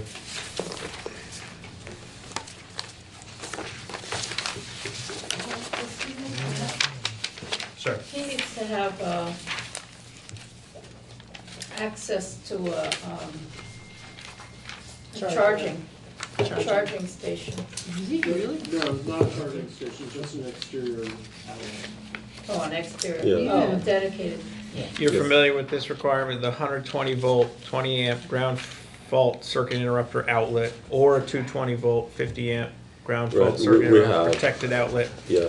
on a dedicated circuit shall be provided convenient to parking and signed as an EV charge point. That's the condition that we have here? Yeah. Okay. and to bring outside lighting into compliance if it's not. I'm not sure if it is or isn't. Brian can square you around that. And he heard my spiel about the color temperature. It's in the draft conditions too. Oh, it is, okay. So can I get a motion on that? So moved. Second. I think Mr. Ennis may have just seconded himself.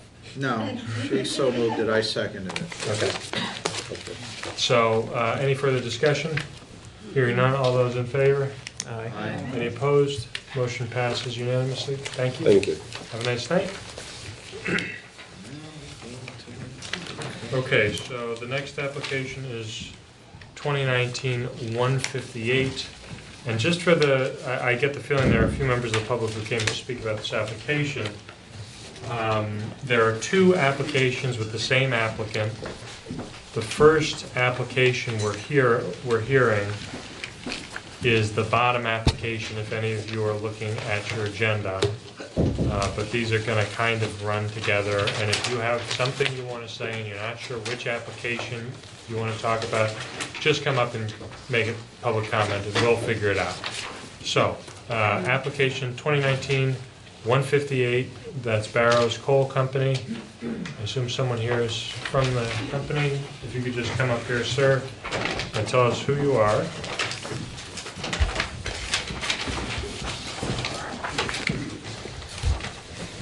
My name is Michael Fifield, president and owner of Barrows and Fisher Oil Company. Good evening. Good evening to you. Could you tell us a little bit about your project?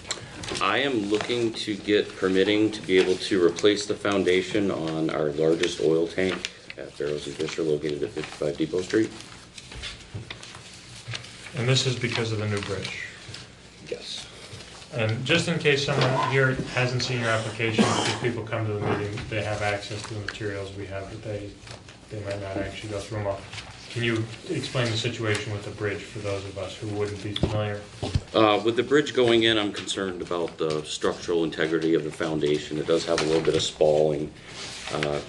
2018, we had a full-blown inspection done on it. The tanks are in good condition. There was a write-up about the foundation due to spalling, and I would rather be proactive with the amount of construction going on in the location of our facility. There's a little bit of grant money out there that I'm going to try to apply for, and I would just like to be proactive in replacement of the foundation. Now, this is, what you're referring to is not the 6 tanks that are moving? No, This is no, the this is our tank? larger fuel oil tanks. And that's, and as I read through that, that's currently not in use? It is in use. It is in use? Yes. And it's, and I, trying to pick up on this as I go along. I believe it said that that tank didn't have a center column. It does have a center support, yes. Okay, see, yes. I was going back, and that would be considered a good thing. Yes. I wanted to ask just a couple questions. This would be what you included, this inspection report? Correct. So you had this company, Acuren, come in? Yes. And then my next question is, I don't know what the term spalling means. Do you mind educating me? It's when moisture gets behind a layer of concrete and just pops it off. Oh, okay. So it's surface spalling. Okay. It's not structural or anything such as. Yeah. And as I said, I just would rather be proactive with all the construction going on. And then, you don't mind, I had Brian print out a satellite photo. Yep. Because I can visualize your space better. We're talking about that largest tank that you can see from the satellite. It's back in here, Okay. furthest to the south. Do you want to see that on the camera? This one, right? Yeah, yeah. And then this particular tank will stay in its position, presumably, even after the proposed construction of this bridge. Correct. Okay. That helps me understand it. I appreciate you letting us change the agenda order. I kind of felt, let's deal with this thing right away first. I'm in agreement. It kind of, like you had said, it kind of all melds together. Yeah, yeah. But now I understand that, am I thinking that the 2 large circles will stay where they are? Yes. Even after the bridge? Yes. Okay, that helps me understand it. And then reading through these reports,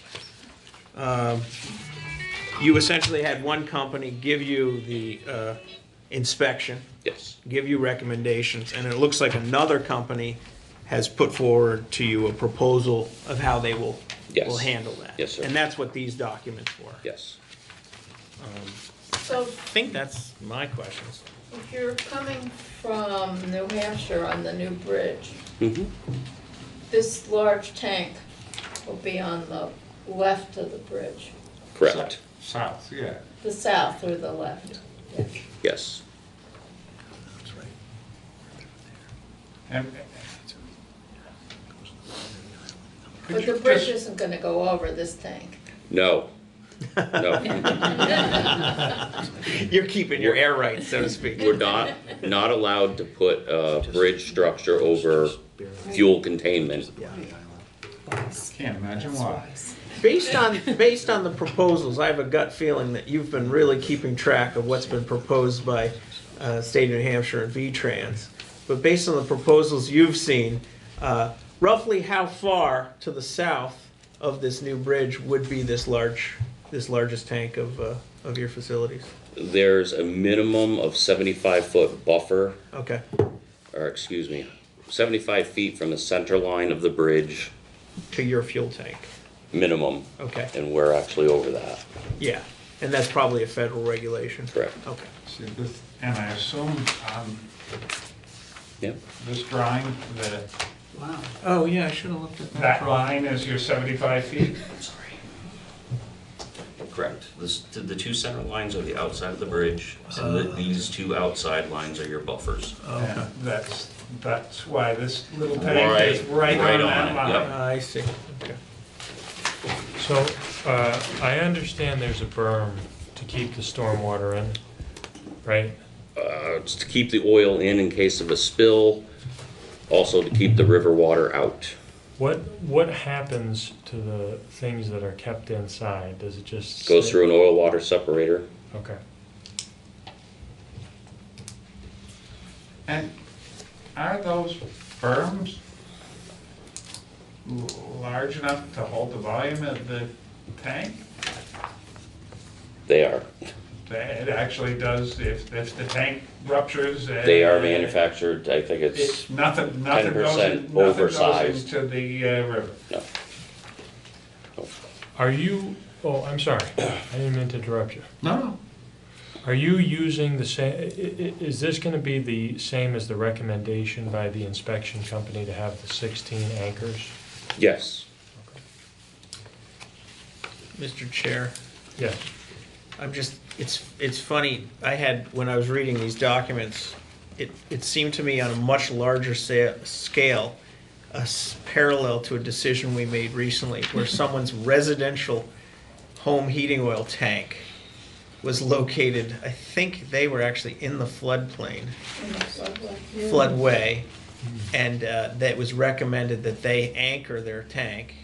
And we're talking a scale probably of 1,000 times smaller or something, I don't know that. That's Mountain Home Park. Yeah, but just, the parallels were such that I thought, you know, it's kind of makes something less bad. That being said, is this large tank in the floodway? Yes. Yes. Yeah, that was why, but that's part of the reason he has to come and do this, right? If his tank wasn't in the floodway, he wouldn't need to come to this board. He would just go ahead and repair his foundation. It would be administrative permit. Yeah, okay. But because of the situation that they're right down there in the floodway, they need to come to this board. Yeah, that's right. Even though it's not a substantial improvement, because it's in a dangerous location, you have to see if there might be an alternative to making it a non-substantial improvement. Okay. And there is nowhere else you can do this? No. That would be out of the floodway? How's the foundation protected against scour?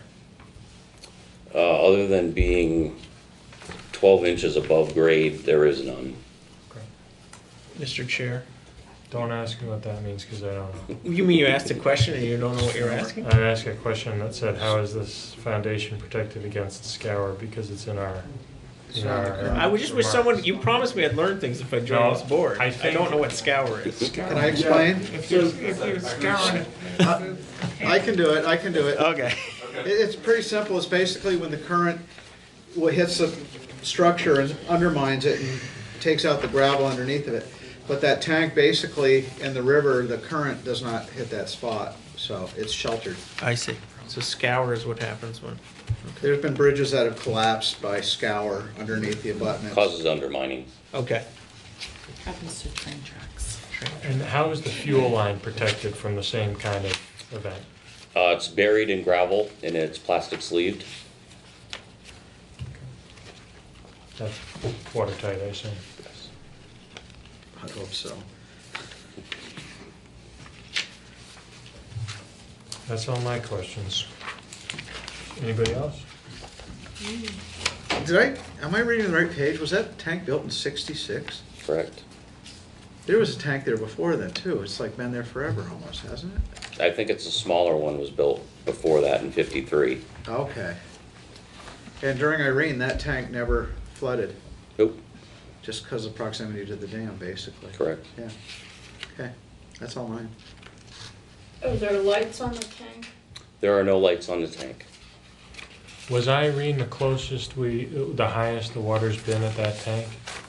Yeah, it was probably within 2 feet of cresting the berm. And that was the most violent I've seen that river be in my 20 years being down there working for the company. Sure. Anybody else on the board? Are there any members of the public who want to just speak about this application, which I assume most of you have gathered is just about the single tank so far? Okay, we're waiting for the next one, I guess. Are there, does someone have a motion to approve application 2019-158, including the draft conditions? So moved. Second. Any further discussion? Hearing none, all those in favor? Aye. Any opposed? Motion passes unanimously, but you have to stay here. And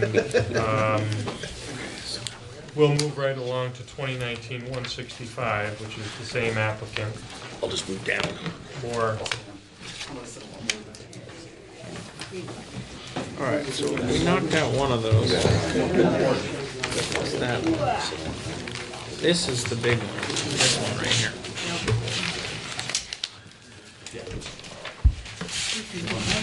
Which drafts? Which drafts? Here?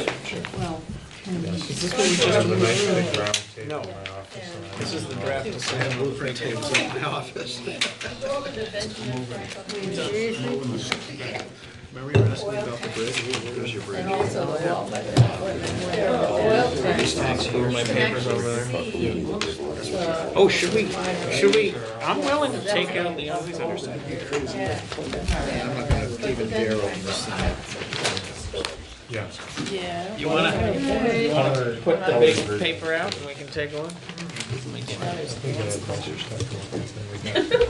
you want to? Okay, let's go for See, it. you got color, I don't have color. Actually, you do the honors, because I can't use mine. Thanks. And then we're gonna open it and flip it on Jim's lap. We can open ours. I'm not opening mine. Okay. So application 2019-165, could you folks who haven't spoken yet, please identify yourselves, and then you can tell us about your project.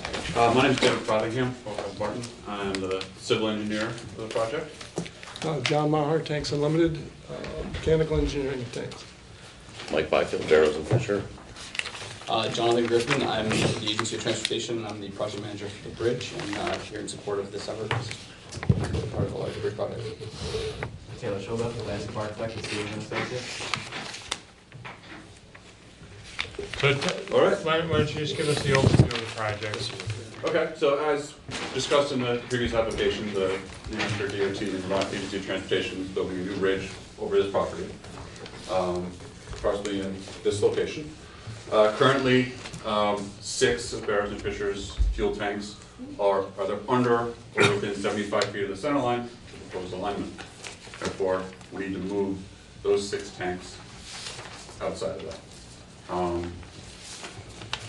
Given the site constraints, the only space available was at the south end of the main building, but north of the bridge. There's a small hillside terrace up by the railroad tracks, and then slopes down into the floodplain, and there's a driveway that goes down into the lower area.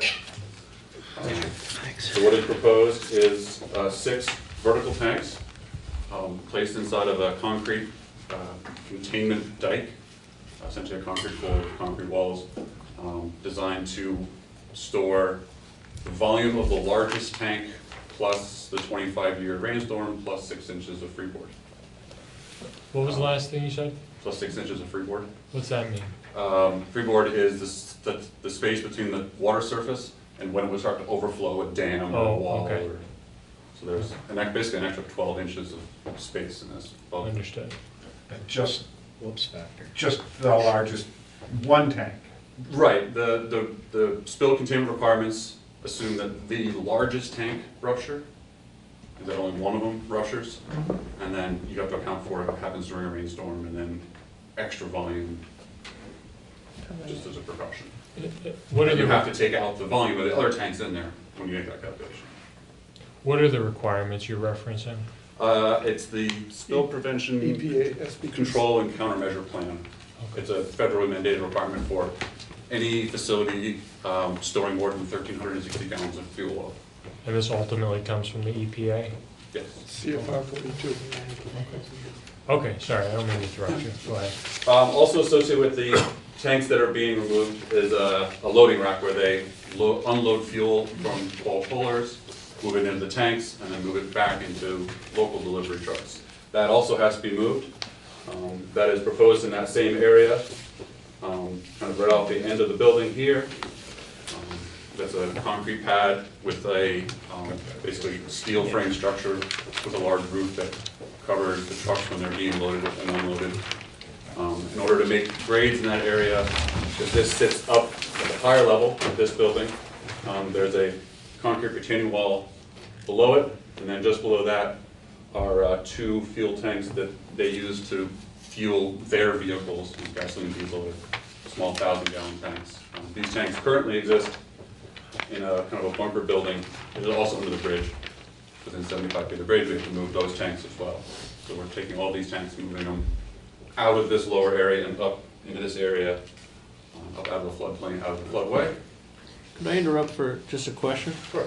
The proposed bridge there, am I thinking that beige square, that's the building that you referred to that would have to be replaced by the proposed? Well, it's just it's a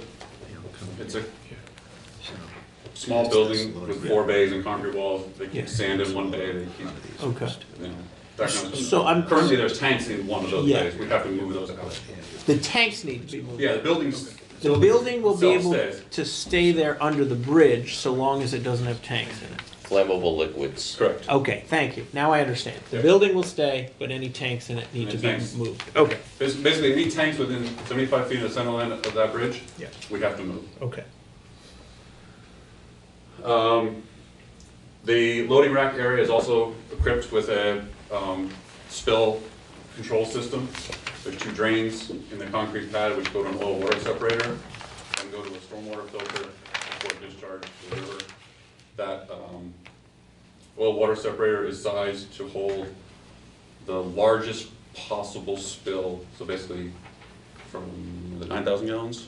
9,500 gallons, so one of the big transport trucks. You know, the hose would break and it would spill out. That tank can hold that entire volume before it then goes to the stormwater filter and then.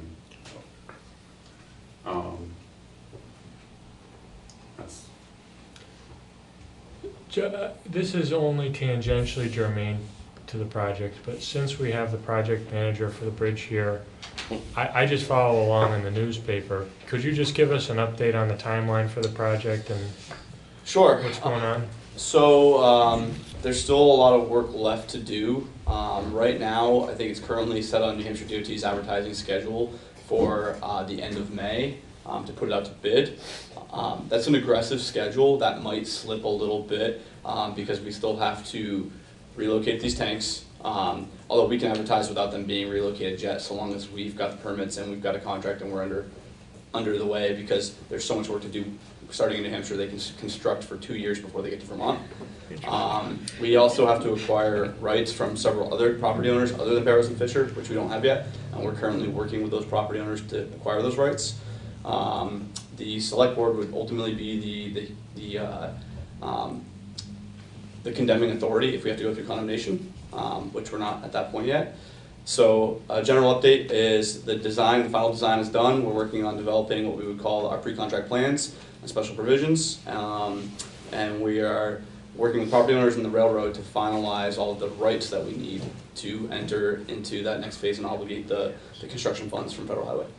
You're fairly confident the width we see here is the width it's going to be? The bridge width, so that 75 feet off center line is the buffer. The bridge width shown though, that is the final design width of the structure. I don't have a typical section with me, but there's a wide sidewalk, wide shoulders.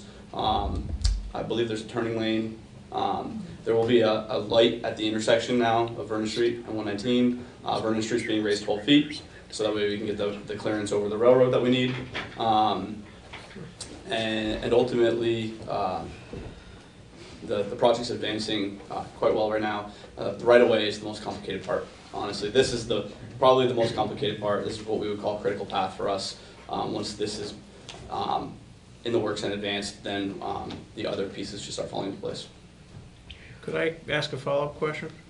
To just get it clear then, the relationship between the state of New Hampshire and the state of Vermont was something like this, and correct me if I'm wrong. New Hampshire says, Vermont, we need you to figure out the landing, so to speak. When we start building that bridge, you gotta get us the landing spot on your side, and then that's Vermont's responsibility. You, in your capacity, has to figure out tanks need to be moved, this property needs to be purchased, et cetera, et So cetera. once the alignment was selected, and there was a lot of public input on that with the environmental assessment, the EA, and we got NEPA, then that was the alignment for the bridge. So once that was selected, then it was our responsibility to do everything in Vermont that needs to be done, and it's New Hampshire's responsibility to do everything in New Hampshire, plus coordinate the efforts because they're the predominant owner and the contracting agency. Okay. So Vermont Agency of Transportation is responsible for going through our right-of-way process using the state of Vermont laws to acquire rights, as well as railroad agreements, and the New Hampshire DOT is responsible for doing the same in New Hampshire. And the ownership is actually at the low water mark of 1933. And that was when New Hampshire DOT, or New Hampshire sued the state of Vermont to own the river, and they won. It's the best deal in the world Vermont ever got. Right, exactly. When they complain about costs, I always remind them that they sued us and they won. There's two things I need to point out, changes from the plans that were submitted. The section that shows a loading rack and the roof of the loading rack, the structure itself got narrower, therefore the eaves got bigger. So it's still the same span, just the actual dimensions of the structure change. And currently, other than a strip of pavement along the one length of this building, the rest of the site is gravel. As part of this project, their entire current gravel areas are going to be paved. So it will be a pervious surface.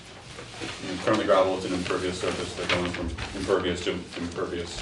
Yeah, I believe in the application it said there wasn't an increase. Am I correct? There, I think they said there's no way to avoid it. There's no way to avoid it. There is an increase of 0.15 acres, 0.17 acres.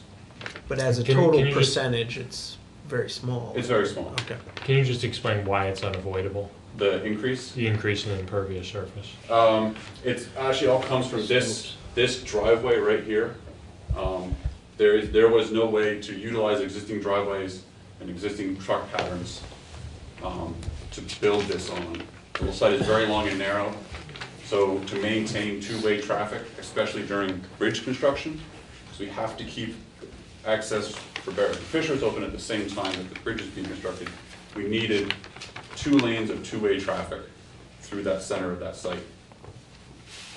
There's also a 2-foot sewer line that runs It's also the main whole length of the property through the middle of it. One of many site constraints that left us with only this spot to work in. So let's get this clear here.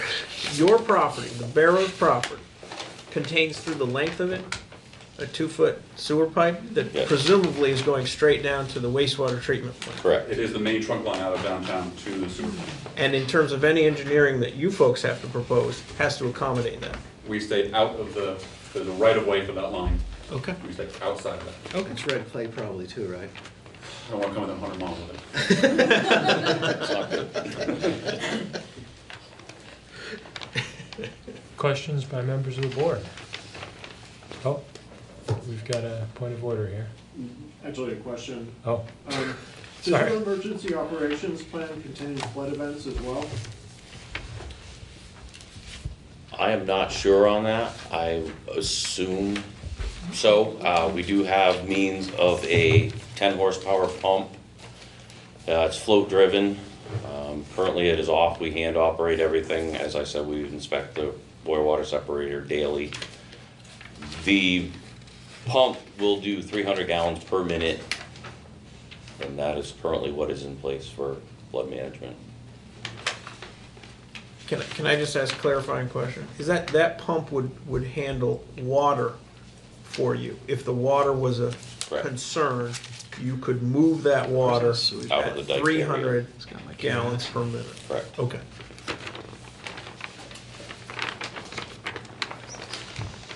Is that sewer line on these plans? Don't think it's on there. Yeah, it should be on the 1.2, 1.1. 1.1's behind you there. What is he? Sewer line. Oh, if it's shown on this. Right through here. Okay. So butting up against it, but. Yeah, okay. Do you mind pointing it out on our map? actually. Okay. Yeah, I see it. Interesting. I was just looking for the And column. what is the right of way on that? 50? 25. 25. Yep. Oh, I see, I got it, yeah. And we have railroad. And then on your map here, am I understanding what you've shown here is, we're sort of looking at the entirety of the Barrows property? Correct, yeah, everything that's in color is the entirety of the Barrows properties. There's actually multiple parcels. Yeah, and any of the beige coloring is an existing building? Is that Over the correct? tanks, yep. And then this is post-development condition. On the very bottom of the map there, no, closer to this side, that's a Barrows building as well? That is, I yeah. guess I'm just not completely, The big one. yeah. Yeah, it's there. And basically, all your access is really through Bridge Street, is that correct? 100%. Yeah. And this, Barrows has been in that location for, 1887. I'm sorry, 1887? 1887.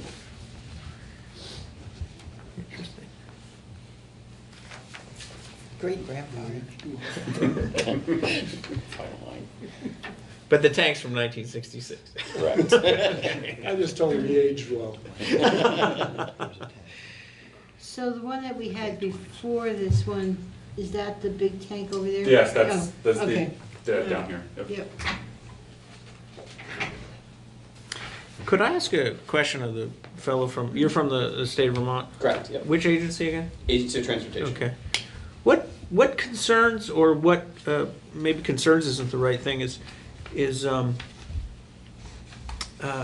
what sort of discussions happen with the footing of the bridge and planning for what happens in terms of floods? There was a mention in terms of the concern of scouring, and the bridge has been affected by that. So I'm just curious if you wanted to talk a little bit about, Sure.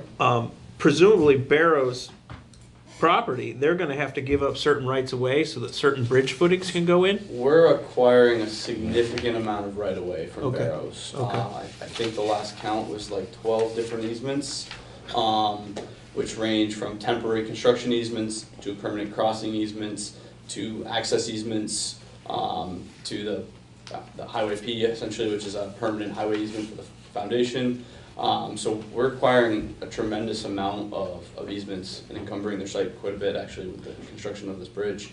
As far as the foundation goes, all foundations designed by AOT, the Agency of Transportation. We typically do deep foundations, which are designed to withstand scour events. This pier, we're a little bit less concerned because it's protected. It's got quite a distance and offset from the shoreline. But all of the piers that go out through the river are all going to be on piles. We are doing an enhanced kind of soil column for the abutment on the Vermont side. And then we are entering into discussions about changing the foundation type to mitigate impacts like driving piles is, you literally have a diesel hammer and you're hammering them in. Creates vibration.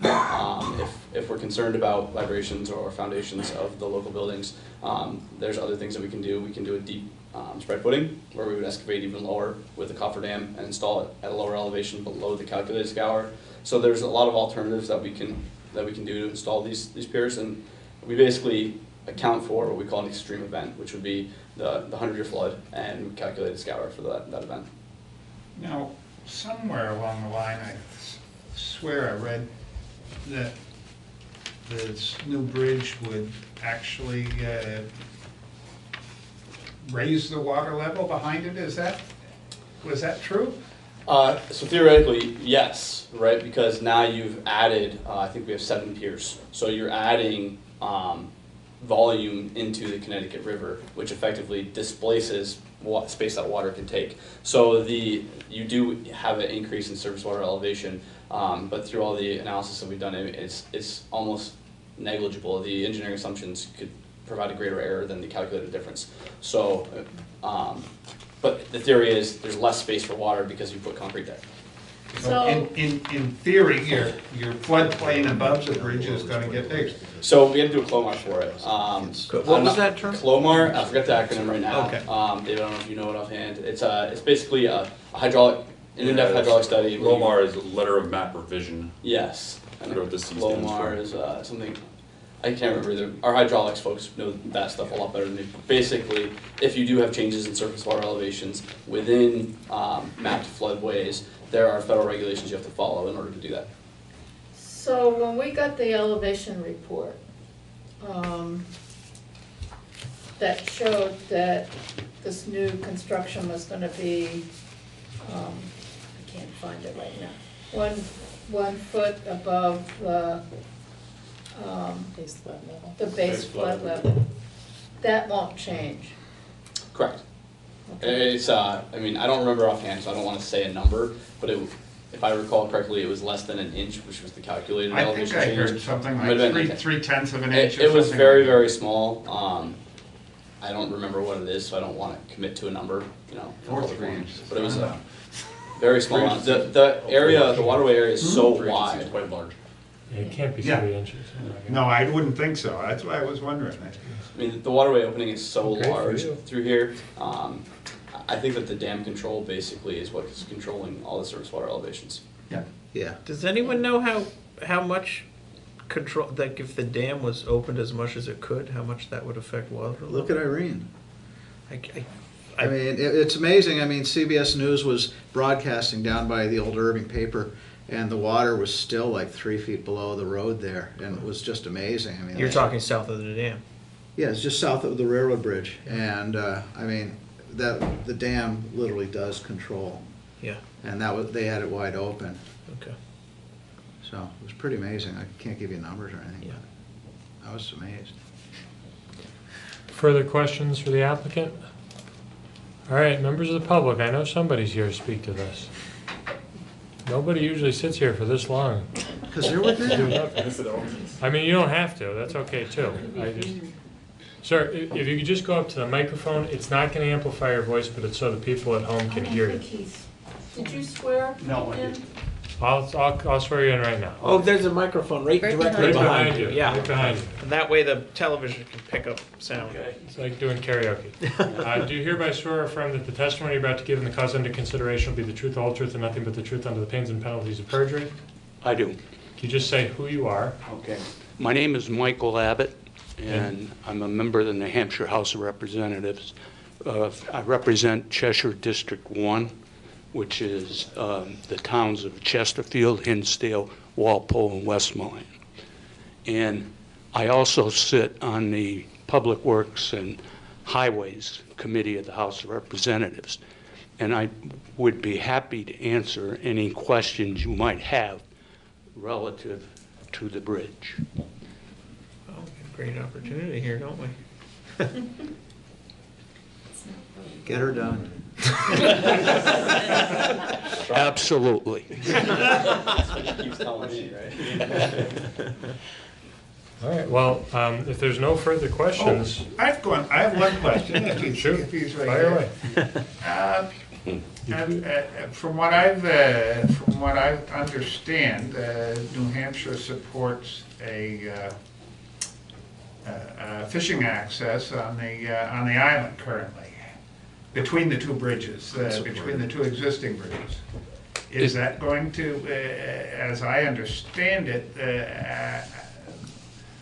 vehicular traffic is going to go away on those bridges? Does that mean that fishing access will disappear as well? Well, it actually, the boat ramp that is there is basically non-existent. Well, yeah. Well, Silted forever. it's not used. Okay. And what they are going to do is improve the boat ramp on a setback on the New Hampshire side on Route 119. So that you'll actually have a boat ramp, but a state of New Hampshire boat ramp on 119 on the, kind of like between the two bridges, so to speak. Well, no, not really. It's further down than that. It's down by where The setback. Yeah, the setback. By Robust. Yeah, by Robust. Yeah. Okay. Is that where the old railroad bridge is? Is that where you're Yes. talking Yeah, about? yeah. Okay. I have one question. What's the height from the river to the deck, bottom of the deck? This 43 feet. I'm sorry? 43 feet. Plenty for me, I'm happy. Do you have a sailboat? What's It's that? shallow, it's a shallow draft through there. You can build that now. Well, the stack on my boat's kind of high. I have the steamboat, so. No problem. So there Drawbridge in for you. won't be a boat access in this area? No. No? Can I ask a question about the access Yes. to the tanks? And right now you use Depot Street, right? Yeah, and we'll continue, so it's the only access to the site. Okay, so you'll go down, that road will be closed to vehicular traffic down to the Whetstone. No. Past down the to Whetstone. bar. No, that'll still be open. Well, I mean, the road will stay open, but you won't be able to go over the bridge. No. Correct. Correct. Is that's, okay. So obviously, if you had to deliver to a customer in New Hampshire, I don't know if you service customers, you gotta go like this, up, round, over the new bridge. Correct. Okay. Like everyone else. No, but not everyone starts from there. All right, so I think we got no further questions. I would like to know if somebody would like to make a motion to approve application 2019-165. So moved. With all the proposed conditions yes. in the draft decision, excuse me. Second? Second. Any further discussion? Hearing none, all those in favor? Aye. Any opposed? Passes unanimously. Thank you for entertaining our questions about the bridge, which really were not relevant, but Thank you very much. curious. Thank you for Thank you. coming as well. And have a nice night. We still have to. I was out on the river once and Marine Patrol came up wanting to know about my boat. And I had to explain, Marine Patrol guy, how New Hampshire and the river where and what decisions and courts and stuff. And I said, "Really?" I said, "Yeah, that's something." I gotta go get some of my old packets. I was sitting there thinking we didn't do that. Folks, I forgot to do the minutes from our last meeting. I forgot to. Did we not vote on You're fired. I skipped it now. I know, that's it, Janice, I don't know, you're fired now. I know. So could I just, before we close up, Them taking the conversation outside. Excuse me. folks, we're still on the record. We just have one more matter we have to deal with administratively. If you could either be quiet or talk out in the hall, please. Do you mind just doing go the out conversation in the We're hall? quite done. Sorry, we got a bunch of live mics. Okay, minutes of September 18th, 2019. Do I have a motion to approve? Sorry, I didn't hear you. Move. Second. Oh, wait, I said the wrong date. Yeah. October I take 16th, it 2019. Do I have a motion? So moved. So moved. Second? I'll second it. Thank you. Second. Thank Any you. further discussion? Hearing none. All those in favor? Aye. Any I'm opposed? abstaining. I haven't gotten there yet. Any opposed? Any abstentions? Motion passes 601. Any more motions? Adjourn. Motion to adjourn? And just before we push it, we confirm that our next meeting is scheduled for December 18th. Is that correct? Did I get the date right? Yes. That's what it. That's what it says. Third. Continue with December 18th. That's the Yeah, third look at Wednesday. the calendar up there. Yeah, it's on the one that was continued. Okay, I'm Wednesday. just confirming now so I can put it on my calendar and not Confirmed. worry about it. Thank you. Confirmed. All right, but if you don't show up, you know you're in trouble. I will let you know if I don't show Okay. up ahead of time. We got a motion to adjourn. We got a second. Any further discussion? Second. Hearing none. All those in favor? Aye. Any opposed? Motion passes. Meeting adjourned. Got a lot of work done, folks. I always return your seal. What did we do that in? So when are you leaving for Pennsylvania? That's not bad. That's not bad.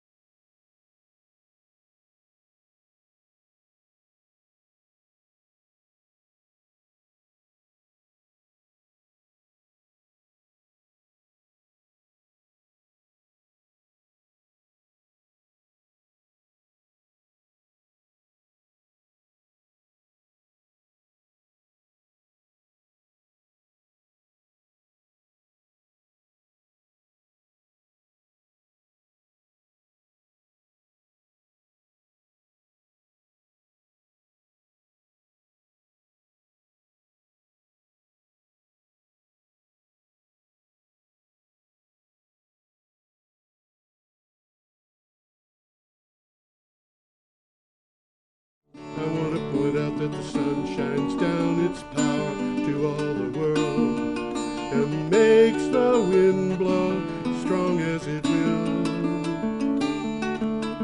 I want to hope gentle rains can fall upon the land, so lovely earth can stay lovely still.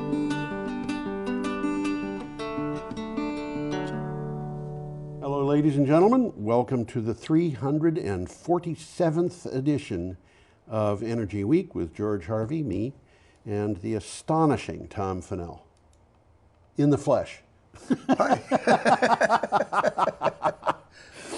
Okay, I'm going to start out with my weekly ad. If you want to help Energy Week stay in existence, the only way it can be done is to help BCTV stay in existence, and you can go to BCTV and donate money.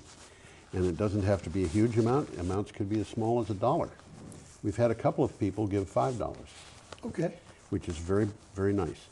And if you want to be the first one to donate $1, you can do it.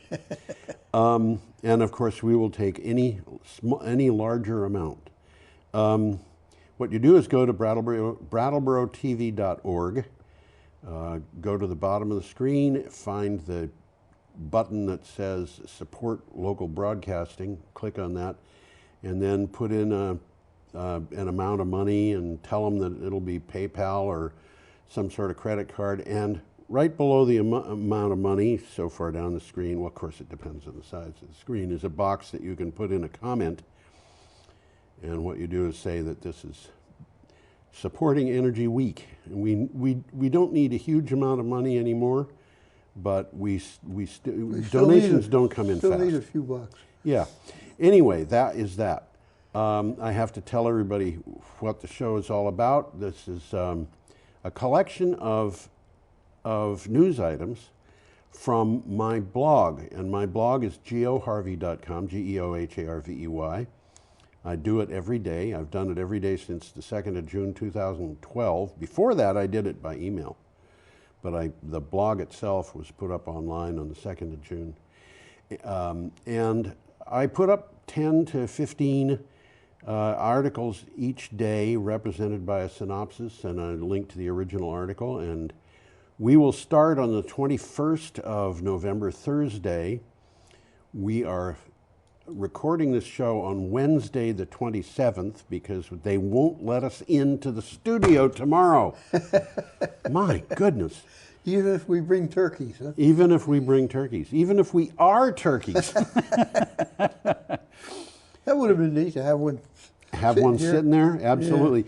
Yeah. The way the Energy Week works is we normally record the show on Wednesday mornings, Thursday mornings. Today we're going to do it on a Wednesday because they won't let us in on Thanksgiving. And the equipment can't deal with that. The equipment can't deal with it, as we just found out. Everything in the studio just put up a sign that said we're going to wait until Friday. Okay, but it is Wednesday, and it is the 27th of November, and we're starting our show with news from the Thursday, November 21st.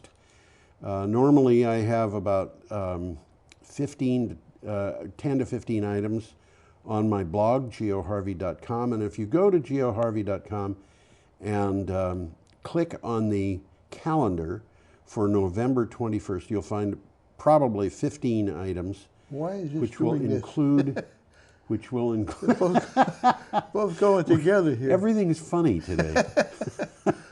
I want to get us both up here on You the wanna get screen. us both up I there. can get us up There on you go. 2 screens, but Well, no. Hold it. Nope. No, go. At least I got 2 different screens up Okay. there. All right. And if I push this, There you go. See, it works. It works. Okay. Technology works sometimes. We're starting on the 21st of November. If you go to my blog, geoharvey.com, geoharvey.com, and click on the 21st of November on the calendar, you will find about 15 items, which will include these 3 that are coming up. And let's put up a picture. Can we do that? I think we can. We're going to try. Let's try it. Yeah, there you go.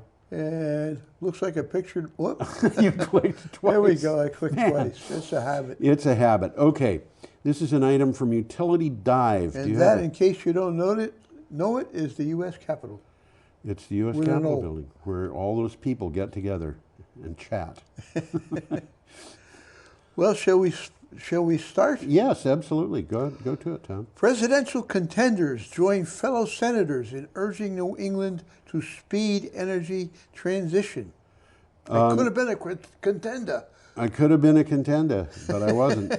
7 U.S. senators from 4 New England states have urged the regional grid operator to speed the addition of clean energy resources and take a more active role in addressing climate change as well as accommodating state resource policies. Well, the only senator from New England that didn't join these guys was Susan Collins from Maine. Why? Well, she's a Republican. Well, that doesn't count. Man. ISO, the Independent System Operator's focus on energy security, allows legacy generators to remain in place. What does that mean? Old utilities. Ignoring the benefits of, yes, Old utilities. That's exactly what it means. Old utilities is actually old. Traditional utilities. Old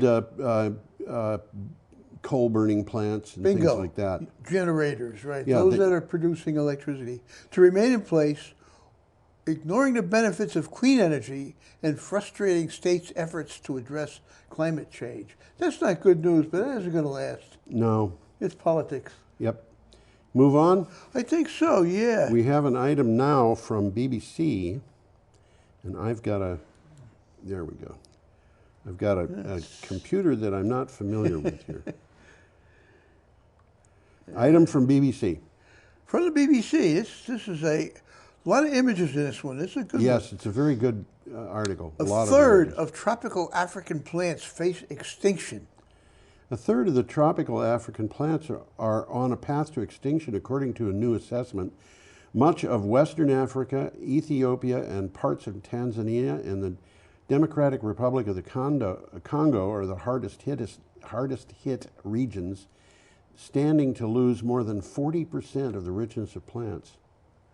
Well, what the article says, and I'll read it quickly, the mountain forests in Africa contain many rare species threatened by deforestation, land use changes, population growth, economic development, climate change. Another third of the species are potentially threatened in the near future.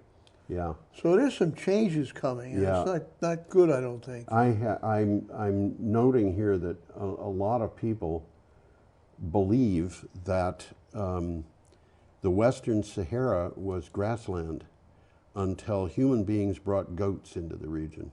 Goats it was, huh? That's what I've heard. Well, I'm sure that the Sahara at one time was all grassland. I know that. Yeah.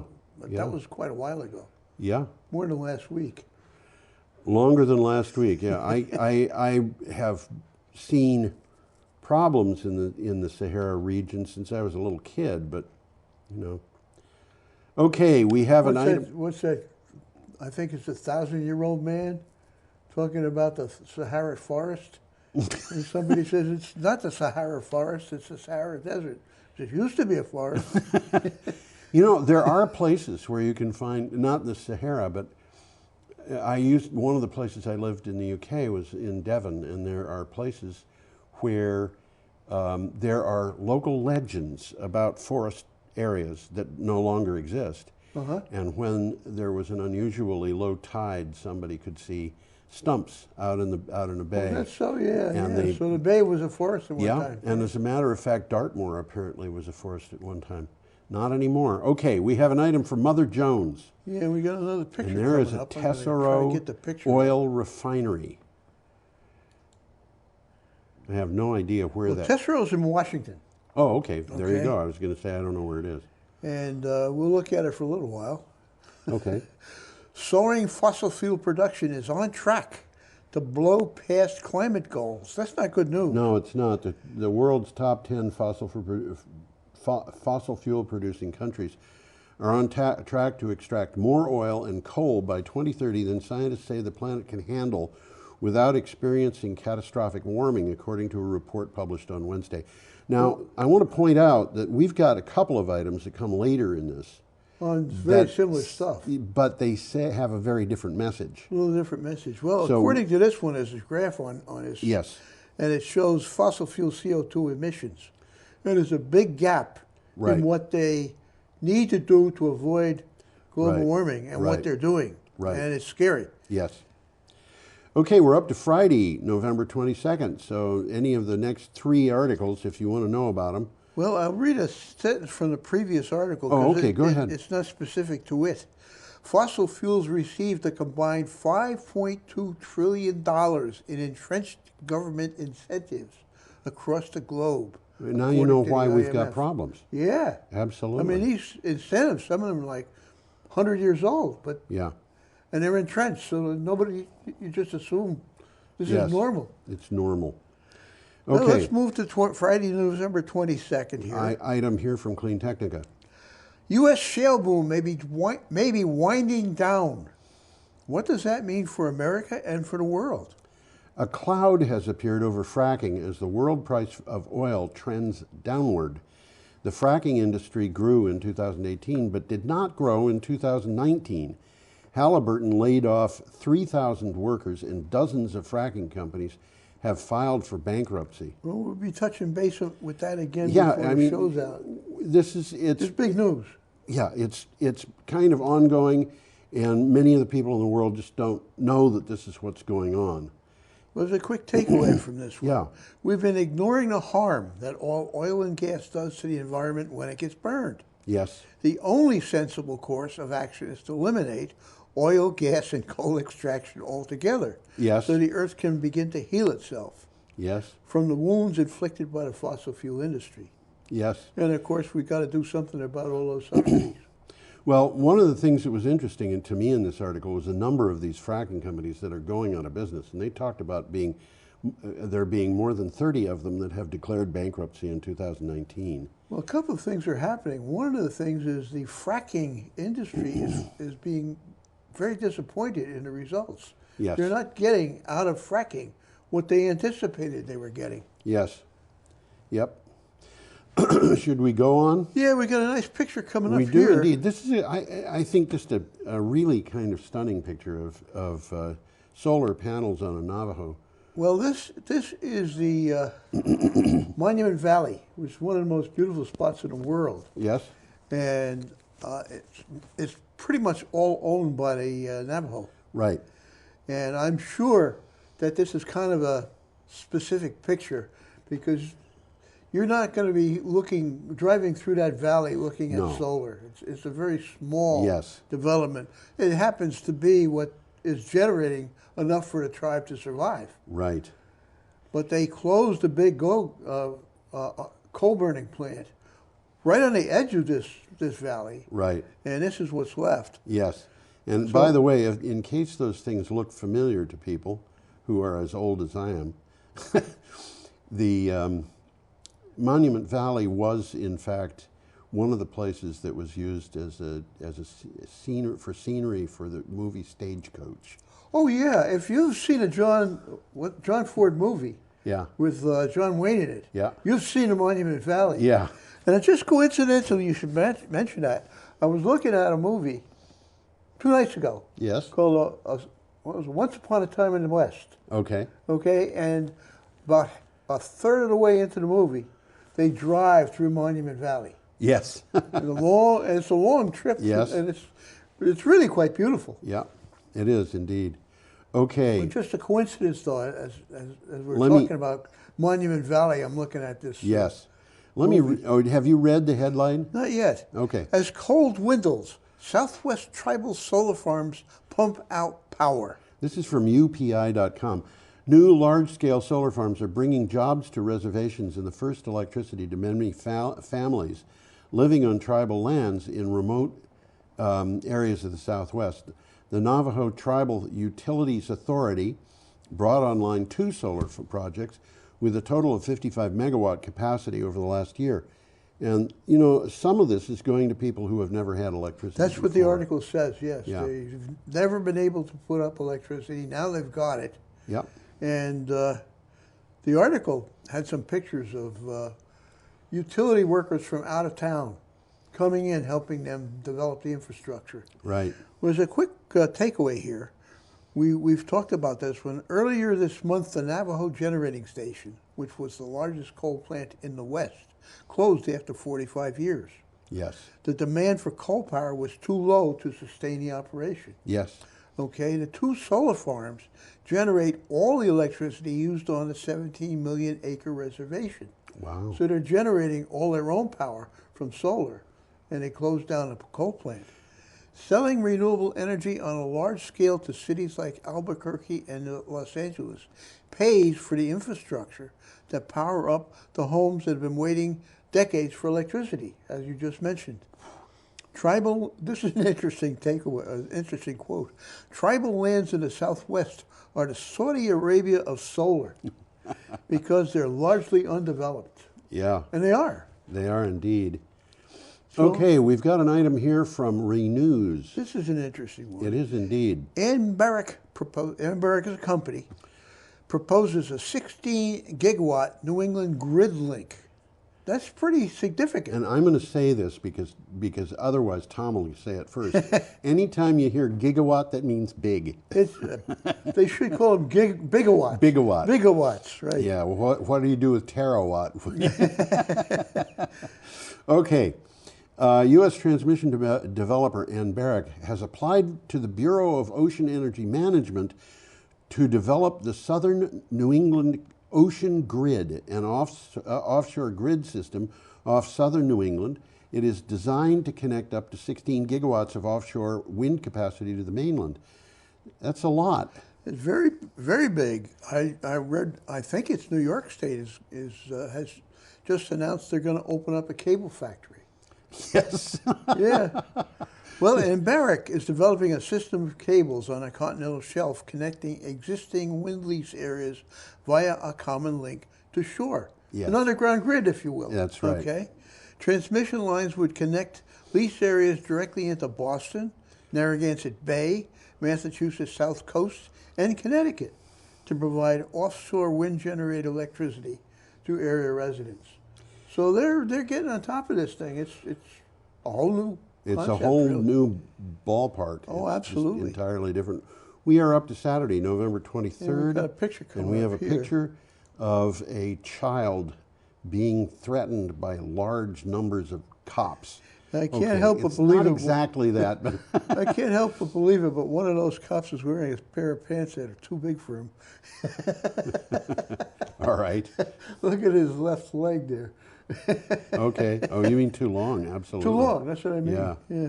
Okay. Sunrise Movement goes viral without Twitter ads, yet it still influences national narrative. Well, this You is gotta from, explain what that means. Yeah, this is from Clean Technica. And let me read the short synopsis here. Climate action movement. The climate action movement is building around the U.S. and the world, in good part due to Sunrise advocacy. Sunrise is an organization. The word has spread without such things as insidious Twitter ads. The Sunrise movement is accomplishing a lot with little more than people power. They are not going on Twitter and a lot of, I don't know, they may be using some social media, but they're not doing much. They're doing this by certainly word of not mouth. taking out ads on Twitter, Yeah. which they pay for. Yeah, I mean, if you just tweet, you don't pay for it. but you take out an ad, you pay for Yeah. it. Yeah, Which is that's how it works. I mean, that's how it works. If I were president of the United States, I would ban the use of Twitter. but this president likes it too Yeah, much. the only problem with that is I can't ban private use. I can't ban state use. I can't ban corporate use. But by golly, the federal government is being run out of Twitter, it seems. Well, a quick takeaway about the Sunrise. The Sunrise movement is a movement to stop climate change. The movement promotes a conceptual framework about fossil fuel billionaires' greedy grasp on energy networks. Which is why they're not using Twitter. How political power through a Green New Deal fostered by everyday people could break monopolies' hold, and that transition to 100% renewable must leave no one behind. well, I agree with So it. the Much of sunrise that. movement, I think, is going to be important. Yeah, the only thing is I'm beginning to think that the Green New Deal will not be sufficient. It may not be. Yeah. It may not be. Well, they're still talking about it, though. Yep, they are indeed. Okay, Well, our the next one coming up, our next one is from Clean Technica. solar costs and wind costs so low, they're cheaper than existing coal and nuclear, according to Lazard. Lazard's latest LCOE report, that is levelized cost of energy, says cheap energy from solar and wind are competing with existing coal and nuclear plants. It can be cheaper to build new wind and solar farms and use them than to keep existing coal and nuclear power plants going. Well, they say something interesting here. Solar and wind aren't just cost effective when subsidized, they're cost effective when not subsidized.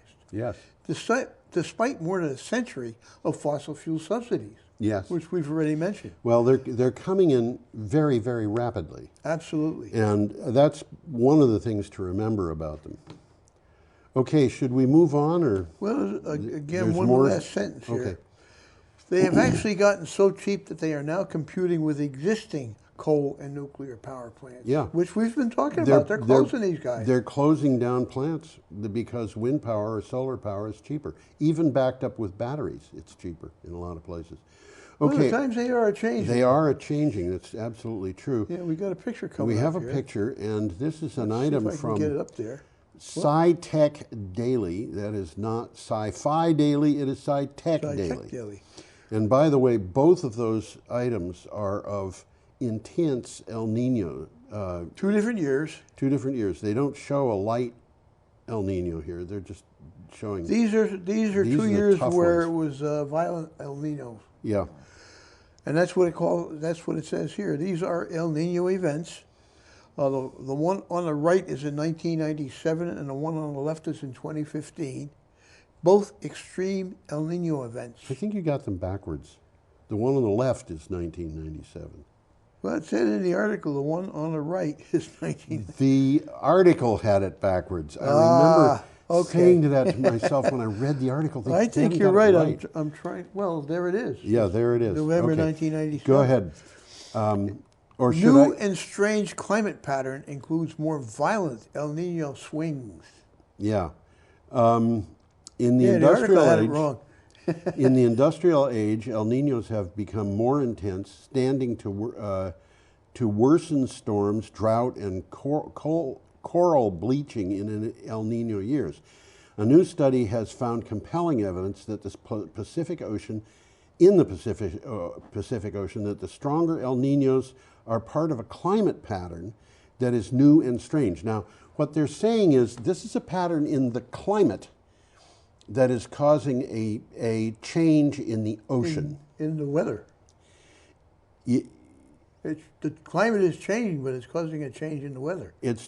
Well, El Nino's causing it, but the climate is changing, which is causing the El Ninos to be worse, which is causing the weather to change worldwide. Well, a quick rundown on what an El Nino is, because I had to look it up myself just to refresh. Every 2 to 7 years in the spring, an El Nino is born when the swings of heating and cooling of equatorial Pacific waters swell into a long heat blob, which you see there in the picture. Okay? Typically peaking in the early winter.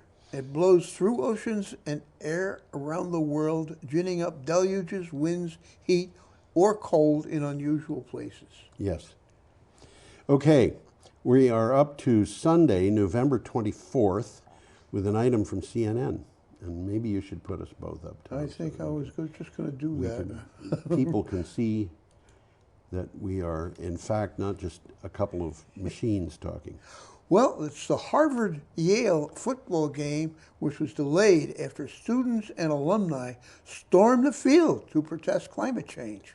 The Harvard-Yale football game was delayed nearly 30 minutes after more than 100 students and alumni flooded the field at halftime to protest against the school's endowments from fossil fuels companies. Well, the website has 2 videos. Yeah. One of them is that crowd assembling. Yeah. And the other one is more advisory. It says what you can do. Okay. Okay, which is an interesting video. And the students are demanding that our universities take responsibility for their role in perpetuating the climate crisis and climate injustice. They're calling on Harvard and Yale to fully disclose, divest, and reinvest their holdings in the fossil fuel industry. Right. Now, you don't realize how much these students or these schools are investing their endowments in fossil fuels. Right. So that's what this is all about. And we got Okay. another picture coming up We here. do This is have a kind of picture. interesting. This is an And interesting this is picture an here. interesting item from Clean Technica. Public-private partnership building net zero homes for low-income families in Rhode Island. And there's a picture of the homes. Cute little house. In Rhode Island, a in Rhode Island, let me start again, a public-private partnership is building 5 new homes for low-income buyers that are designed to have no utility bills at all. The design is a project of the Rhode Island School of Design Architecture program. They actually have 2 of these, which is why that picture says Unit A at the top. Yeah, it's slightly different. But Slightly different. they look alike until you see them side by side. Yeah, and they're very similar, obviously. That's a neat little house. It is. These are not homes for rent. These are homes for sale to people with low income. And Yeah, but they're selling them at attractive prices. They're offering these things for 140 grand. Okay, a typical house in Brattleboro is 215. Well, that may be attractive to some people, but it's out of my budget. Okay. The thing that they point out about these things is that when you buy a house, you don't just buy a house. You buy a tax burden, you buy a mortgage burden, but you also buy a utility burden. Utility burden. And And the these things are utility designed burden to is eliminate big, that. and they eliminate the utility burden. And when they say net zero, they mean the person who buys this house does not have to pay for electricity, does not have to pay for heat. So, That's a good saving. It's a big saving, that's right. And it also means that people are not subject to changes in the costs of fuel and things like I'm that. going to put the house up again so you take a quick look at it. Yeah. This is a good pilot project. Yes, it is. And that's what it is. It's a pilot project. Yep. And I'd like to see it going on right here in Brattleboro. Yep. So let's move along. All right, I have an item here from Antelope Valley News. You do, huh? I do. It's We called do. Newsom halts hundreds of fracking permits. So we're going to find out in a second what or who Newsom is. What or who? Okay. California Governor Gavin Newsom halted approval of hundreds of fracking permits until independent scientists can review them. The State Division of Oil, Gas, and Geothermal Resources announced it will not approve new wells that use high-pressure steam to extract oil from the underground. And Well, they're looking at the damage that this is causing. Yeah. And they're getting on ball. This high-pressure steam is a process that Chevron is using in California to extract oil, okay? And they have recently had a breakdown, I'll call it that, a disaster, which leaked more than 13 million gallons of oil and water in California. So they're getting scared. Yes. And the process is different from fracking, which uses water. This uses steam. Well, I want to point Not out much here, different, but there's 2 sentences in this synopsis, and they're not actually exactly the same. One of them is talking about halting fracking, Yes. and the other is talking about high-pressure Yes. steam. Yes. So we've got, basically, the state wants to close down the whole thing. well, they're looking at the second-order consequences, and they're not good. They're not. Okay, Now we got another nice picture coming up here. we have a nice Let's picture. start A off with nice the picture? I don't think that's a nice picture. Well, let's get it up. see It's if a I can picture get it one up. way or the other. Well, I clicked it twice again. And we are up to Monday, November 25th. All day. All day. Yeah. Climate change. Greenhouse gas concentrations again break records. And I'm trying to look at that picture there. And I certainly understand what's on the right, but what's on the left? I think that must be a bridge or something along those lines, a raised highway. I couldn't figure it out. Well, It's irrelevant, really. Yeah, atmospheric concentrations of carbon dioxide and other greenhouse gases once again hit new highs in 2018.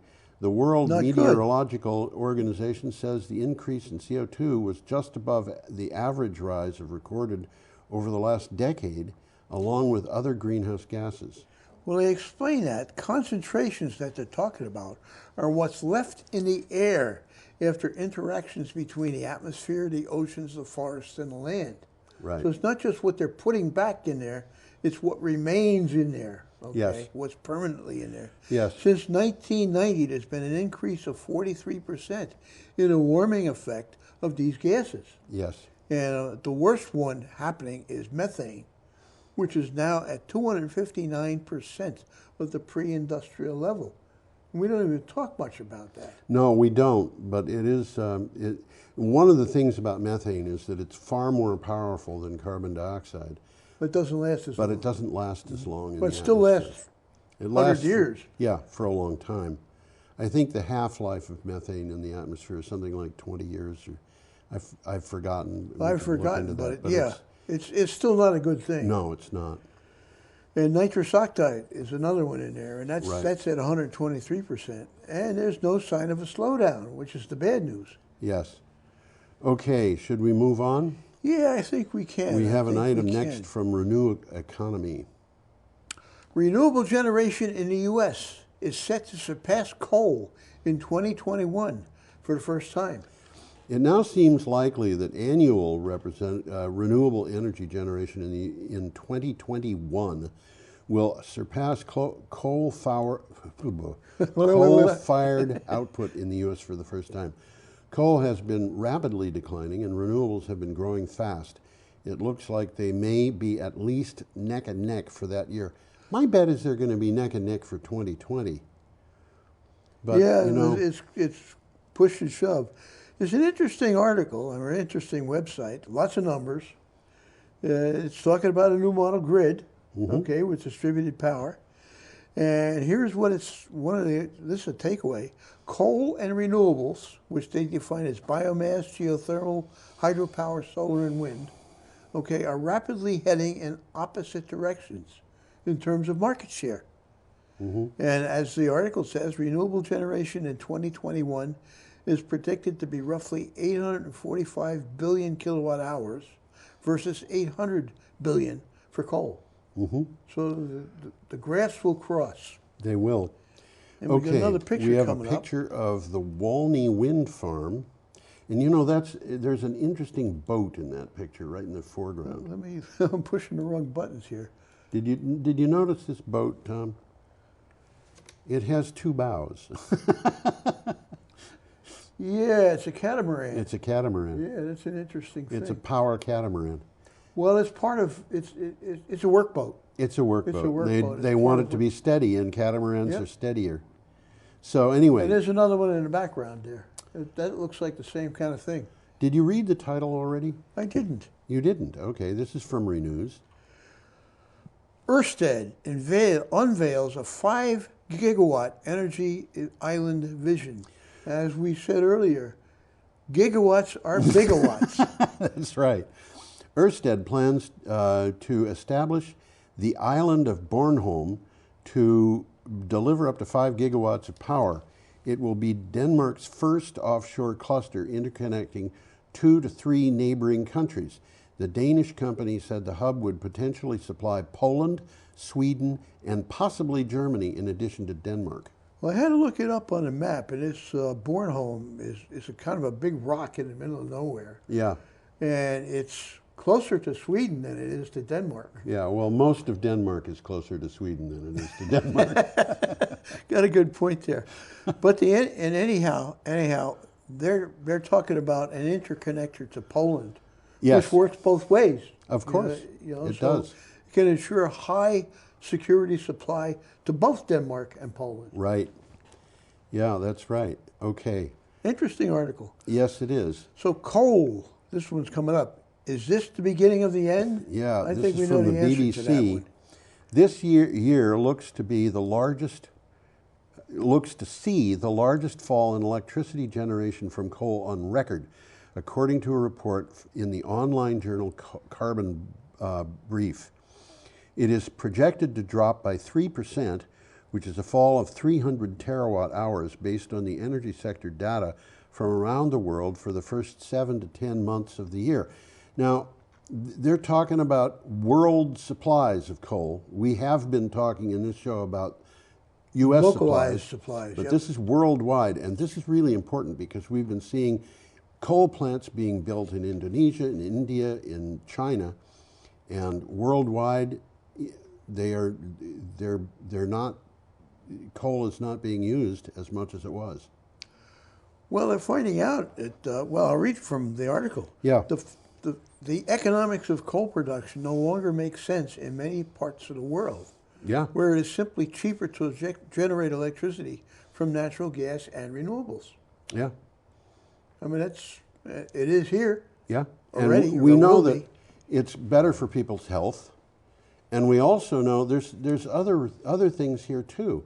If you can generate renewable power locally, and you would have to import coal, or oil or gas, which is, for an example of a country that is like that is Japan.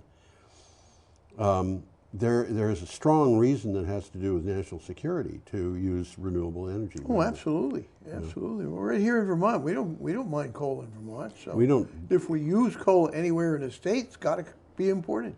That's right. And you know 118 Elliott? Yeah. Okay. The woman and man, the couple owns 118 Elliott. Lissa Weinman is the woman. And she was complaining rather bitterly when she bought that place because she's very into environmentally sound ways of generating electricity and so forth. Well, it used to be, at least, maybe still is, coal.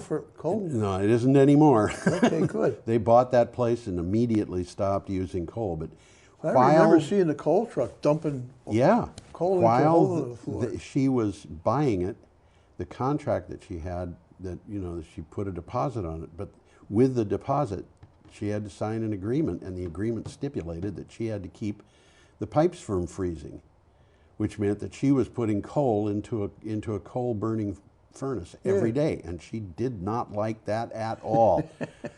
Lissa's an interesting woman, and that is an interesting place. There, it's a. No, it used to be a laundromat. It used to be a laundromat, and now it's. I don't even know how to describe it, but it's a meeting place for people that. Well, it's more than that. I mean, they have yoga and dance and yeah, it's a community resource. Really. It's a community resource, and the last time I met Congressman Welsh was in that particular place where he was talking. Yeah, it's this is an important item. Okay, so we're up to Tuesday, November 26th, with an unusual piece from Renew Economy, and it will need an explanation. We've got a picture coming. We do up indeed. Let's see if this I is can one of find the that few. picture. I think this is the only picture like this we've had. Solar panels at night. Okay. Interesting picture, and it's an interesting concept. Yes.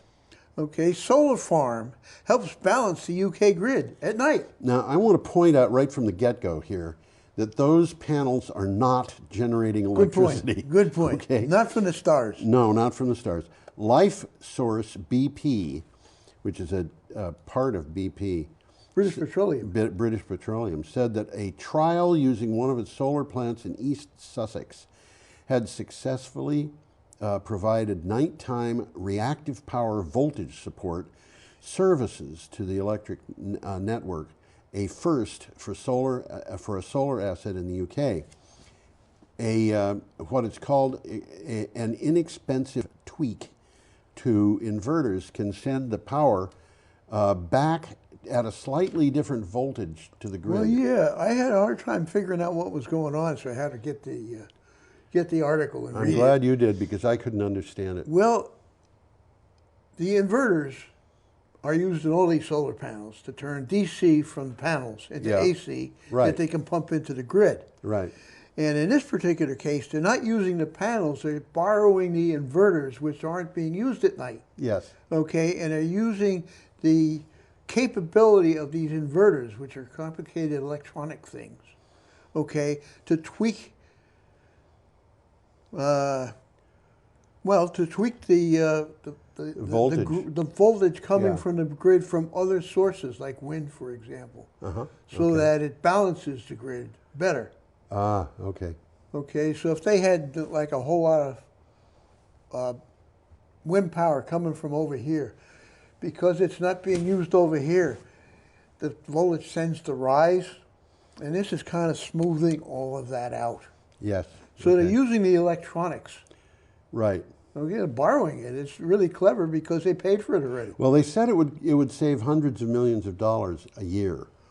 Well, in order if they could do this when they widespread. tweak that, yes, they're saving a lot of money. a lot of money. Yeah. Meanwhile, this is an interesting one. Back at the ranch. Lightsource has started on a 200 megawatt solar farm near Wellington, New South Wales. And that's 40 times the size of the solar farm in Brattleboro. Yes, it's big. It's a big solar farm. Yep. Okay. We have our next item is from Renews. And this one is even more interesting. Wind Europe plots a 450 gigawatt European Union offshore goal. To achieve the European Commission's target of 450 gigawatts of offshore wind by 2050 requires annual installation rates to rise from 3 gigawatts today to over 20 gigawatts in 2030, a report from Wind Europe says. This is a report that's going to be pretty easy to calculate. If they're going to get there, they have to do this. This study suggests that the bulk, 112 gigawatts, should be deployed in the North Sea. And then it goes on to talk about where the rest of this should be deployed. By the way, 450 gigawatts, that's about 800 Yankees. Okay? And I'm not talking about the New York Yankees. I'm talking about the Brattleboro Yankees. Vermont Yankee. And they're talking about 85 gigawatts in the Irish Sea. Yep. Okay? 83 gigawatts in the Baltic. Yep. 70 gigawatts in the Mediterranean. This is a big projection here. The projects in the northern European waters would require less than 3% of the total available space of the sea in that region. Isn't that amazing?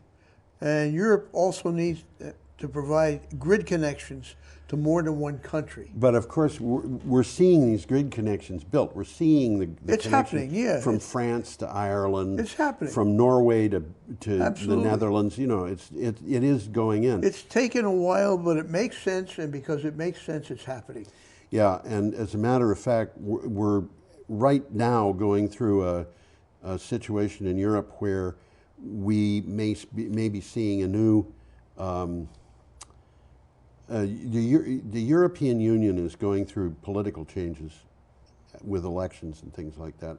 Okay. And a woman who might wind up being in charge of the whole thing is talking about putting the whole area into a Green New Deal. Oh, yeah? Yeah. Interesting. So, this is something I have absolutely no doubt, this business of addressing climate change is the biggest business opportunity that has ever happened. I wouldn't argue that. I really wouldn't. Yeah. No, and it is. What are we doing in the United States? We're trying to stick with old technology. And that is not going to work. They got the money, and they've spent the money on oil and gas, and they don't want stranded assets. Yeah. It's as simple as that. China, I just read in the news today, has the largest number of people in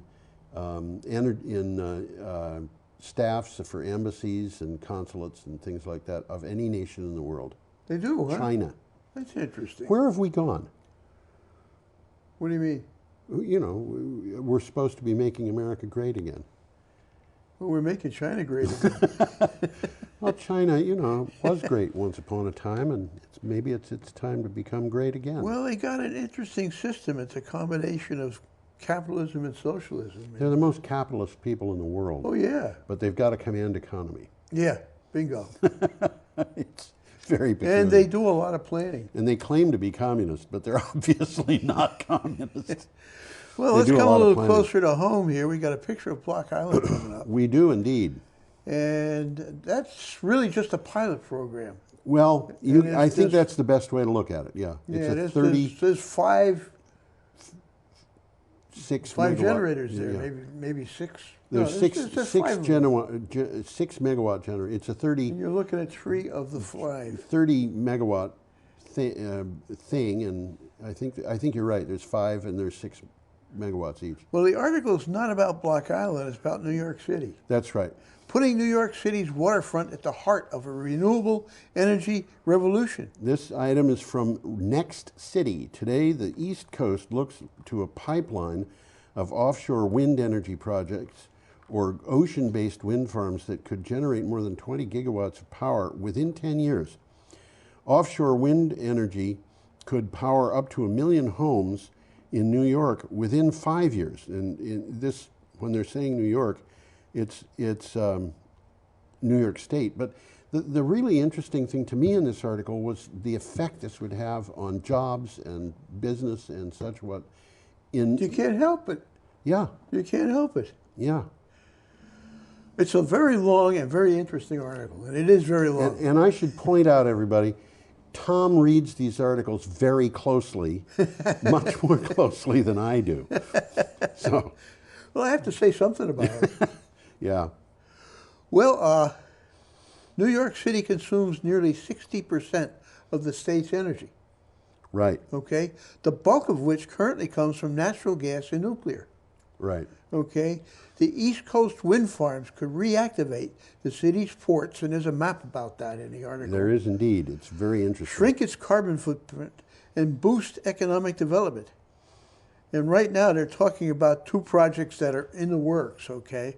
Empire Wind in New York Bay, Right. right by the entrance to New York City, and Sunrise Wind east of Montauk. It's really closer to Rhode Island. Yeah. Okay, and they're working on these already. I mean, these are happening. They're not in Right. process yet, but And they're they've got a happening. lot that are not happening but are being developed well, anyway. They finally awakened to the fact, hey guys, we can make some money here. Yes. And that's what this article's all about. Yes, it is. The 2 projects are expected to be operational, at least 2, are by late 2024. And there's a map, okay? New York sits at the middle, and this is interesting, of a coastal corridor that stretches to Maine to North Carolina, where the shallow waters make it easy to install turbines. And the strong, consistent winds lead some to speculate that the East Coast could generate enough energy to power up the entire United States. And we've said that right here. We have indeed, yeah. Well, this is And the last article we have. the next one. I don't have a next one. I do. You want me to read the title? Yeah, I don't It have a says, next one. Bleak outlook as carbon emission gap grows. Say that one again? Bleak outlook as carbon emissions gap grows. It's from the BBC. You must have put that one in after I... No, I put it in with the others. Well, I didn't get it. The annual emissions gap report shows that countries will have to increase their carbon cutting ambitions 5-fold if the world is to avoid warming by more than 1.5 degrees, the UN says. The annual emissions gap report shows that even if all current promises are met, the world will still warm by more than double that amount by 2100. In other words, they're saying the promises that the Paris Agreement came up with are only enough to keep us to a rise of 3 degrees.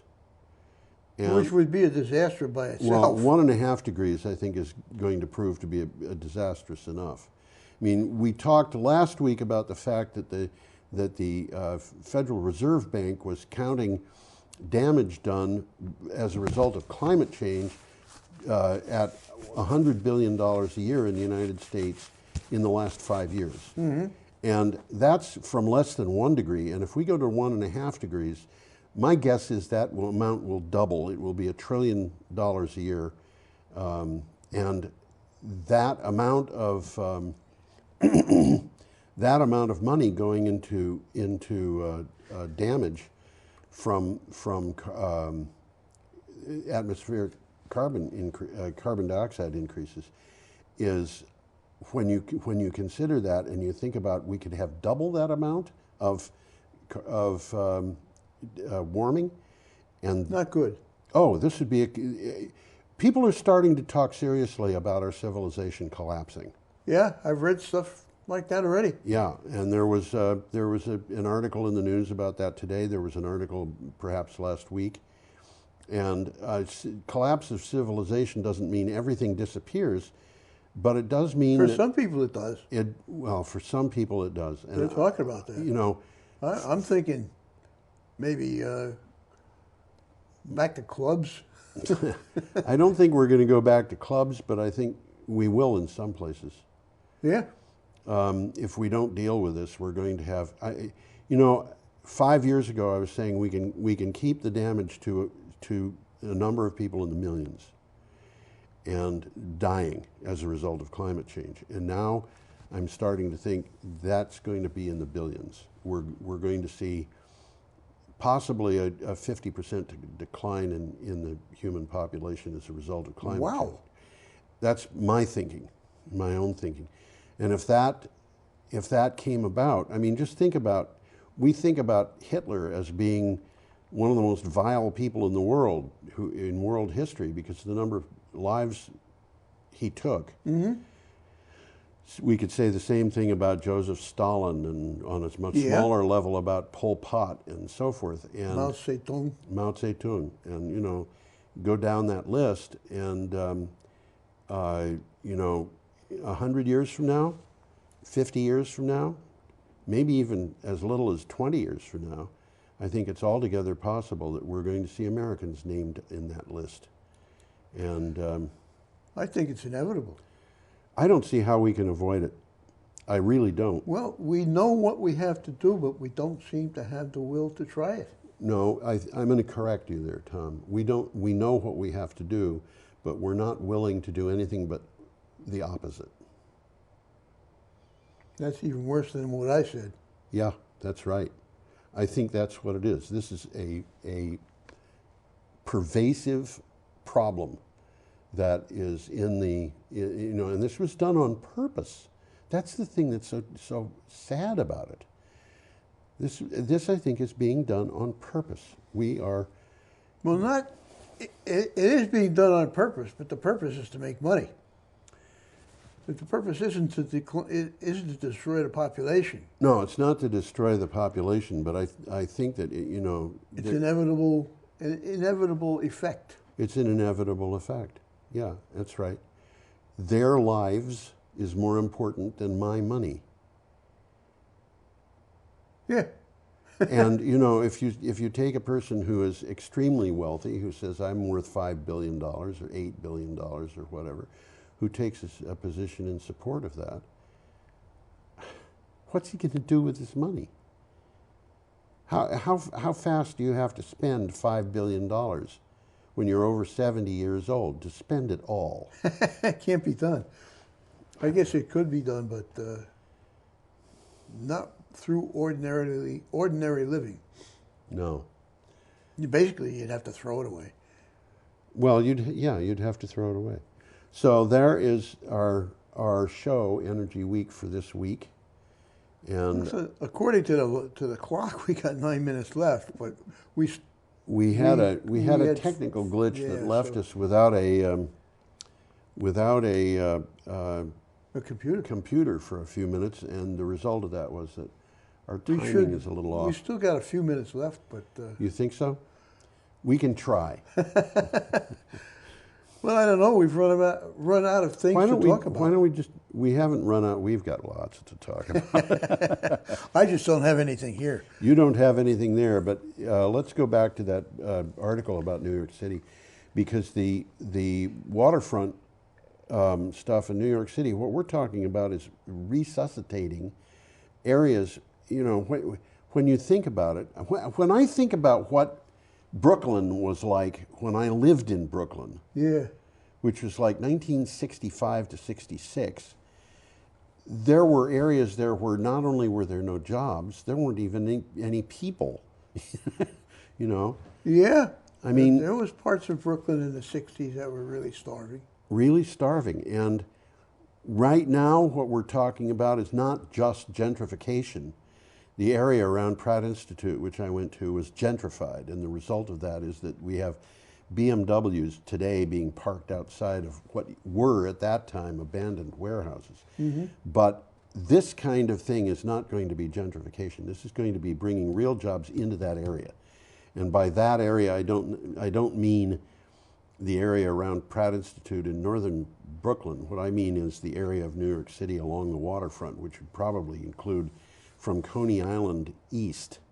And you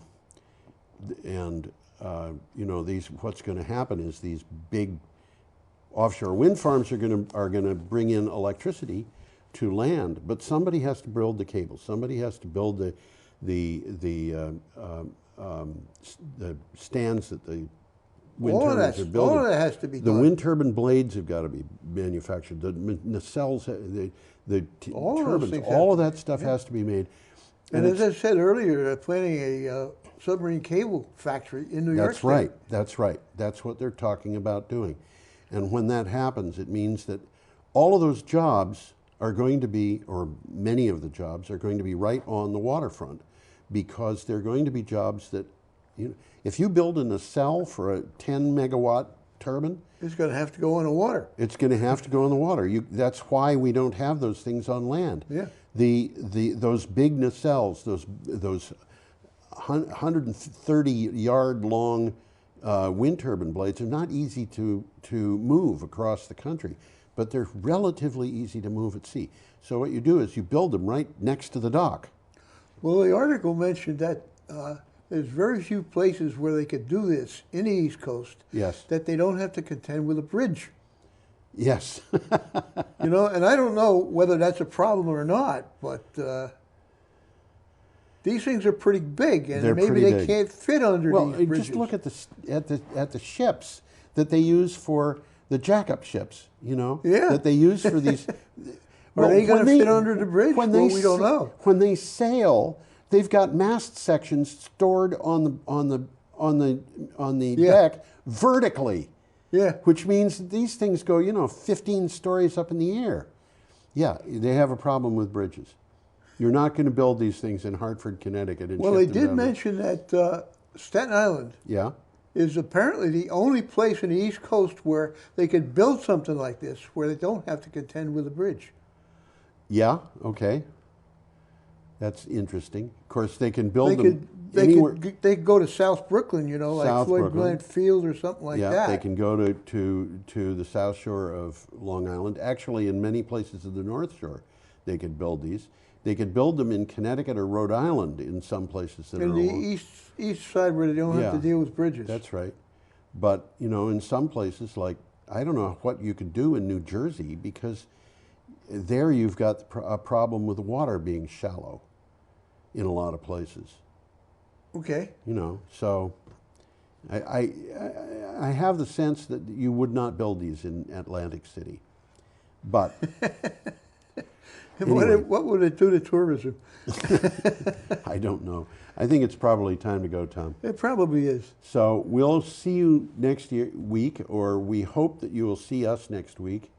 We had 6 days this week. We're going to have 8 days worth of news next week, which doesn't mean a longer show. It just means we've got slightly lighter coverage each day. Yeah, a little bit less. But we'll see you next Well, time. what did we do? We normally do 21 items. We normally about do 24. 21. Today we did 20 out of 6 days.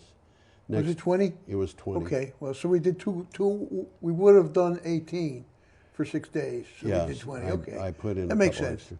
Next week there will be a couple of days when there's only 2. Have a good Well, week. you'll come back.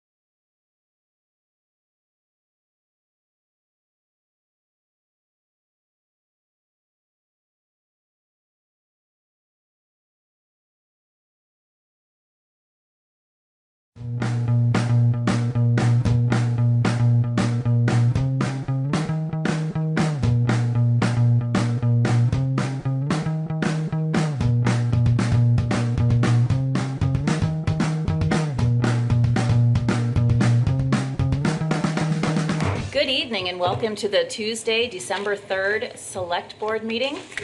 At this time, I'm going to ask Jan if the meeting's been properly warned because we didn't have an executive session again. Yes, it has. It has, and here comes David. Dun, dun, dun, dun, dun, dun, dun. Here's David.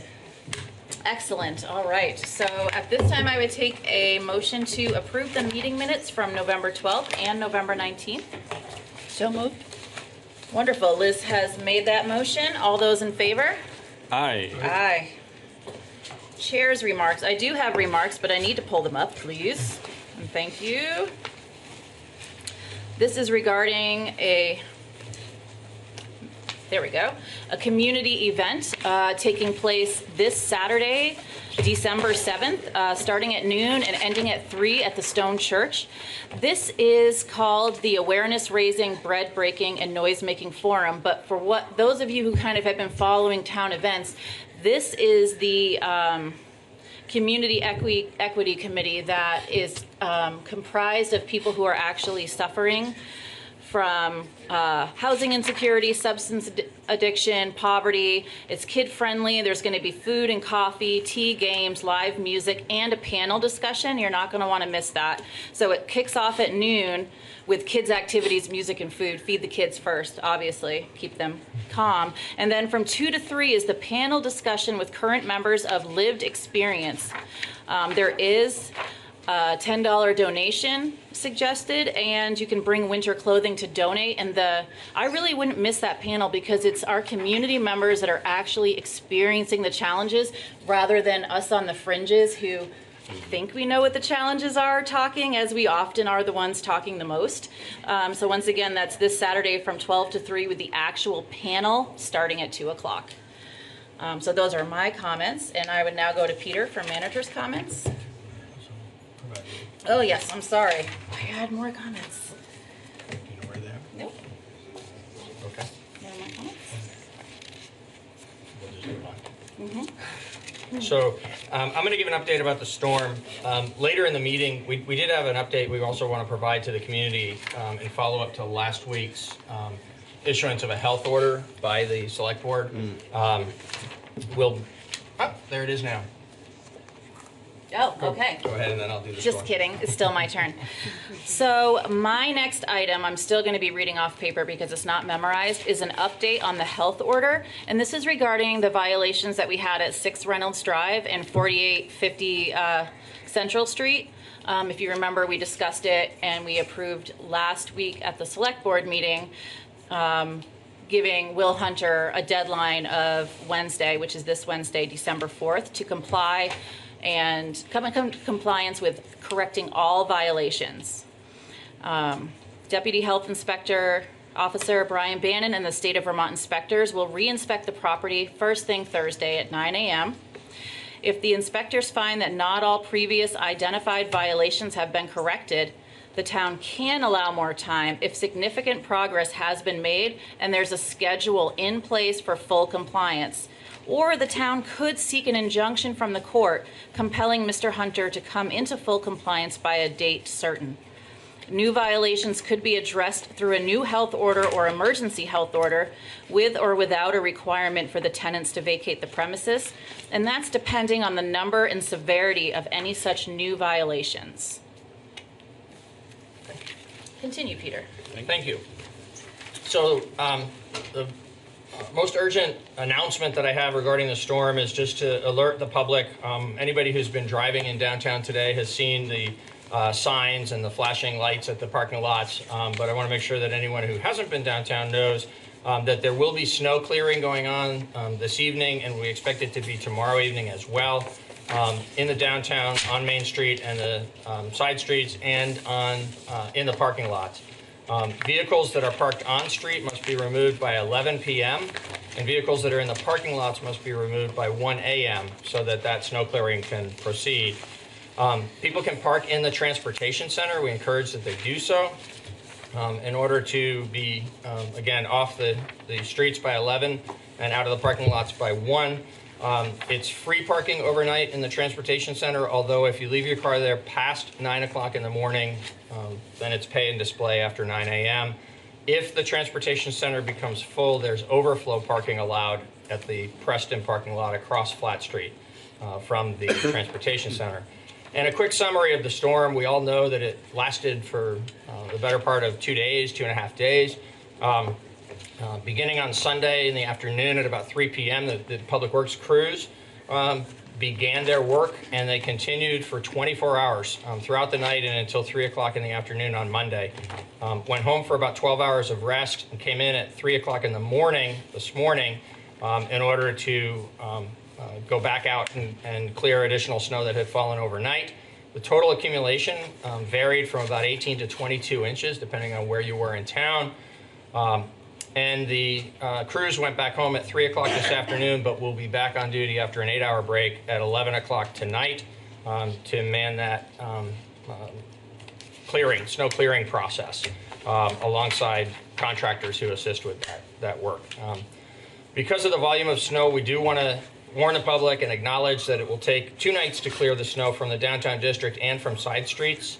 The sidewalk tractors have been out clearing the sidewalks. It's been important that there is now a second sidewalk tractor that's available for storms, particularly a storm of the intensity of this. There were places on the sidewalks where, from the snow that fell and the snow that was thrown by the plows to clearing the streets, where there was over 5 feet of snow on sidewalks in particular locations.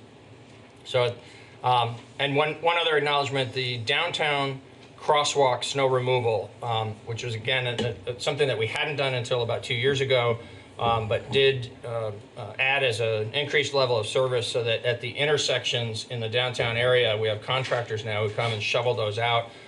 Because of the duration of this storm and how much snow was falling, the contractors came out several times during the storm, and our observation and our feedback is that they did a good job of keeping those connections between downtown sidewalks and the crosswalks clear. We do want to remind all residents not to park on the streets overnight, and please don't plow, shovel, or blow snow out into the streets or onto the sidewalks, as that obviously thwarts the community-wide effort to clean up. So that's the report on the storm. Unfortunately, I also have sad news from and about the Public Works Department. Anthony Bombasino, who's a Public Works employee, 36 years old, died this week. And we want to extend our condolences to his family. Anthony had been fighting cancer bravely, but passed away. And it's an enormous loss, obviously, for the folks who work side by side with him every day in the Public Works Department, but for all of us who were his teammates in town government and for our community. This is a dedicated public servant, and it's heavy on the minds of these Public Works crews clearing the streets for us these last couple of days during the snowstorm to not have Anthony alongside them in that effort. So I'd ask that we have a moment of silence for Anthony Bombasino.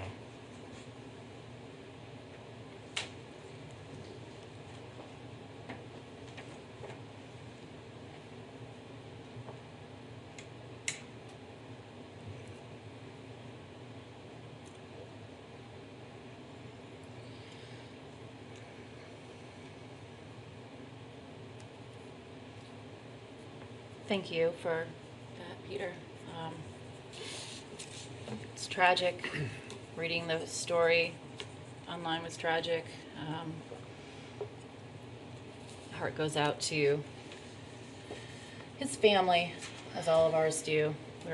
We might be what seems like a large employer, but we're pretty close-knit, and everybody knows everybody, and it's a close-knit team on Public Works for sure. So at this time, moving out of that good period of silence, I'm going to ask my fellow board members if they have questions or comments or committee reports or anything they'd like to share this evening.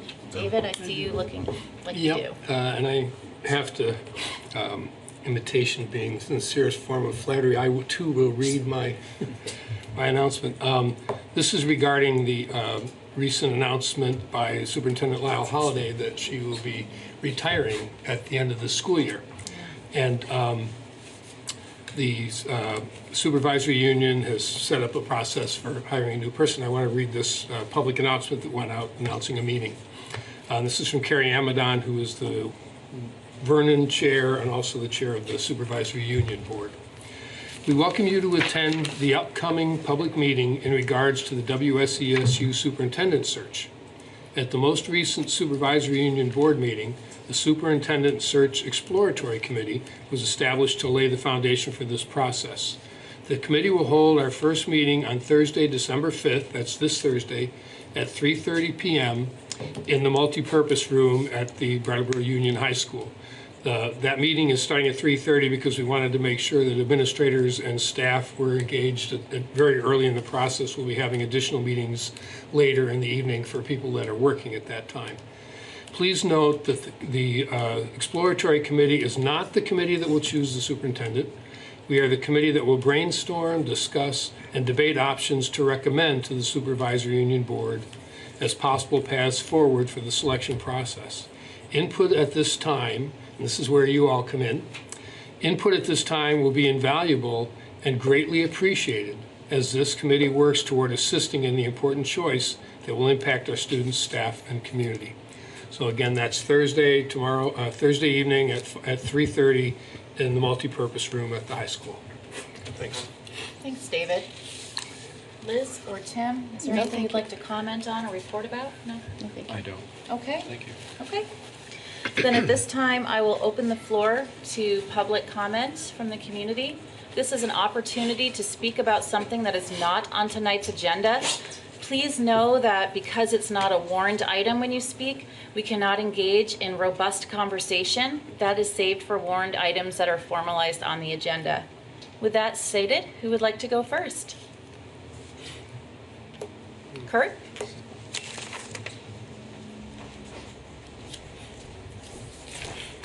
You know the routine. Hi, my name is Kurt Dimes. I live in Brattleboro. Considering the stresses and the joys, but especially the stresses of the holidays and the political climate and the climate emergency and all, I would request the board make a motion for declaring snow day,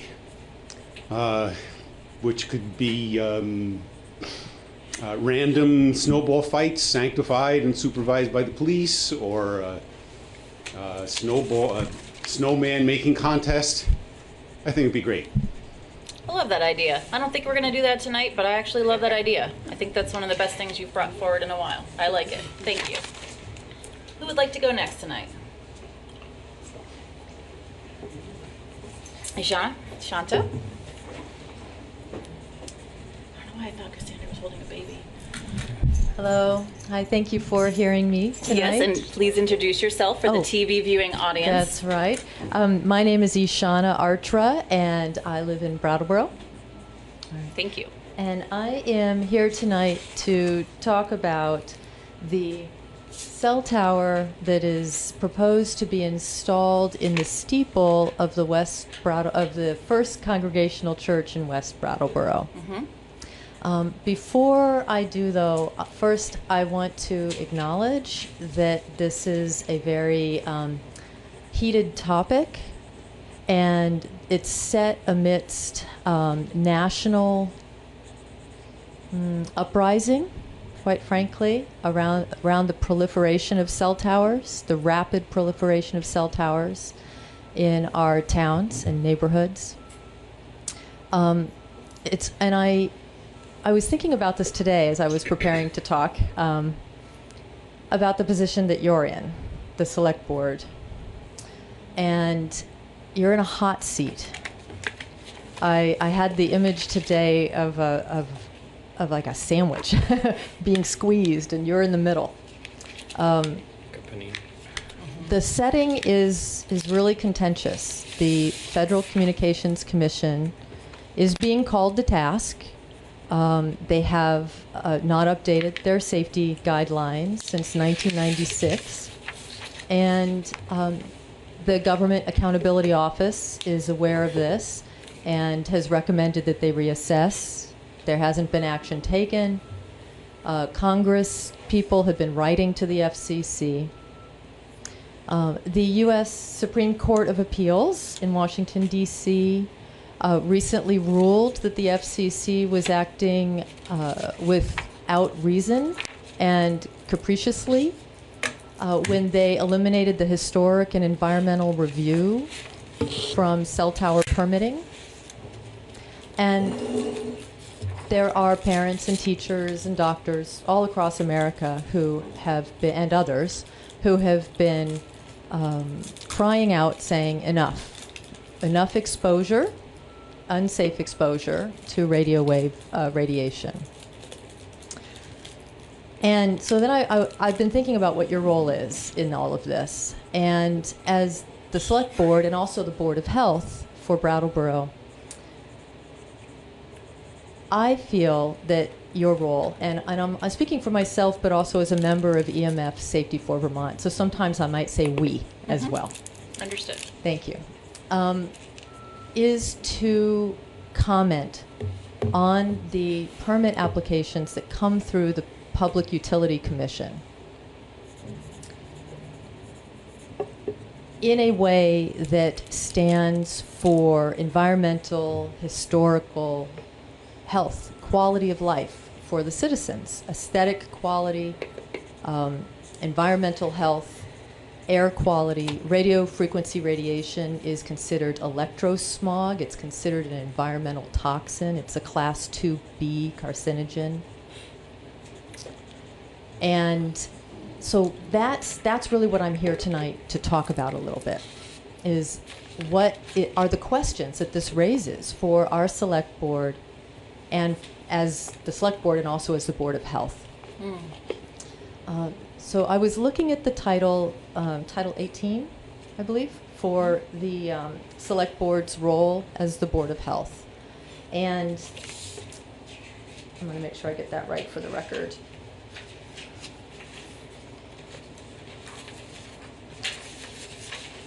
Yes, Title 18, Chapter 3, specifically 126, 128. Anyway, I'll tell you that later, but I'm also going to hand this to you, too. Okay. And how I see it, you have an obligation, a responsibility, and an authority to thoroughly consider the health impacts and to protect the public from health hazards and risks. And that's a really important statement that's made in the statute, hazards and risks. Risks, class 2B carcinogens are risks. So speaking up feels appropriate. It seems like an appropriate thing for the Board of Health of Brattleboro to do. So I'm speaking to you tonight about the possibility of your advocating for a safe, secure, reliable, reasonable alternative to the proposed multiple new cell towers in Brattleboro, starting with the steeple of West Brattleboro's first Congregational Church, which would hover over the West B Nursery School. It would also be set just a few hundred feet from the Academy School and a few hundred feet from the fire station. Now, I don't know if you're aware, but the International Firefighters Association has a resolution, number 15.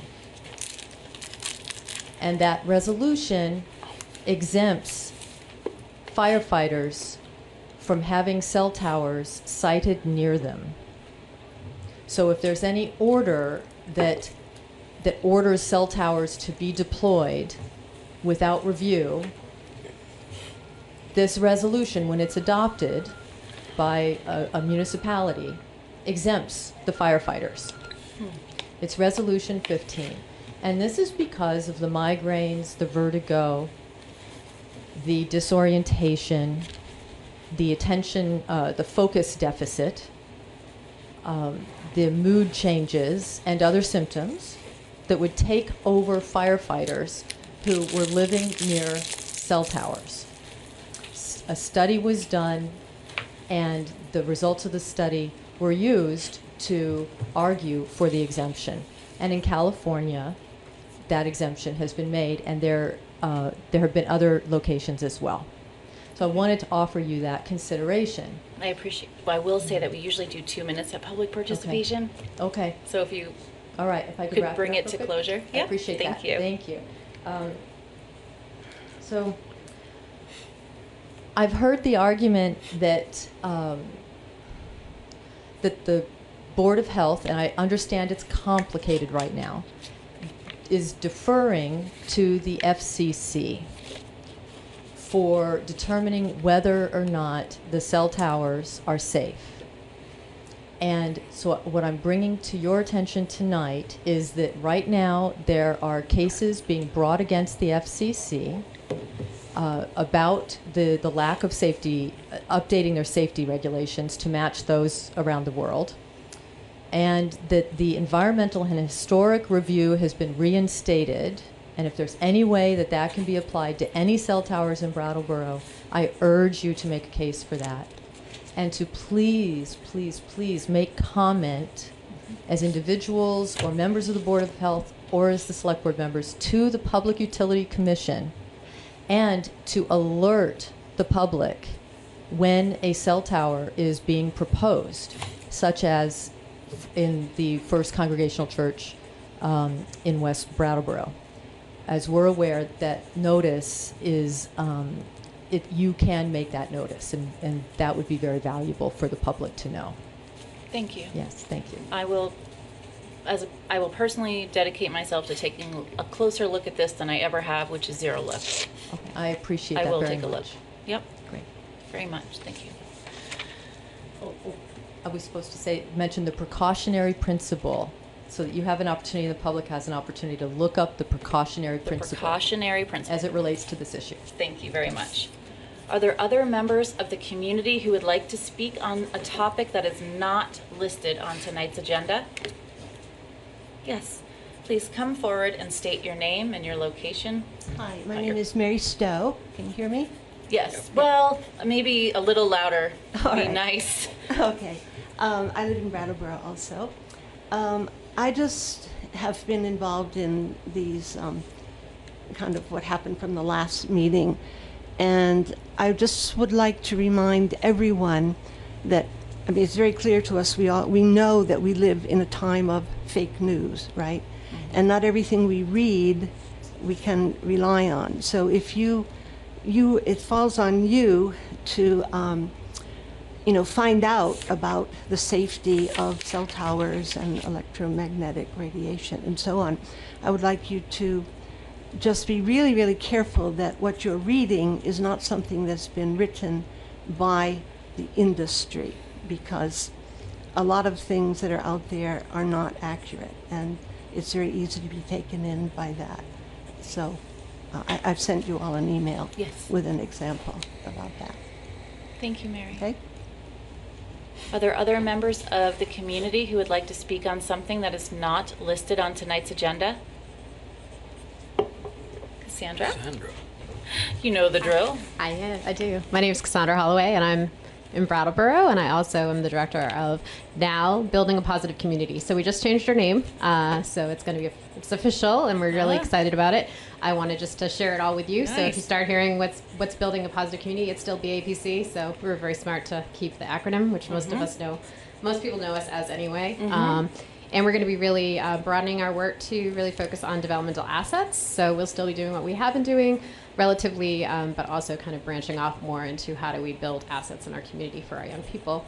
And I know David's invited us somewhat to talk to the school board. Diana Wally has run a program called, she's been running the social competency program through the school district for the last 10 years, and we do middle school leadership trainings, and we've been kind of shadowing her, and we're going to be taking over a big hunk of that. So, so it's also timely for our name change. So when we're talking with our kids, they kind of get it. So, and we're really excited to bring our youth and give them more voice. So hopefully you'll be seeing more youth over the next year as well. So just wanted to share that news with you. Excellent. And I actually really like that name change. That sounds good. That feels right. Nice job.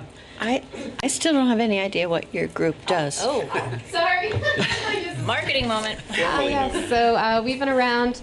I've been saying 25 years, but it very well might be 30, so I got to check that before we fully launch. So we started, we have been a substance abuse prevention coalition. So we have been working again in this community for between 25 and 30 years. And we had a drug-free community grant for 10 years prior to me becoming a director, and we've been running 6 months past that, 6 years past that.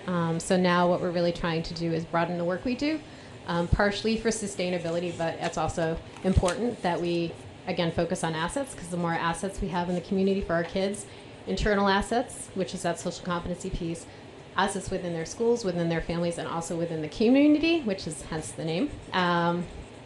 That's kind of what we do, is we look at how do we support all of those areas for our young people to thrive. And the more that we have assets, the less risks they'll have, not just with substances, but other, behaviors that might cause them harm. So, thank you. So yeah, thank you. Check out our website. It's bapc802.org. Thank you. Perfect. Thank you, Cassandra. Thank you. Are there other members of the community who would like to speak on something that is not listed on tonight's agenda? Okay. Hearing no more comments, I would go ahead and move us all the way down to new business, with our first order of new business being resolution supporting municipal authority in a commercial cannabis system. Peter? Thank you. The details of this are set forth in a memorandum from me to you dated November 25th. And the essence of it is that the legislature has been working on cannabis deregulation and legalization for the last several years, and going through a process of gradually making it more and more legal, and is expected in the upcoming 2020 legislative session to actually fully legalize cultivation, processing, commercial cultivation. Right now it's limited to personal use in small quantities, but it's expected that there'll be full legalization of commercial cultivation, processing, distribution, and sale of cannabis in Vermont. The Vermont League of Cities and Towns has been engaged on behalf of Vermont's municipalities in the discussion for the several years while it's been evolving, and has not taken a position either supporting or opposing legalization, but has been very strongly supporting the position that if there is a commercial market for cannabis that is legalized, that it should be rolled out in a way that gives enough time for municipalities to be prepared to address the impacts, and provides mechanisms for municipalities to have the proper authority and funding to prevent harmful impacts and address other impacts to the community. In that continuing effort, because of the fact that this is viewed as likely the session when the final questions will get answered and the legislation will be finalized and adopted, the League is asking all Vermont municipalities to adopt a resolution that stands for a slower pace and more authority for municipalities and more opportunity for funding than what exists in the currently drafted legislation.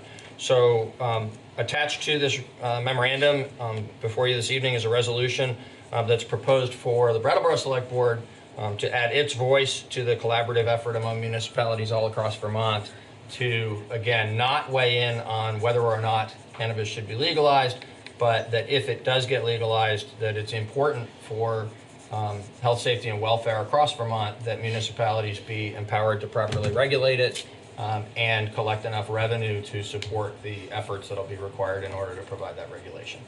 Great. I ask you to approve the resolution. Do we need to read the resolution, Peter? You don't need to, but if you'd like it read, I'd be happy to. I think that might be a good idea, Okay. because it's such a muddy bill in itself sometimes. Sure. This is a resolution supporting municipal authority in a commercial cannabis system. Whereas a regulated and taxed recreational cannabis marketplace will affect communities across Vermont.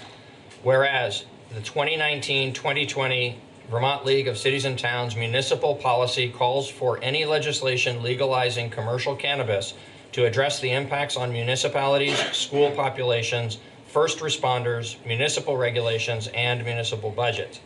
Whereas states that currently have a commercial cannabis market have guaranteed municipal governments local regulatory authority, taxing authority, and revenue sharing, and Vermont cities and towns need at a minimum those same guaranteed powers. Whereas all cannabis establishments that cultivate, process, manufacture, or sell cannabis will be wholly located in our cities and towns, and voters in cities and towns must be granted the right to opt in to hosting cannabis establishments within their community.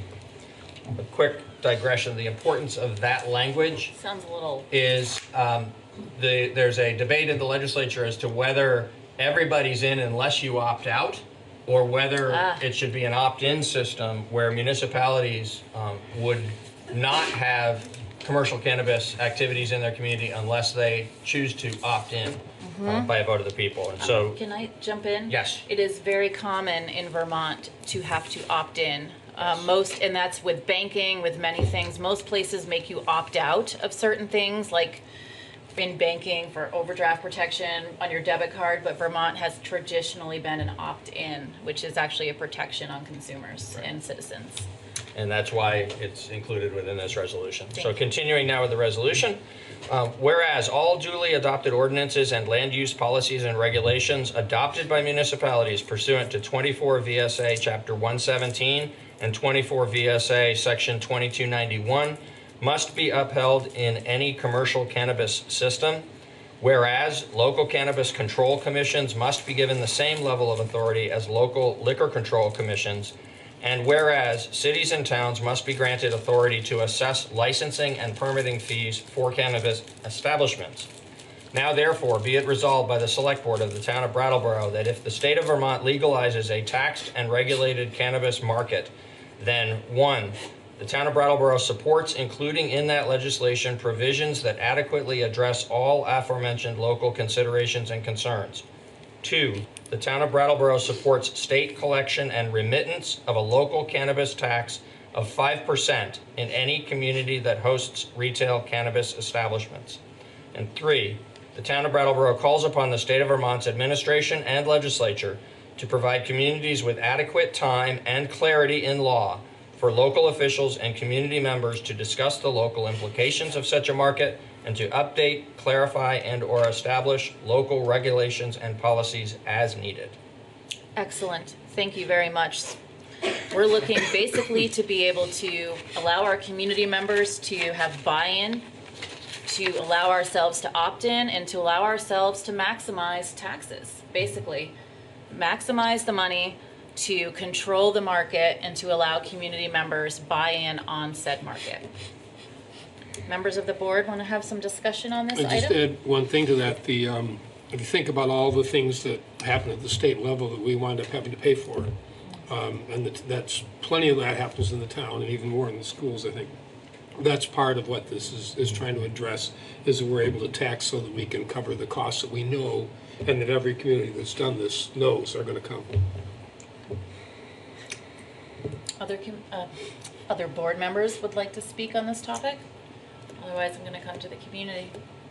I just want to point out that the 5%, just so people are aware, the numbers for taxation in the Senate and House both hover somewhere between 16 and 20%, if I'm understanding correctly, where it stands right now. For the state. Yeah. For the state, Right. correct. And one of those documents presumes that 2%, less a cut, an administrative cut, would be the local share, and the other presumes 1%. And so the ask here is that 5% without an administrative cut be fully remunerated back to the, remitted, I should say, back to the municipalities where it was collected. Right. So I think people should understand that we're just trying to establish some sort of balance of fairness. If that's going to be highly taxed like that, the towns that take a large burden really should be, be getting some of that. The other issue I just want to throw out there is the idea of being cannabis commissioners, aside from being liquor commissioners, is interesting. I would think that there might be some discussion about wrapping those both together. I don't know how other people feel, but I think there probably will be later on. Actually, there has been, and the legislature is, at this time at least, very explicitly keeping them separate. Yeah. Do we get T-shirts? Yes. We will print T-shirts downtown. Well, that just brings up another point, that it's not just the taxing, but it's also control. Yes, that we're looking and that's for. really important. Yeah. Really important. Control and buy-in. one other amplification is probably appropriate here. I know that you're aware of it here at the table, but for the community's sake, the reason why the taxation is important, I think it's probably pretty clear on its face why the local authority is important in order to be able to address local impacts. But the reason that the revenue raising alongside that is important is that based on the actual experience in states where marijuana has been legalized, we have a reasonable expectation that there will be a substantial workload, not just in the police department, as people might think to be more obvious, but also in the planning department, where the regulation of this in terms of the land use activities, the way the land use regulations apply to what businesses are appropriate in which parts of town and so on. There's a significant degree to which that sort of commercial regulation side, as opposed to law enforcement regulation, has been a burden to communities.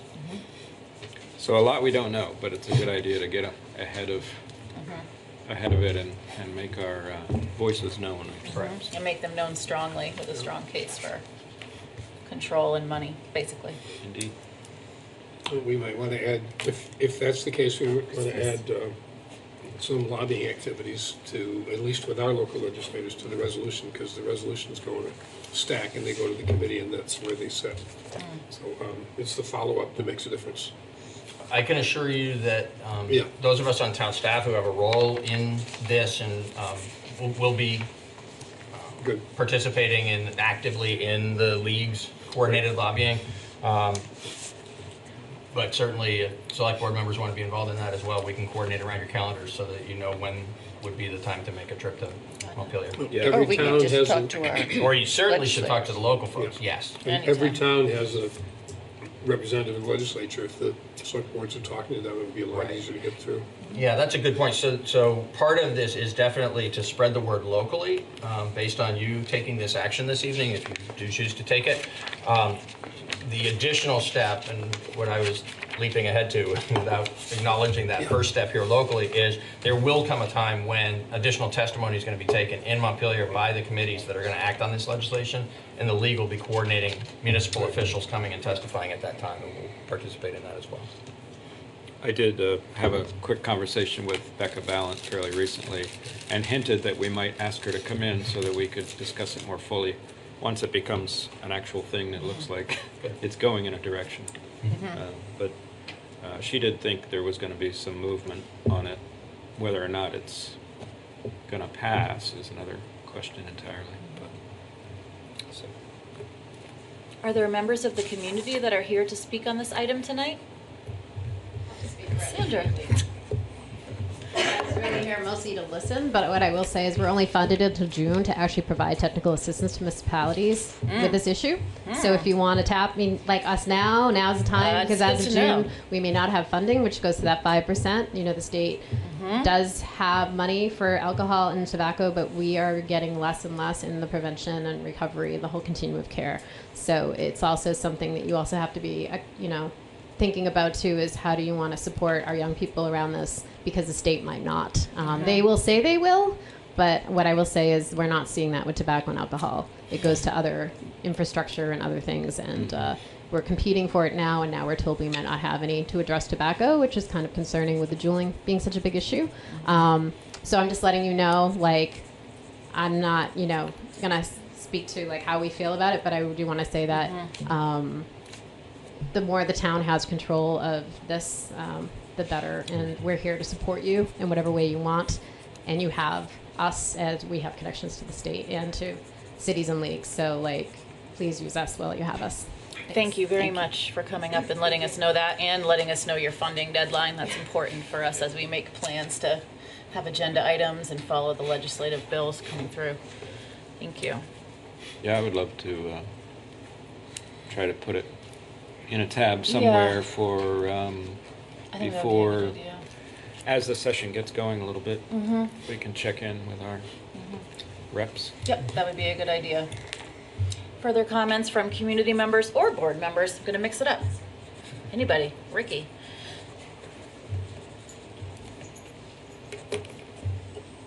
Hi, I'm Ricky Rosati, District 2 in Brattleboro, New Montesquieu County, the Second Republic of Vermont. And I have my first question is, does the public have an option of voting against being taxed on cannabis?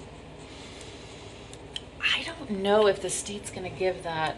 Right now, the legislation is being formulated, so there isn't a law that says the public does have that vote, and there isn't a law that says the public doesn't. You could reach out to Jeanette White. She's one of the most She never active messages people. me back, so I Oh. wouldn't expect anything from her at this point. All right. So I would define us not being enabled with the right to vote on being taxed as fascism. And already just the idea of taxing medicine for people when we're only forecasted to have a 1% over the next 5 years given from taxes to human services is just a really not the future or the present I would vote for. Okay. Thank you, Ricky. That's good insight. Ricky does bring up an interesting question Yeah. about how they're going to approach medicinal marijuana as Mhm. opposed to recreational marijuana. But Yep. it's more of stuff we don't know, It right? sounds like that, having them come in and having a talk and maybe having Cassandra from Building a positive community. Building a Positive Community. That's what I was looking for. Oh, yeah. Come in maybe at the same time would be pretty beneficial Oh, I for think so, questions too. like this. Yep. I think so. Thank Yep. you, Ricky, very much. Further questions, comments, etc.? Is there anybody at this table who is feeling inclined to make a motion? Certainly. Okay. I would. I'll make a motion that doesn't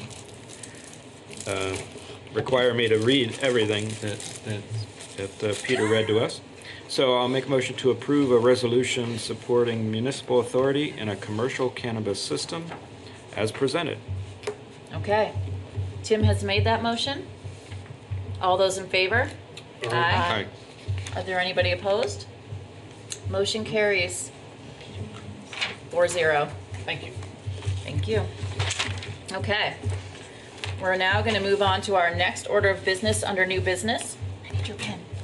And that is the acceptance of a proposal for unconscious bias and cultural humility training. Peter? Thank you. As you're well aware, for 3 years now, it's been a select board goal and an area of concentrated effort for both the town members of town staff and members of the select board to promote racial equity in the community and social equity more broadly. The work began back in 2017, and at that time, the select board approved a set of goals for ways in which town government would both commit itself and demonstrate to the community our commitment to the work around racial equity and social equity. And I'll just read those quickly as sort of the broader perspective within which we'll be considering the proposal tonight. So the goals were to add a human resources professional to the town's senior management team, provide baseline training for all employees and the select board, baseline implicit bias training to town employees and the select board, changes in the town's recruitment practices for filling vacant staff positions, considering social equity in all town government decisions and actions, increasing collaboration with local schools on matters of diversity, inclusion, and equity, supporting the work of other individuals and organizations to promote diversity, inclusion, and equity in Brattleboro, and making the town's commitment to these actions visible in our community. We've made progress on all of these goals, except for the training of all town staff and the select board.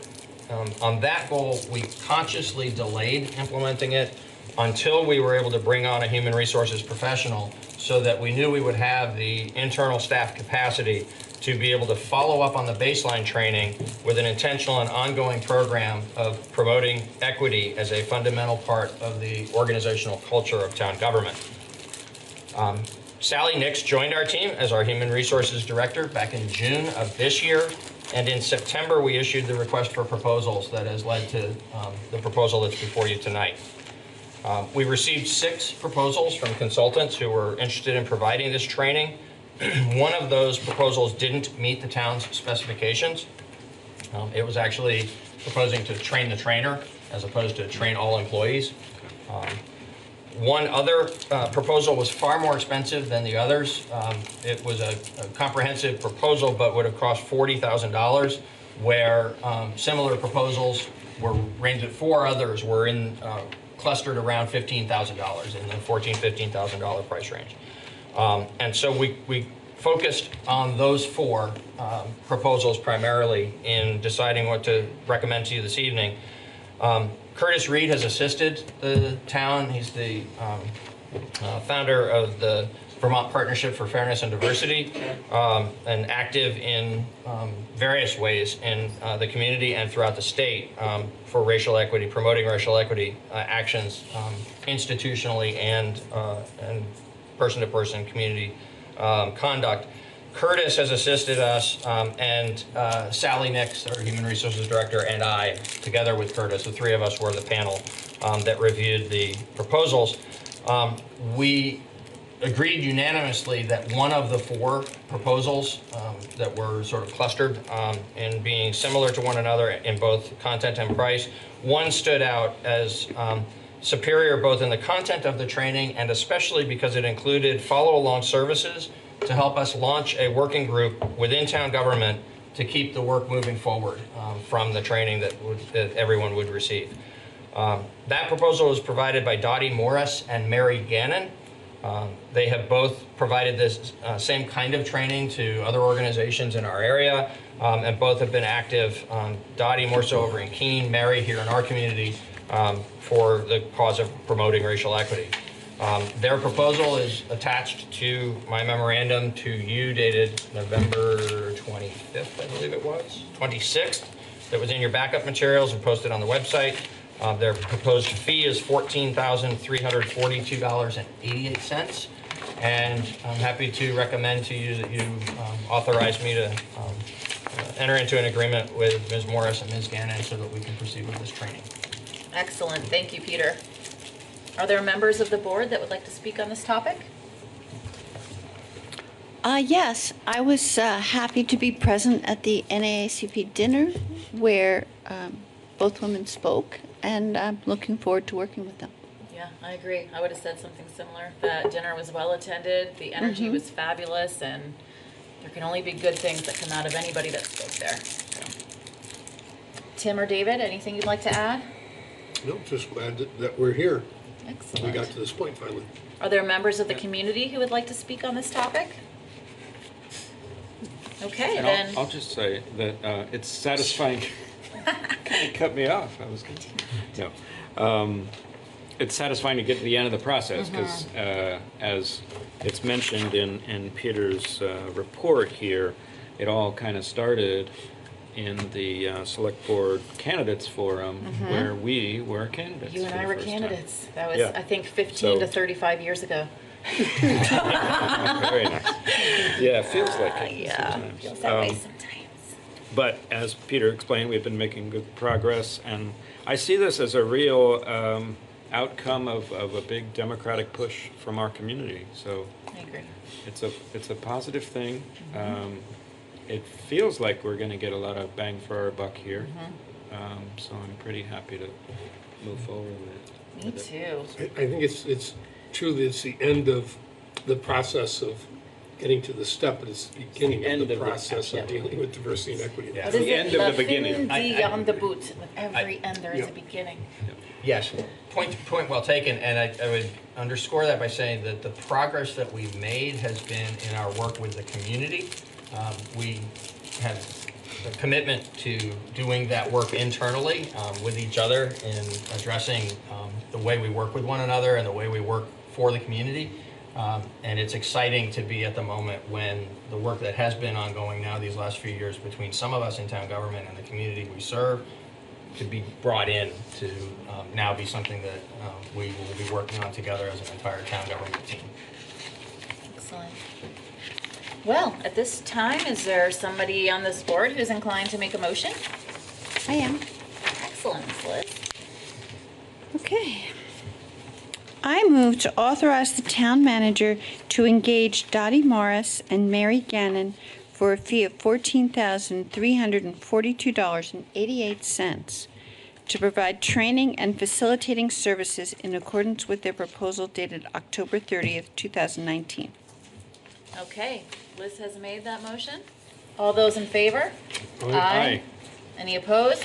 Motion carries 4-0. Beautiful. I also think we should note that the gender diversity of our staff is being represented. It's pretty superior. We have a team of very fiercely gender diverse people. May I have my form back? Did you guys sign my... I didn't We're not walk giving it back. Never. I was waiting for Daniel. So at this time, usually we take a break at 8 o'clock. We're about to go into budget discussions. I don't know if it's worthwhile to take a break now. Okay, we'll continue on and we'll wait until that point. So we are now going to move into our blue binders because we are moving into our FY21 proposed budget discussions, and we are going to start with the assessor's office. Great. So as Jennifer Burnell, our town assessor, comes to the table, I'll just remind everybody that if you want to be following along with the line-by-line budget at home, you can go to the town's website at brattleboro.org, click on the home page over on the right-hand side under News on the link that says FY21 Proposed Budget. And then when you go to the page that has the documents of the FY21 Proposed Budget, you want to click on the third line down, FY21 Proposed Budget, which is the operating budget. And it's 18 pages long, and it has all the details for each of the different departmental operations. Tonight, we'll be hearing from Jennifer about the assessor's office, and then also the presentations for the planning department and the library. Excellent, thank you, Peter. What page is Jennifer? Jennifer's on page 6. I'm sorry, yes, page 6 is where the assessor's office. On the second, Sorry about that. underneath the first line. And Jennifer, take it away as you like. So first, I'd like to talk about the operations of the office before I go into the budget. Just to give you a brief summary of what I expect for going into the future here. We will be interviewing for a new staff member starting next week and are excited to be fully staffed again. My focus for this year will be to work with staff to shape an efficient office. I will start with cross-training, updating our data when necessary, cleaning up paper files, and working with staff to improve the process of the business license program. We will also work with our tax mapper to streamline the updates we send them and hopefully cut costs. There have been requests from other departments to meet with our office to understand their needs and how the grand list and other information in our office can help with their operations. Lastly, the Department of Taxes has put out an RFP for updated grand list software. The state supplies all towns with software that creates the grand list. The current supplier is NIMRIC, New England Municipal Resource Center. We have been told that Brattleboro will be one of around 10 towns chosen as a pilot town for the first rollout of this software. We're excited for that opportunity to work with this new software and the winning vendor. So that's just a little brief of how I sort of envision the Office of Assessment going forward. The budget that I put together is not unlike last year. It's very similar. A few changes. Professional services was decreased from $5,000 to $2,500. With staffing, I do not foresee the need for reaching out to professionals as we did in a couple of years prior. However, with new staffing, I did increase training. It's budgeted from 1,200 to 25, but I want to let the select board know and realize that the state offers grants for towns to take advantage of, and they offer classes at no charge. So some of the grants take care of transportation and other expenses that that will that you'll end up with beyond the class itself. We have tax maps that are updated annually, and that line item did not change. That's split between the assessor's office and the general fund. Our annual software fees have stayed unchanged, and equipment, I believe equipment was lowered. We don't foresee seeing a need for any new equipment in our office. Cameras have been replaced with personal cell phones. There has been talk of tablets being introduced for use out in the field. However, the current staff doesn't feel a need for it, and if we did introduce it, I would wait until a townwide reappraisal, and that could be rolled into the reappraisal funds. That's, I think, about it. Awesome. Thank you, Jennifer. You're welcome. Are there questions? I'd like to just add a couple of quick things, just for the broader perspective, mainly for the public who's listening. So the fundamental work of the assessor's office is to set the values for real estate in Brattleboro, and also for business personal property, and that's really important to the fairness of our property tax system. As we all know, we're really heavily dependent on the property tax, and for the property tax to be assessed fairly, it's one tax rate that applies to everybody, and so the fair and equitable establishment of those values, done initially by Jennifer and her staff, and then reviewed by the listers, board of listers. That's what makes the system, retains the fairness, supports the fairness in the system when we all pay our fair share of the taxes. So thank you for that. And I also wanted to note that they do that very efficiently. There's, in addition to Jennifer as the full-time assessor, there's a 30 hours per week assistant assessor and a full-time assessment technician, I believe we're going to be calling. Assessor's technician. Assessor technician, which is the position that has become vacant recently, and so we've slightly revised the duties and expectations for that position to raise up the expectations for they'll assist in the technical work of the office. You have a very calm and critical thinking energy about you, and it's been really good to have you at the helm. Thank you so much. Yeah. Is there board members that have questions or comments for Jennifer about the assessor's office budget? I have one. Yes. You mentioned you're looking at some changes for the business property assessment area. What's the phrase I'm looking for? Business personal property. Business personal property. Well, the business we have, the town of Brattleboro does tax business personal property. I want to say somewhere around 2013, but could have been 12 or even earlier. We implemented business license program.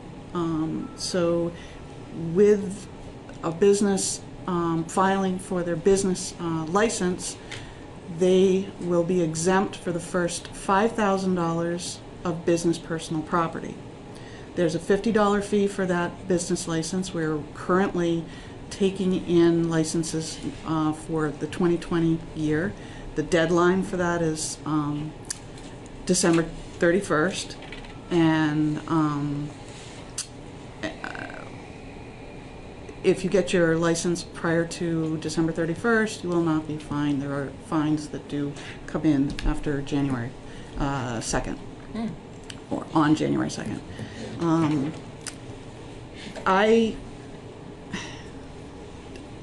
It works how we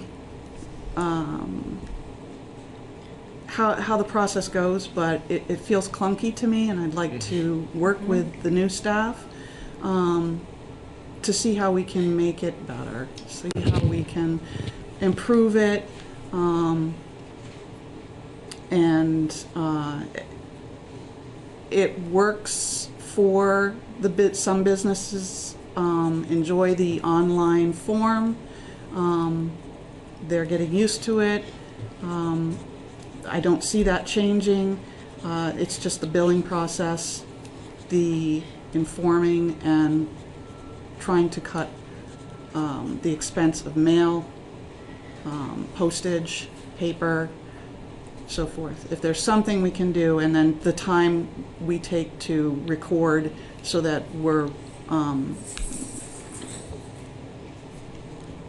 making sure that we're keeping track of the funds coming in. So I just want to work with new staff to make it a little better. Yeah. Well, as you may know, I run a business in town, so I'm familiar with that process. And I think overall, I think your description was perfect.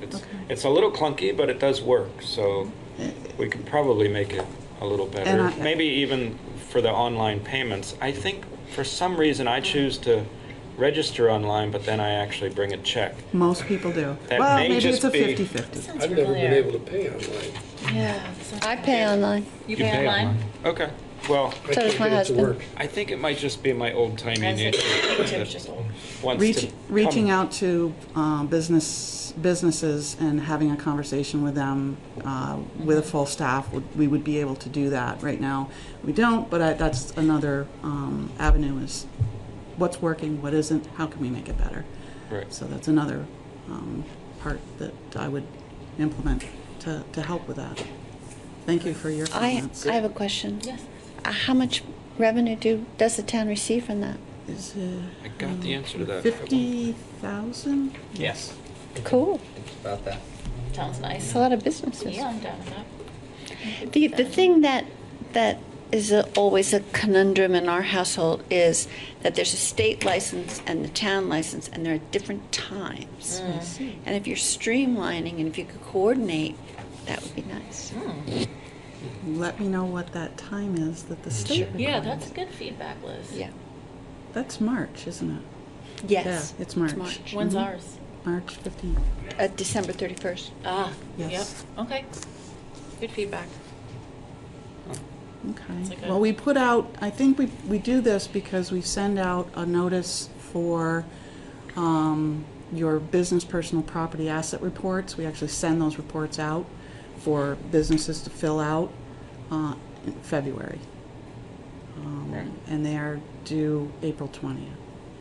It's not the end of the world if you can't coordinate them. I'm just saying. We're always going, now, which one is which? Food for thought, though. Actually, your notices is one of my favorite, because you tell us December 31st, but you warn, I get one in like November sometime. Right. And I can say, oh yeah, I'll pay it on the December 10th. But then if I forget, they send me another one. Which I'm working on, and I might be a little late. I'm Sorry, Tim, supposed I to will send one out forget. tomorrow. No, I won't forget. You're busy. You got It's your hands marked, full. but it feels friendly that way, that you have a long Good. time span to prepare. You don't get a summons for your second communication. No. Okay. Well, thank you. Further questions or comments or compliments for Jennifer and Jennifer's department? Don't forget to not send me one this year. I Okay. will write You it down can as ignore soon as that I leave the desk. No, I retired from my business. You retired. Ah. Wow. Okay, The noted. woodworking thing? Well, the commercial part of it, yeah. As the wood turns. Mm-hmm. Excellent. Okay. Thank Thanks, you so Jennifer. much, Jennifer. All right. Next up is, oh, sorry. No, that's fine. I just like reading it off the list because I can say next up under FY21 proposed budget, we have Planning Services Department. Sue Indeed. Fillion.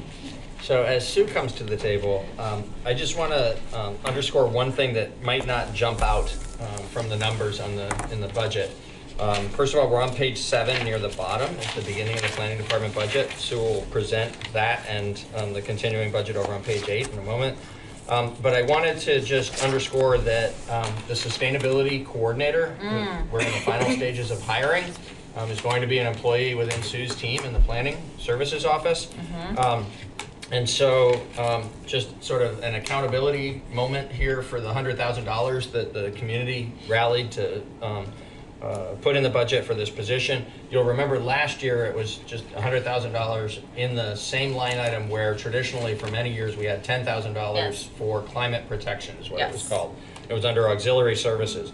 So in this year's proposed budget, that line item is proposed as 0 because within planning services there's approximately $58,000 worth of salary outside of planning services, but in the employee benefits part of the budget, there's about $33,000 worth of benefits for this employee. And then within planning services, there is a new line item created called Sustainability Program, where we're proposing $10,000 of expense of funding to be used for programmatic work, whether that's outreach to the community or whether it's events or to be determined by the sustainability coordinator and Sue. So together those figures add up to slightly over $100,000, and that doesn't fully account for the cost of having an employee on the team. I mean, there's operating expenses within the office and within the municipal center and so on, that in addition to that. So we just wanted to make sure that the community's aware that while the $100,000 appears to have disappeared, it's actually well invested in this employee who's in this position that's been created, and we'll have the employee coming aboard sometime early in the new year. Thank you for that clarification, Peter.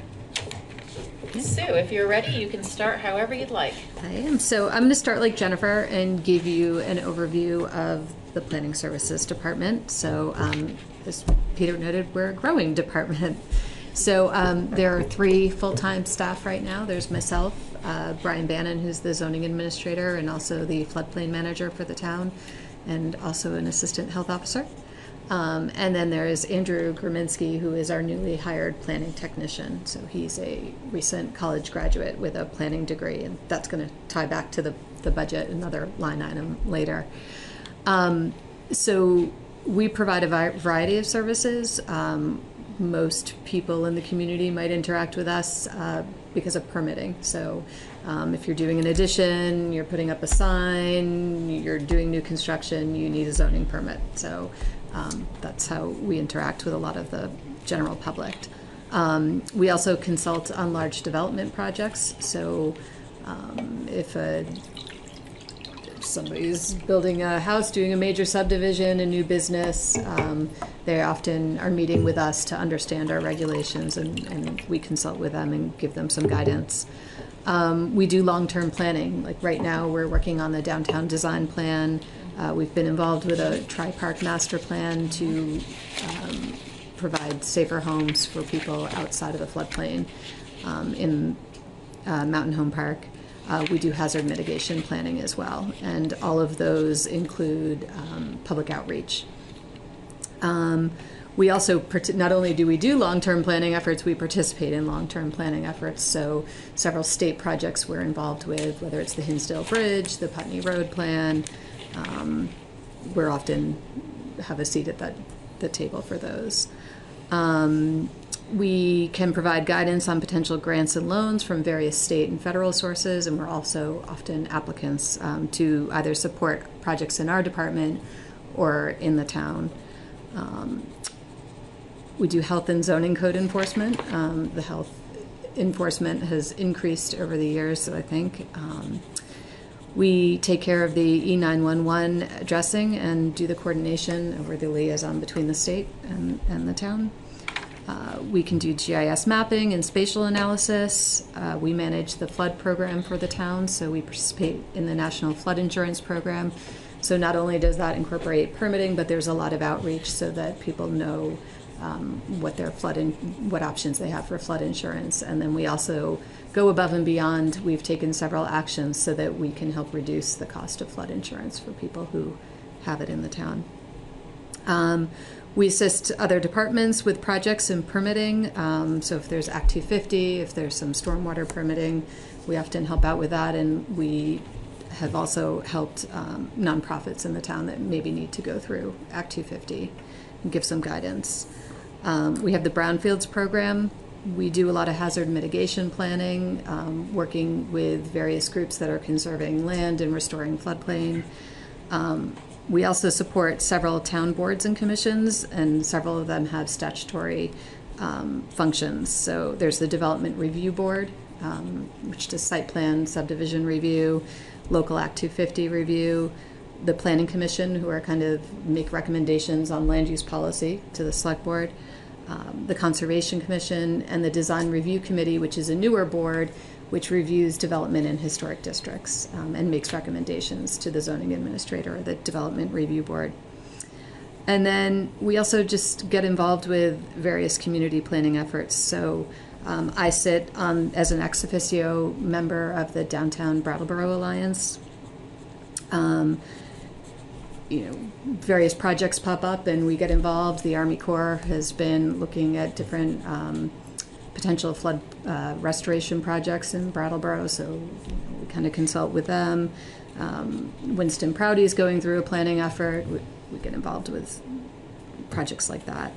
And then our office also provides a lot of support for the People Forums, which is on our website. There's a lot of those fill-in forms. So Brian does a lot of that. Permitting, we generally have about 190 permits that are issued every year, and there's about 20 or 25 to 30 applications that go before the Development Review Board. And then lastly, we work a lot with the various state agencies, whether it's the Agency of Commerce and Community Development, Agency of Natural Resources, Department of Homeland Security. So we have a lot of relationships with those staffs. So that's a little bit about what we do. And then upcoming for the 2021 budget, we do need to update our hazard mitigation plan, so that will be a project. And then we'll have the bike and pedestrian scoping study for Western Avenue that might be going on into that fiscal year. And then you already talked a little bit about it tonight, but it's been on the Planning Commission, their radar, to kind of be ready with cannabis regulation, zoning. So that's been a conversation that they had over the summer, wanting to be ready when that happens. Thank you very much, Sue. As you can see, the Planning Commission is kind of has hands in every single pot, and so I'm really glad that we have you at the helm. You have a very dynamic and sharp personality, and you have a really good team. We're very lucky with almost all of our teams and so in our town, so thank you very much for that. Thank you. I see the budget. I don't have a ton of questions because it's pretty self-explanatory to me. However, are there members of the board who have questions or comments or anything to say about the planning department? While you're thinking, I'll point out that the proposal in toto is so efficient that we mentioned earlier that the costs for this department are increasing by about $70,000 to accommodate the sustainability coordinator position. Mm-hmm. And the proposed budget is increasing from last year only by $63,000. Yes. So, nice work. We were able to reduce the consultant costs in part because of the hiring of the planning technician, bringing us back to kind of full capacity, and then he also has skills that we can draw on. So that's helpful. Awesome.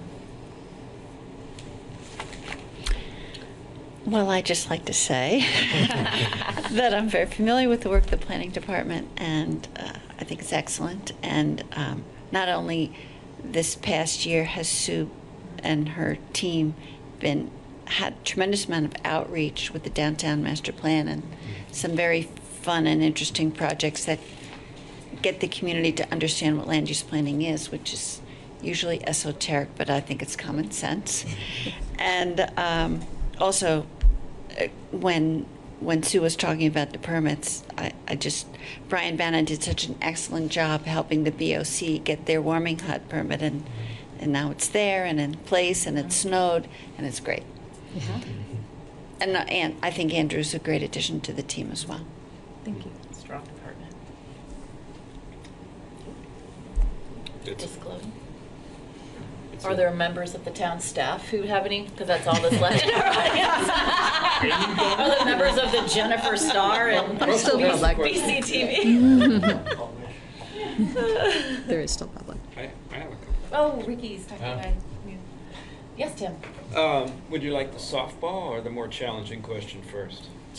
Oh, let's go challenging first. Okay, good. I like to give an option.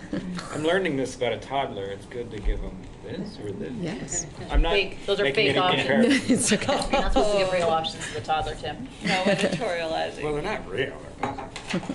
Anyway, the more challenging one. So, sustainability program budget line item. Can you explain why you're, I'm assuming in collaboration with our town manager, recommending that be there? For me, I liked it being a separate line item because I think that there was such a community call for this position or the use of the money towards sustainability that I didn't want it to get commingled with other, projects that maybe the department's working on. So it's a set aside fund that's specifically for sustainability projects. Good I idea. see. Well, agreed if that's sort of the thing, but I kind of recall the discussion at town meeting going from, well, we have this 10,000 and it doesn't really do anything, to ballooning obviously up to a position so that we have a person to do the things. I don't really recall, and also we should keep that 10,000. I recall the conversation being more like, we should really have a position. It's within the 100,000. Yeah, I think it's a smart idea. It's within the 100,000. Awkward, I'm sorry. No, go. It's an awkward coincidence that they're both $10,000. The $10,000 from year to year to year was just $10,000 as an allocation so that there would be something available for the energy coordinator and work around those issues in the community. Last year, that same $10,000 was in the budget that we recommended to you and you recommended to town meeting. And at town meeting, when they increased it to 100, there was that very robust conversation about wanting a position. We made it clear at that time that it would be the board who would decide whether it was spent on programming or on a position. You had all that community input and your own discussion, several meetings earlier this year, and created the position. So the $100,000 investment from the community is going primarily to the person, but when we totaled up the sort of out-of-pocket expenses to the town for funding the position, and it came to around $91,000, we, between the three of us actually, Sue and Patrick and myself, looked at that, thought about the intent of the representative town meeting, and then carried out by the direction from the board. And we thought it would be good to include $10,000 worth of programming money so that there will be costs to activities and events that might be organized by this coordinator to promote sustainability in the community. Yeah, the way the job is described, there's a lot of community outreach. There's going to be a lot of, there's going to be programs. There will be sustainability programs offered, and so it's different than the other functions of the department. What I kind of like about it is it was always said, there's only so much a volunteer can do with 10,000, and it's kind of nice to carry in and say, okay, let's see what a fully paid, robustly compensated staff member can do with 10,000. I like the way that carries through, so I think that was a smart idea. Well, I'll remind everybody that one of the cruxes of the counter-argument for the sustainability coordinator was that so many, in my opinion, of the actions, the future actions, that we don't know what's going to come down the pike, but so many of those actions are already being done very well by existing town staff. This is going back to our arguments. And using the money for a salary, while certainly alleviating some of the duties of all of our excellent town staff, and that's a positive,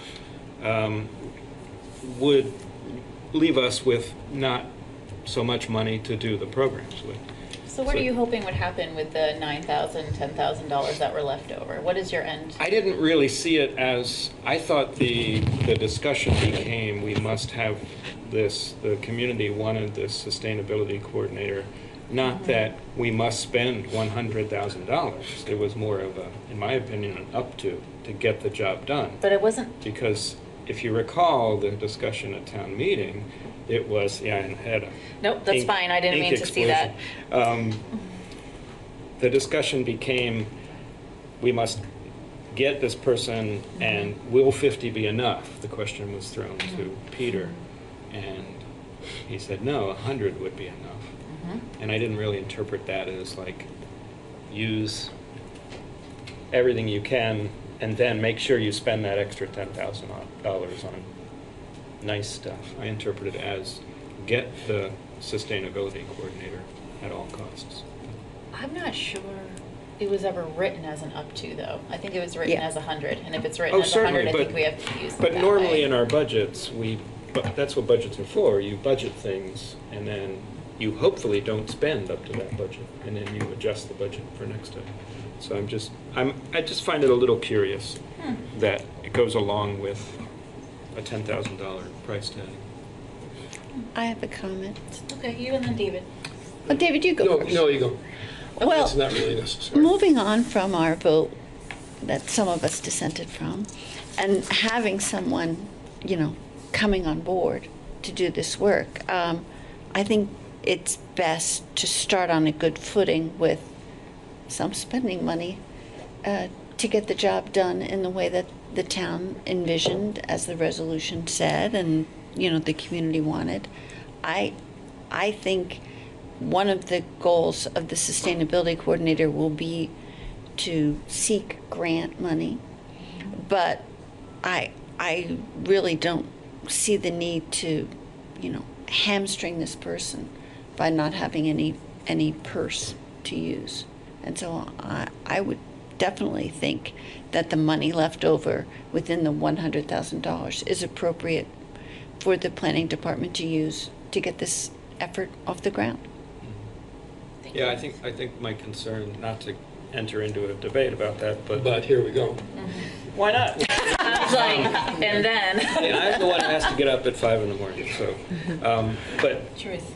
I think it's a little odd to attach a new employee position that we really don't know anything about to a spending line item. You wouldn't hire somebody for DPW and attach it to extra sidewalk money. Well, we kind of know a lot what they're doing. Please, I really would. All right, David, Yeah, David. I mean, there's a lot of back and forth David, here go as ahead. opposed to participating.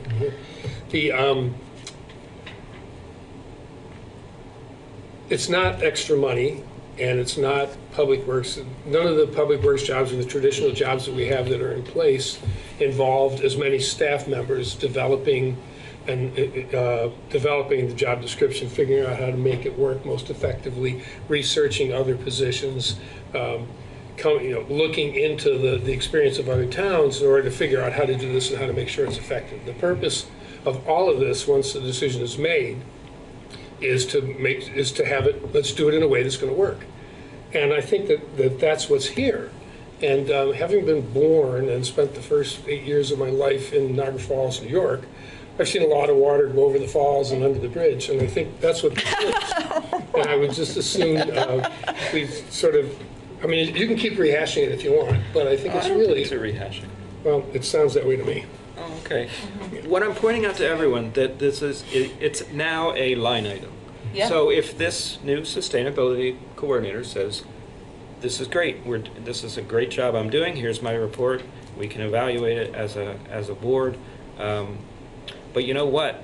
This $10,000 line item should be $100,000. So the budget hawk in me sees this as a way to backdoor not only the sustainability coordinator, but a lot more spending for this concern. So It's remarkably That feels insulting like a stretch, to the staff. Tim. And I've really, I you don't know that think I it's always get along with you very well, but that feels like a Backdoor? huge stress. Backdoor around... No, I'm not implying. Yes. Well, I'd Well, like to find a speak to better it. term. So I know I believe you didn't mean it that way, but I'd like to just speak maybe for the broader benefit of the audience of the way in which we formulate a budget. So the sustainability coordinator won't determine individually what is proposed for you to consider in this line item next year. The sustainability coordinator will certainly have a role in that conversation. Sue will, in the first instance, determine as part of her planning for the overall operation of the planning services department what she thinks is an appropriate allocation for that. Patrick and I are going to be scrutinizing Sue's work, and what comes to you by statute and practice is my recommendation as town manager to you. So there's a lot of winnowing that goes on. The budget process is not the time of year when I make friends within town staff. It's the time when I do the first step of deciding what I think we can afford in the big picture, trying to balance all the different needs of the town with our financial wherewithal and how it fits into our longer term planning that we do together. And then you go through this process and make your changes to it that you think are appropriate. And so what I would say about that $10,000 is it is not random. It is not thrown in there as spending money, but it is, in fact, sort of unknowable to us at this point exactly what the scope of that out-of-pocket expense that isn't personnel expense, what's going to be required in order for this position to thrive and accomplish what we all wanted to accomplish. And so we thought it was reasonable to use that balancing number for this year from the $100,000 that was the clear intent of the community, and then learn as we go along. And as we learn and as we reflect on that, you may decide, you and your successors, a year from now may decide that this is too little money. You may also decide that it's unnecessary funding, that there's actually just all kinds of ways in which we're partnering with people and we don't need to have a non-personnel related sustainability line item. I don't know where we'll land on that. We'll take a good, solid, objective look at it before we bring you a proposal, instead of one that is harder to defend because it's so conceptual this year. And then you'll judge whether or not it's a well-defended number when we're here a year from now. Okay.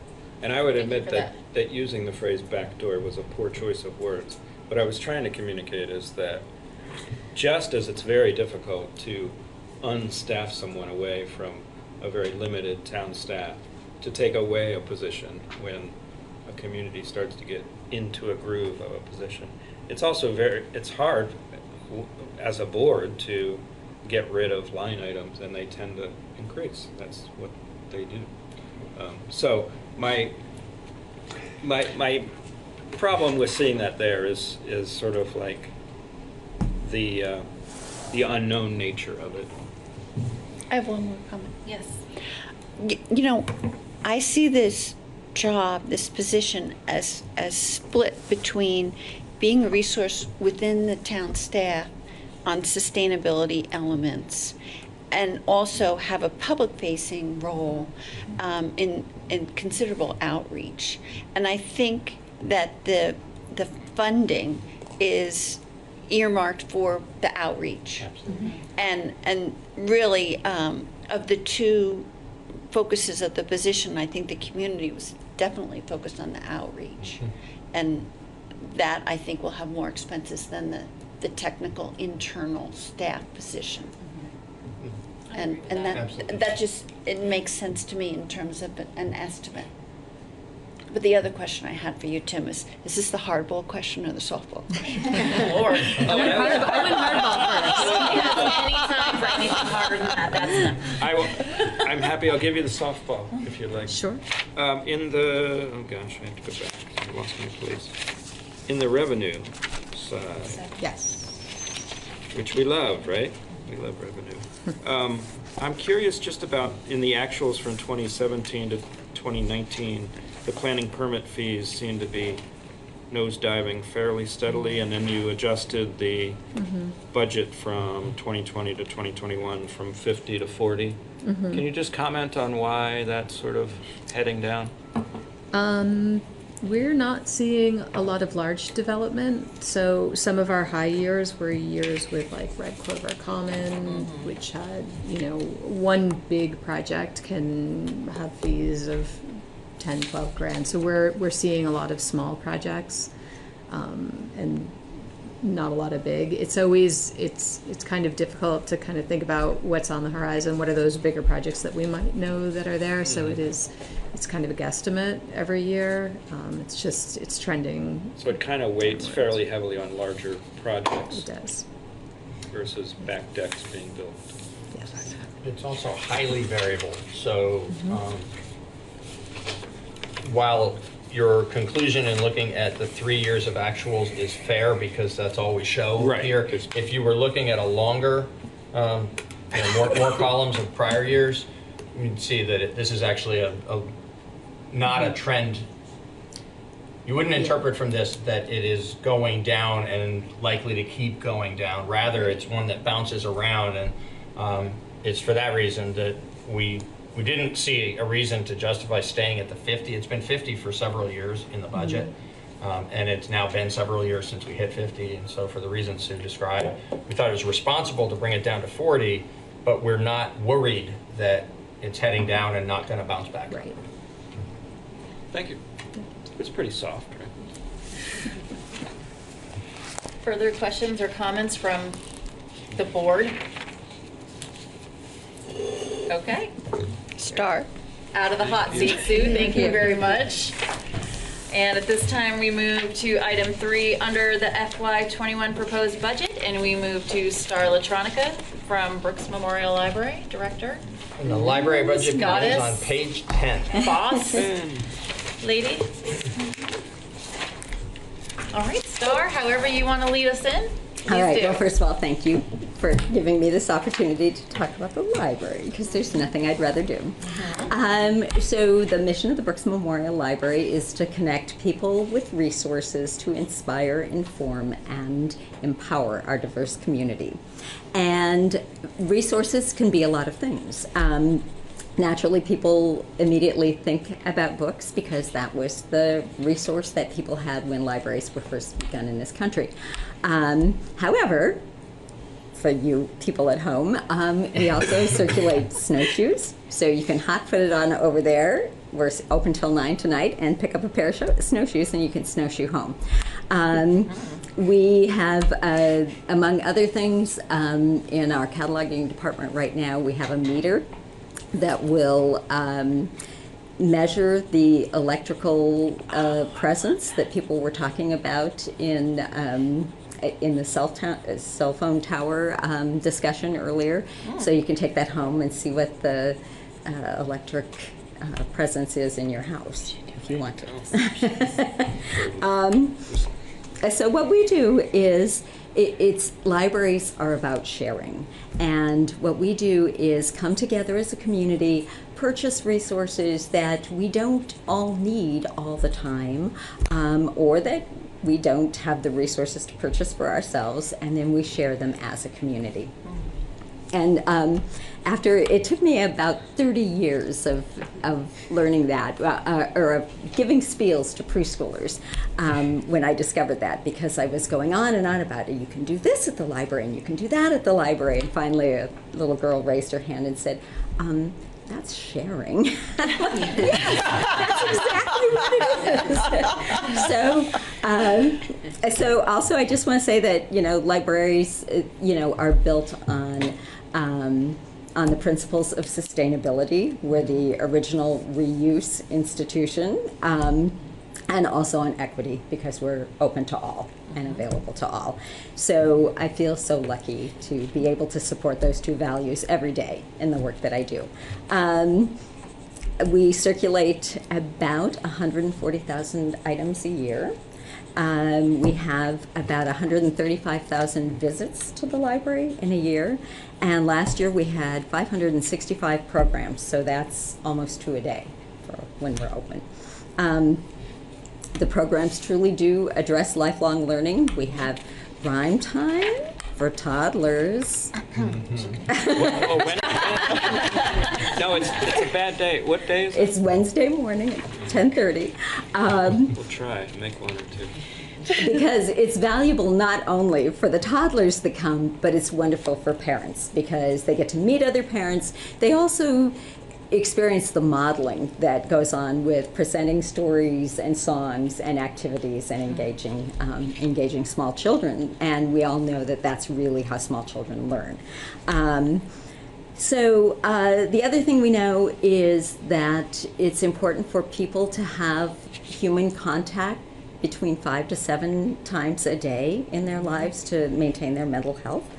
And for many people, that is the library. They come in and they talk to us. As I was heading over here this evening, a woman was engaged in conversation with our desk staff, and you could tell she was there for the conversation. You know, she may not walk out with a book, but she was there to talk to somebody.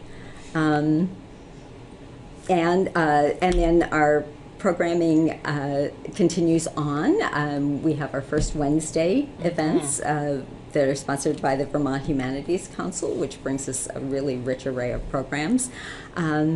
We have been partnering with Compassionate Brattleboro to have compassionate community conversations. Brandy's going to be at the library next week. I just ran that through my calendar part of my brain as you were speaking. And she'll be talking about downtown Brattleboro. Dave and I are in cahoots to cook up something for Wednesday morning for grown-ups. So anyway, the other value that libraries are built on is partnership and collaboration, and so luckily we live in a really vibrant community where that's possible. Our growing areas are teen services. We have a great teen room, great teen librarian, and now we have a teen advisory board. We also are trying to expand our outreach. We have many big ideas, big plans, and it's just finding the time and the staff to do that. But really, it's important to both the staff and the trustees to move from library as place to library as presence so that everybody thinks of the library. One thing that's happened to help with that was our recent renovation. Because we have really become an important meeting place, especially now that the police station isn't here anymore, so the building closes down, so a lot of town meetings have moved over to the library on a regular basis. And then with our small meeting rooms, we have entrepreneurs meeting there, we have people having distance meetings with business partners, you know, around the country and around the world. And then we have people coming together to read plays together or interview one another for oral history. So those rooms are almost always in use. And then, in addition to the storytime services, we also have Matt, the wonderful Matt Wojcik, who is available for people to come in, bring their devices, he helps them figure them out. And he is, if anyone has ever availed themselves of his services, he is really great. And that's just a standard service that we have at the library.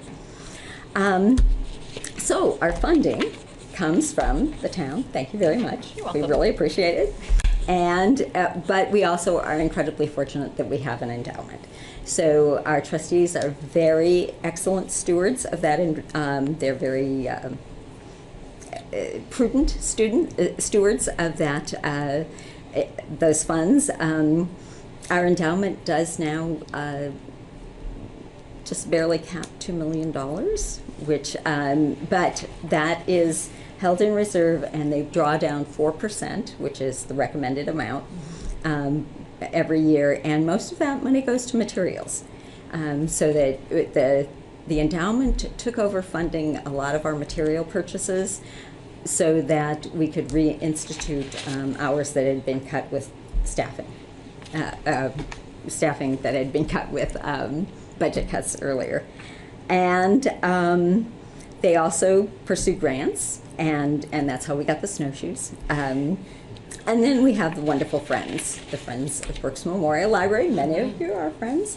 And the friends help us with enhancements to the library that we couldn't do otherwise. They pay for most of the programming. They pay for the First Wednesdays series. They pay for the summer reading program, which keeps, or the summer learning program actually. It keeps kids' brains engaged all summer long so they don't have a summer slump when they go back to school. And they pay for services such as our downloadable books and our streaming video, Canopy, which is so popular, Mango, you can learn a language and interact online. And so, and then they also pay for the Foundation Center, which is a huge deal in this community, in this region of not-for-profits. The Foundation Center, we are now the only Vermont location for the Foundation Center. And so nonprofits can come and get information on how to apply for grants and funding. That's wonderful. Thank you. It's great. Come by anytime. What I've always liked about you heading up the library is that when some of our more vulnerable and marginalized population has started more and more to feel comfortable integrating into the mainstream, your doorstep is one of the first places that integration has taken place. And rather than being uncertain on how to host individuals who haven't been used to being hosted, you have always been compassionate and proactive about understanding ways to serve changing, diverse clientele at the library, and I'm very appreciative of that. You're a powerhouse in that regard. Well, and the entire staff, and the entire staff. The trustees' support as well on that. Yeah. That's one of our key service areas, is to provide a welcoming space for all. Well, you've done well. So you and the staff and trustees should all really rest comfortably in the idea that while there's always more to do, you've done really well. Thank you. Are there members of the board that would like, yes, Liz? I'm also a great believer in the library, but I wondered, what's tomorrow night's First Wednesday? Yeah. It's U.S. immigration policy. Thank you very much. Right. Other members of the board? Too quick. I have a comment and a question. Okay. Which one would you like first? Terrified us all. Golly. Sorry, Tim. You led me into that. I'll take the question. Okay. I may not know the answer, but I know where to find it. That's the librarian's fee. So, okay. That's what I'm supposed to say. A parent, too. Right? Yeah, that works out. Not always pretend I know the answer. Didn't you, I recall, just a couple of years ago, you started to, or you did, eliminate fines? So glad you asked. This is just, I'm throwing this out so you can talk about that a little bit if you wanted to, but I had a question, too. Okay, yes, and thanks to our wonderful trustees and to the select board, we were able to pass a policy to eliminate fines. And this was not, we were by no means the first library to do it. I will say that there's been a blizzard of libraries that have done it behind us, from huge systems like Chicago Public, I believe, just went fine-free. Seattle Public, I believe, has gone fine-free. Entire counties in California have gone fine-free. So people have come to realize that it is really an issue of equity. And that conversation started in 2017 when the whole issue of equity surfaced here. And in fact, I wrote down your comment, Tim. Really? It was the outcome of a big Democratic push from the community. Huh. And part of the conversations we had in this room were that that it was great to say you have a commitment to equity, but you need to assign resources to make that happen.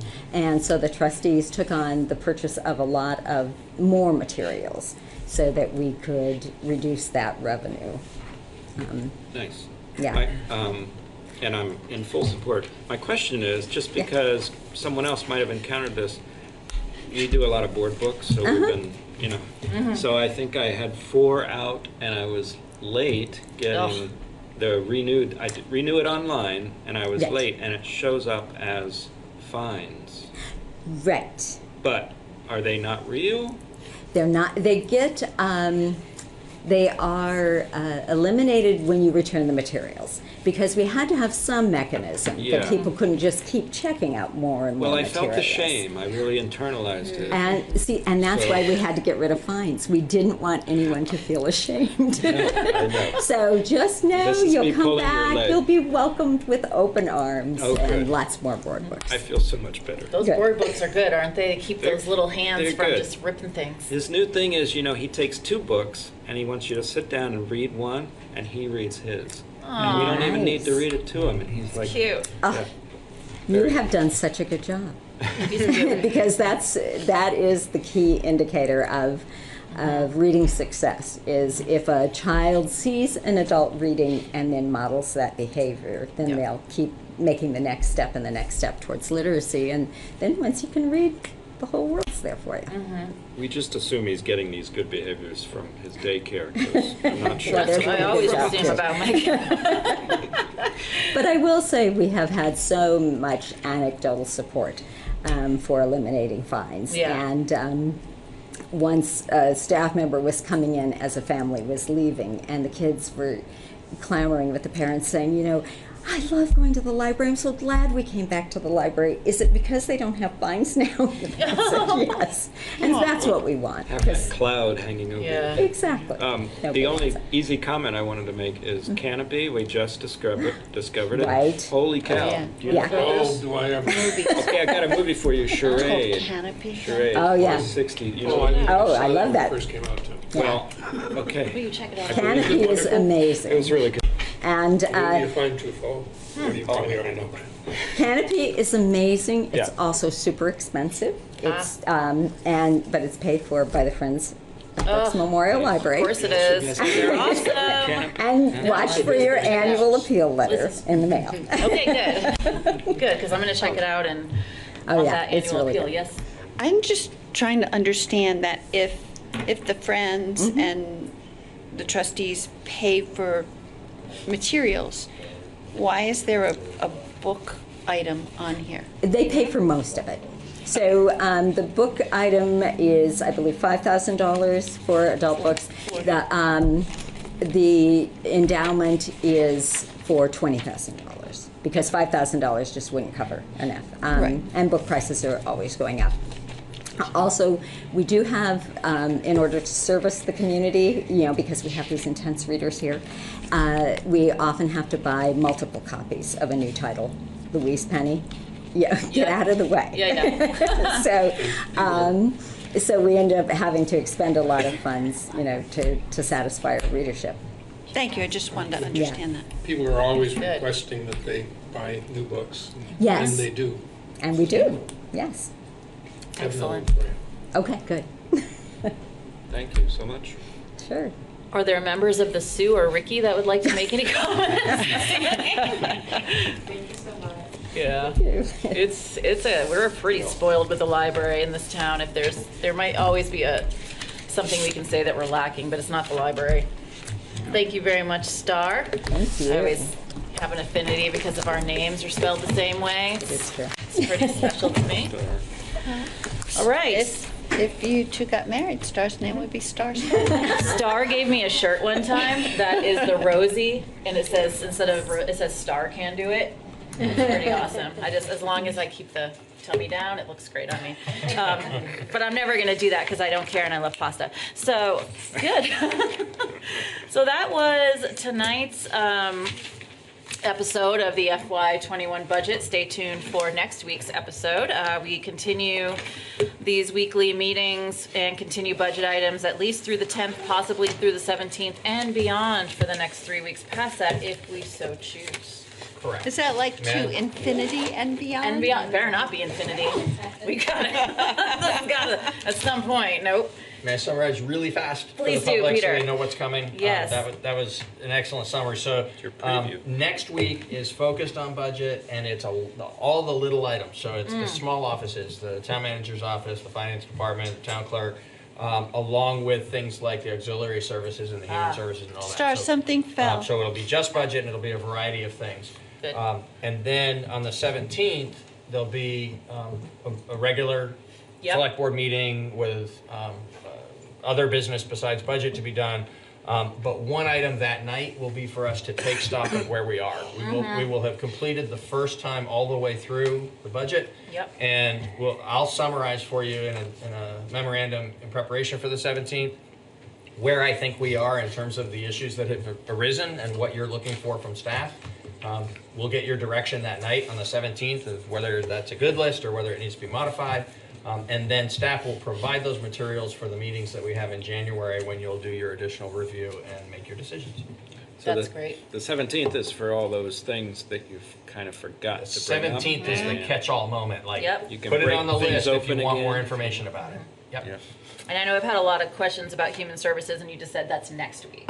Correct. Right, so next week, for those who have asked me, and maybe I've answered your email in my head instead of in my keyboard, next week, human services. It happens. I'm not gonna lie, I'm almost 40. I know my faults. You and Jeanette. Am I not false? No age comments. Am I not false? 10 years, 10 years beyond the range of trustability. All right, now that we're all getting quite bippy, mostly myself, and we have no further business to discuss, I would entertain a motion to adjourn. So moved. Excellent. David has made that motion. All those in favor? Aye. Aye. Meeting adjourns at 8:10 p.m. Thank you very much, and we will see you next week, 6:15. Target Digital, and in there is Acorn TV. That's in English and Canadian. Thank And you, it's not ma'am. like, it's not like Canopy with all the people. Right. Like, it's really great. It's a new I don't care. I'm fine. Yeah. Yeah. I don't know if you That's have. fine. if I you just got nervous.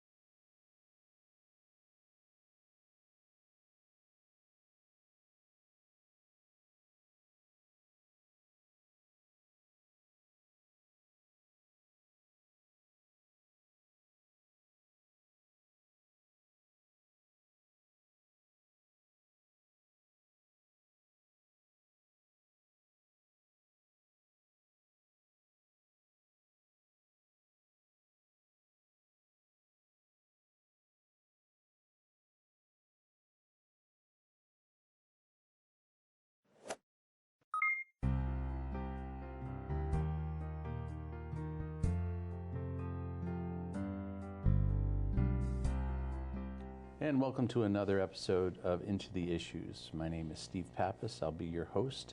My guest today is Secretary of State Jim Kondos. Jim, thanks for coming. Thanks, Steve, for inviting me.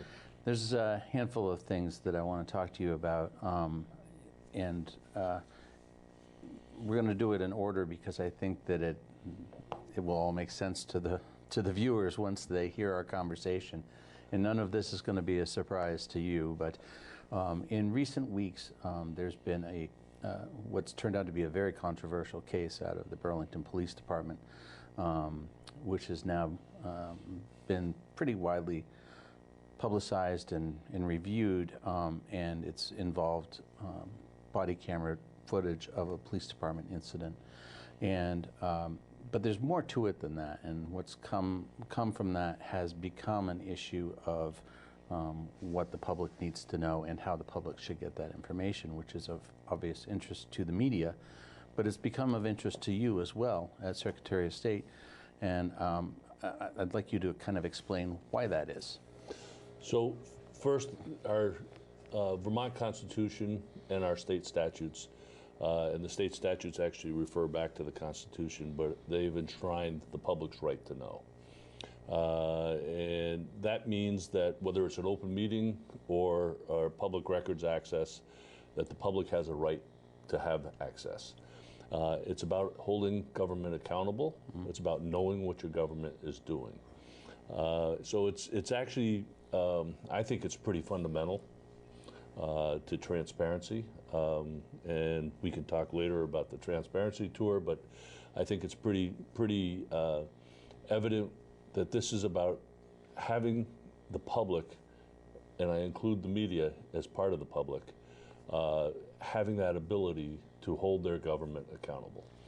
Well, and part of that is because you see the media as the eyes and ears of the public. Exactly. They're the watchdog. They're the ones that have, that's their job, is to look for accountability, to hold government accountable, but it's as a kind of an arm of the public. Mm-hmm.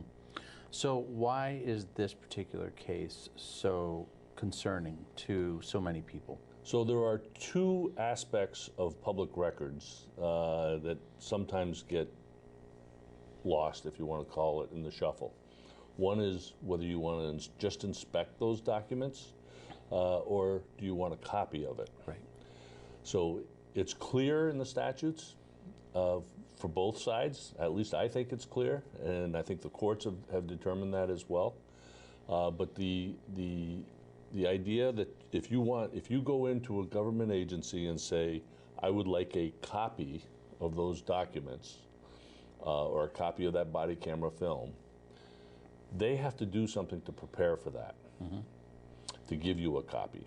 And you need to understand that there are all records that are created by government or acquired by government in the course of doing their business are considered public records. Some of those records actually have exemptions that prevent disclosure, medical information, social security numbers, things like that. There's a whole host of them, as you know. Yes. And when you're talking about preparation, you're talking about somebody actually has to review. Someone, like if someone comes in and says, I want all the emails between you and this person in government that talks about EB5, let's say. Someone has to review each one of those emails to make sure that there's no information that should be redacted and protected from being put out. So there is a cost to that. The first 30 minutes are considered free, and then anything over that, from as far as making a copy, as far as the labor to review and redact, those costs can all be charged off for copies. I want to keep reiterating that. If you say, I just want to inspect them, I just want to look at those, the courts have now come down and said there is no cost to that. Right. There was a case, which I'm sure you probably are familiar with, in 2011, VSEA versus the Agency of Natural Resources in the state of Vermont. And Judge Crawford, who's now on the federal bench, Judge Crawford actually, in his decision, said that inspection is the burden of government. The government bears that burden to prepare those documents for inspection. And the argument is that, okay, if we have to go in, if Steve Pappas asks for all these emails, we have to send someone in and read those emails and redact any information. Therefore, we have to make copies. That was the argument that has been made before by some government agencies. We have to make a copy of those and then redact that information out of it. Judge Crawford didn't go along with it. Right. That court decision was it was a lower court decision. It was never appealed by the state. Fast forward to the Doyle case. Reed Doyle had asked for to be able to view, to be able to inspect the body camera film of a incident that occurred in the city of Burlington. Right. To be clear, he asked to inspect it. He asked to inspect it. He wanted to watch He it. didn't ask for a copy. He just wanted to inspect it. And the city of Burlington, and I don't remember, it was they told him that it would cost him about several $100s to get to view it. Well, that acts as a burden, that acts as an obstruction, and he wasn't about to do that. The ACLU got involved, and I think rightfully. The ACLU argued the case, they appealed it to the Supreme Court, and they went forward with that appeal. My office filed an amicus brief, a friend of the court brief to support that concept, that there should be no charge. And I keep going back, Steve, to the fact that if government agencies would only manage their records better in the beginning, it would be less problematic, less of a burden to the government agency to get those documents prepared and ready to go. I think too often what happens is the records are not managed properly, and consequently it does become a burden. It requires many, many hours. But the courts have been clear now, and it's gone to the Supreme Court, so that is the law of the land. Inspection is free, a copy is not. So what happened recently? The Attorney General's office put out a protocol that said that if you decide you want to inspect something, and we prepare those documents, and then you take a picture of it with your phone, that they were going to charge you for that. My argument is that that's not allowed. The inspection is still the piece. And even if there was a fee for that, the law is also clear that it has to be actual cost.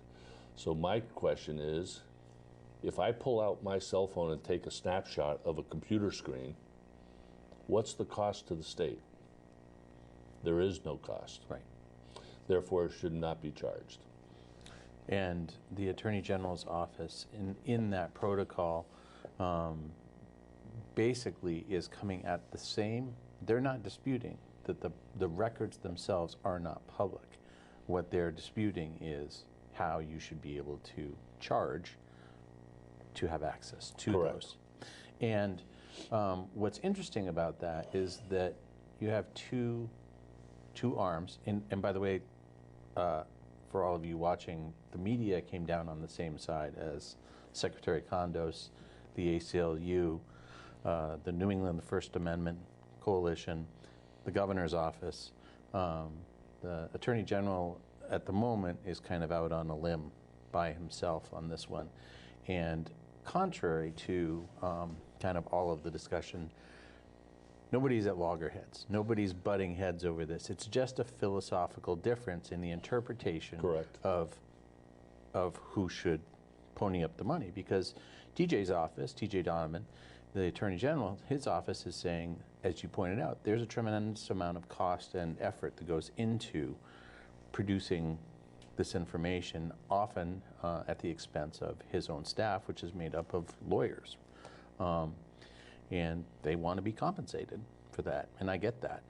We all understand that, but in this case, that doesn't fly.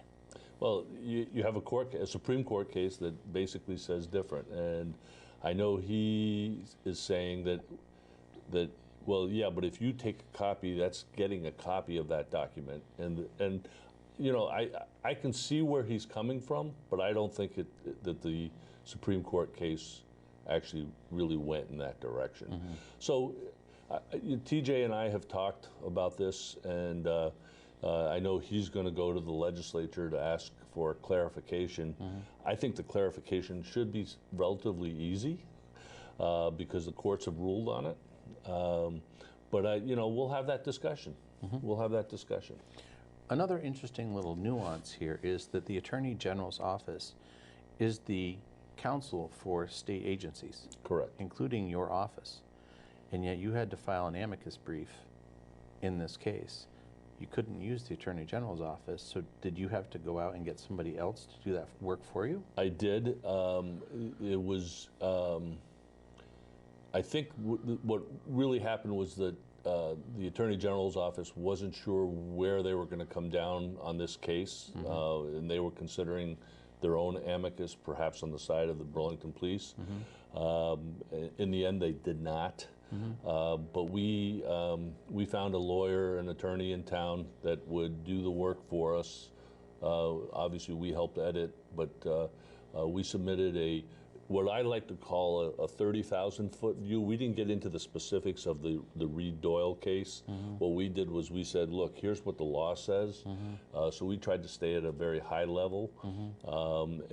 And that's, my office generally tries to stay at a high level. We try to just go, here's what the law says, and here's what we believe that law is saying, and work from that.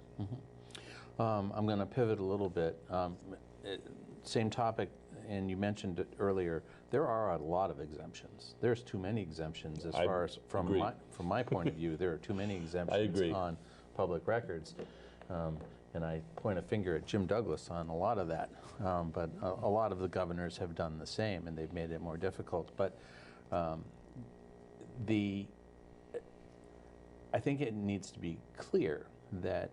And people who are watching this not all people watching this understand that it's a public records request, which means that any person, anybody from the public can make these requests. And there are people who make a lot of requests, and there are a lot of people who tie up your staff, the staffs of other agencies around the state. At what point does it become where it feels frivolous and it needs to be kind of addressed? And this puts you on the spot because I'm the guy who's going to say there is no limit, but maybe you're the guy who says that too. I actually agree with you. I believe, in fact, I have said often to my staff that regardless of who it is, why they're asking, that's not our job to determine. Our job is to fill that request, and that's the role that we will take. In fact, there is another Burlington Supreme Court decision, and I don't remember which one. I actually have it in my transparency tour paperwork, but there is another decision that says that the agency, the government, cannot ask who or why you want this information. That it's basically agnostic to it, and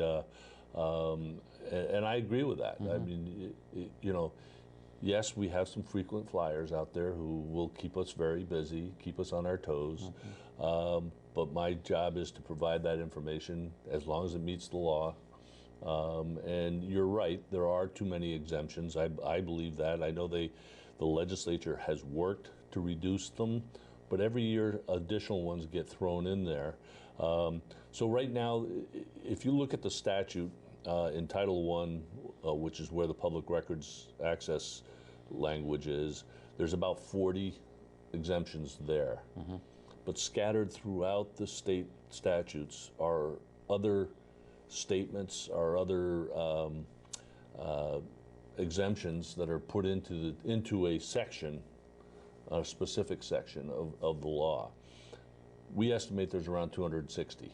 Yep, I've heard 250. So, yep. So But the good news is that there is the Legislative Council has a website where you can go to look at those exemptions, and you can say, I want to look at animal information or animal records, and it'll pull up it'll do a search and pull up those records that deal with animals or medical information and whatever. And we also have one on our website, on the State Archives website, that allows the public to look at all these exemptions. It was a lot of work putting it all together. And we often will get, at the end of a session, some of our staff and some of the Ledge Council staff will actually go through the bills that have passed. Oh, here's something that acts as a exemption, therefore we got to highlight that. So, and that happens. But there's a lot of it are legitimate exemptions. But I think there's also a lot of duplication, and I think we could actually shorten it up a little bit. The federal government, as you probably know, did that a few years ago. They had reams of exemptions, and they're down to like a dozen in general. And I think that's the approach that we need to take at some point. I know there was a committee that looked at it over a 3-year period. They did reduce some of them, or they combined some of them, but I think there's more that could be done. So public records are under your purview. As Secretary of State, you have really taken this to a different level, though, as far as making sure that the public understands and public officials understand not just what they need to know about records, but what they need to know about process in their towns, in accountability, responsibility, and you yourself served on the South Burlington City Council for quite some time. 18 years. 18 years. And kind of saw it all there. I mean, you and I have talked at other times about kind of some of the things that you've seen. And now you are kind of the gatekeeper for a lot of towns in determining, well, can we do that? Can't we do that? And rather than doing it kind of piecemeal, which happens probably all the time, you are setting out again. This is how many? 5th year? Well, it would be the fifth official year of the Transparency Tour. Yeah. You're doing what's called the Transparency Tour, where you actually go out to the community and you go to towns, communities, and invite other communities nearby to come in and essentially get a refresher on how to do this. It's not mandatory. You wish it were. I do. I wish it were too. But what exactly is the Transparency Tour? What are you aiming to do? Education. Yep. And that's the big thing. And we've really consolidated or shortened it up into a pretty brief presentation as such. It's about the total presentation is about an hour and a half, maybe an hour and 15 minutes. But it depends on the questions that we get, and then we get at the end we get a lot more questions. But we basically divide it into 2 sections. One is to talk about the open meeting law. The other is to talk about public records access. As you can probably imagine, a lot of our effort or a lot of our focus is on the open meeting law. Yep. That's where we seem to have the most questions. Yep. But we travel the whole state. We usually do it in the off year from the election, so the odd numbered year, and that's this year. And we're starting it, I believe, if not next week, the week after, and we'll do it for about a 6-week period. And we have done so far in the previous years, we've visited well over 50 communities. We'll go if a town specifically asks for us. Like we had one town that had been sued by some residents, and the judge said, well, you need to have, one of the conditions that he placed on them was to have that town go through two presentations on open meeting law. So we were one, VLCT did another. We worked, the original was with VLCT and Steve Jeffrey, he went with us on these things, and literally we go from Franklin County to Windham County, from Bennington County to Essex Orleans counties, and I mean we go through the whole state, and I think the most people we ever had was up in St. Johnsbury a few years ago, and well, there was a lot going on in St. Johnsbury at that time. There was. We had over 150 people show up, and we've done it for as few as 3 or 4. So, you know, we don't really care how many. We like to have more people. We generally will notify the town manager or town administrator, the select boards, planning commissioners, and any other, you know, we ask the town clerks to notify their various boards, like the cemetery board and whatever, that we're coming to town and neighboring towns, and we usually send out, you know, obviously we've sent it to you already, but we will follow up as each week with those towns that we're going to that following week, right. To try to drum up as much support as we can. It's a pretty informal thing, and to be honest with you, I enjoy doing it. It's really about education. It's not playing gotcha. Well, we'll go back to that. So everybody knows you can expect an editorial from me in the next few days, because every time you do one of these, I come out saying, thank you, Secretary Condos, for doing these, because it only makes our job and as the eyes and ears of the public easier, because everyone's sitting up a little straighter and going by the book, and they're doing, when they do their job as intended, it makes it easier for the public to be able to get information and understand the decisions. And it's so important. Yeah. The public has a right to know and a right to participate, right. And that's the point that we try to make this nice and simple, and again as an educational piece. So when you say, when I ask you initially why, and you say education, what do you mean? Because when we talk about open meeting laws, I know what you're talking about, but the public may not necessarily understand why it is so important for these boards to get the primer. It's not necessarily a primer on Robert's rules and all of those pieces of it. It's important because there are certain processes that are mandated by statute that have to be done. And so what kinds of things are we talking about? So if you're going to have your regular meeting, if you meet every, let's say the first Monday of each month at 7 p.m. at Town Hall, that's a regular meeting, and typically you've passed a resolution at your first meeting that says this is when we're going to meet. Regular meetings are supposed to be warned and noticed. Your agenda is posted 48 hours ahead of time, so the public has a right to see what's going to be on that agenda. And and what is a warning? Well, let me go back a little bit, because the warning basically it's just announcing that the meeting is happening. Right. And it has to be posted in a couple places. If the town maintains a website, they have to post it on their website ahead of time.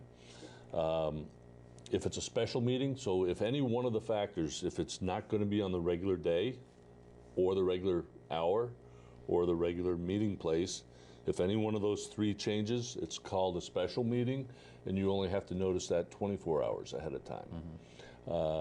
So it's really about, again, to get the public out to know what's going on. You know, we've also made some changes over the last 8 or 9 years. For instance, they're supposed to allow the public a public comment period.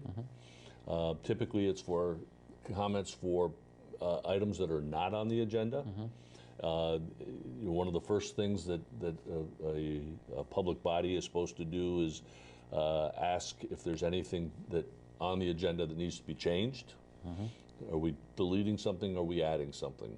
I always tell people when you're adding something, it should be for information purposes only. If you're going to take an action, it should be on your next warned meeting so that the public can be notified that you're going to take an action on something. The reason is you could get some hanky-panky going on where a board says, well, this is a controversial issue, we'll just go to the meeting and see who's going to show up, and if it looks okay, we'll add it to our agenda. We don't want that to happen. Right. The public has a right to know, and the public has a right to attend, and the public has a right to participate. Things like minutes. Minutes, the law has been in place for over 30 years that says that the minutes are supposed to be ready for someone to look at within 5 days. It doesn't say final draft, it doesn't say draft or final minutes or approved minutes. It just says minutes have to be ready. It's pretty minimal what you have to have in your minutes. It has to have, obviously, the meeting, when it is. It has to say these are the agenda items. It has to say who attended from the board at that meeting, and if there were anybody there from the public. They don't have to necessarily identify everybody. I always use this as an example. When I was city council chair in South Burlington, we had a situation where we would hold a public hearing to go over our budget. Now, in South Burlington, let's just say we had a $10 million operating budget. We'd have 2 people show up. Right. Very little comment. The following week, we're going to discuss the leash law and our bicycle path. 150 people show up, and everybody wants to say something. So that's the kind of thing that you got to balance, but you got to allow the public the opportunity to speak. You got to give them a reasonable opportunity. Those minutes are now required. If you have a website, you're supposed to have those minutes posted on the website within the 5 days or after the 5 days. That raised a lot of consternation among towns because they were saying that it was problematic for them, a burden to have to post those minutes. And our argument and what the legislature ultimately agreed with was that part of the law hasn't really changed. It's just that if you have a website, it's got to be posted on the website. Right. And in the old days, it might have been difficult to, you have to let it load up. I remember with AOL, it would take 5 minutes, 10 minutes to load something up and get it posted. Now it's just point, click, and it's done. Right. So it's relatively easy, and it's just kind of basic procedures that you have to follow. Yeah. Well, and we're almost out of time. It all comes down to accountability, right? It really is. And that's what you're doing. Is these are elected officials, they're laymen in most cases, and while they love to do it, there are rules you got to follow. And that's right. The media appreciates it. I know the public appreciates it. So, my guest has been Jim Kondo, Secretary of State of the state of Vermont. Jim, thank you very much. You're welcome. We covered a lot of information in a short amount of time. We did. All right. And thank you for watching. Until next time, see you around.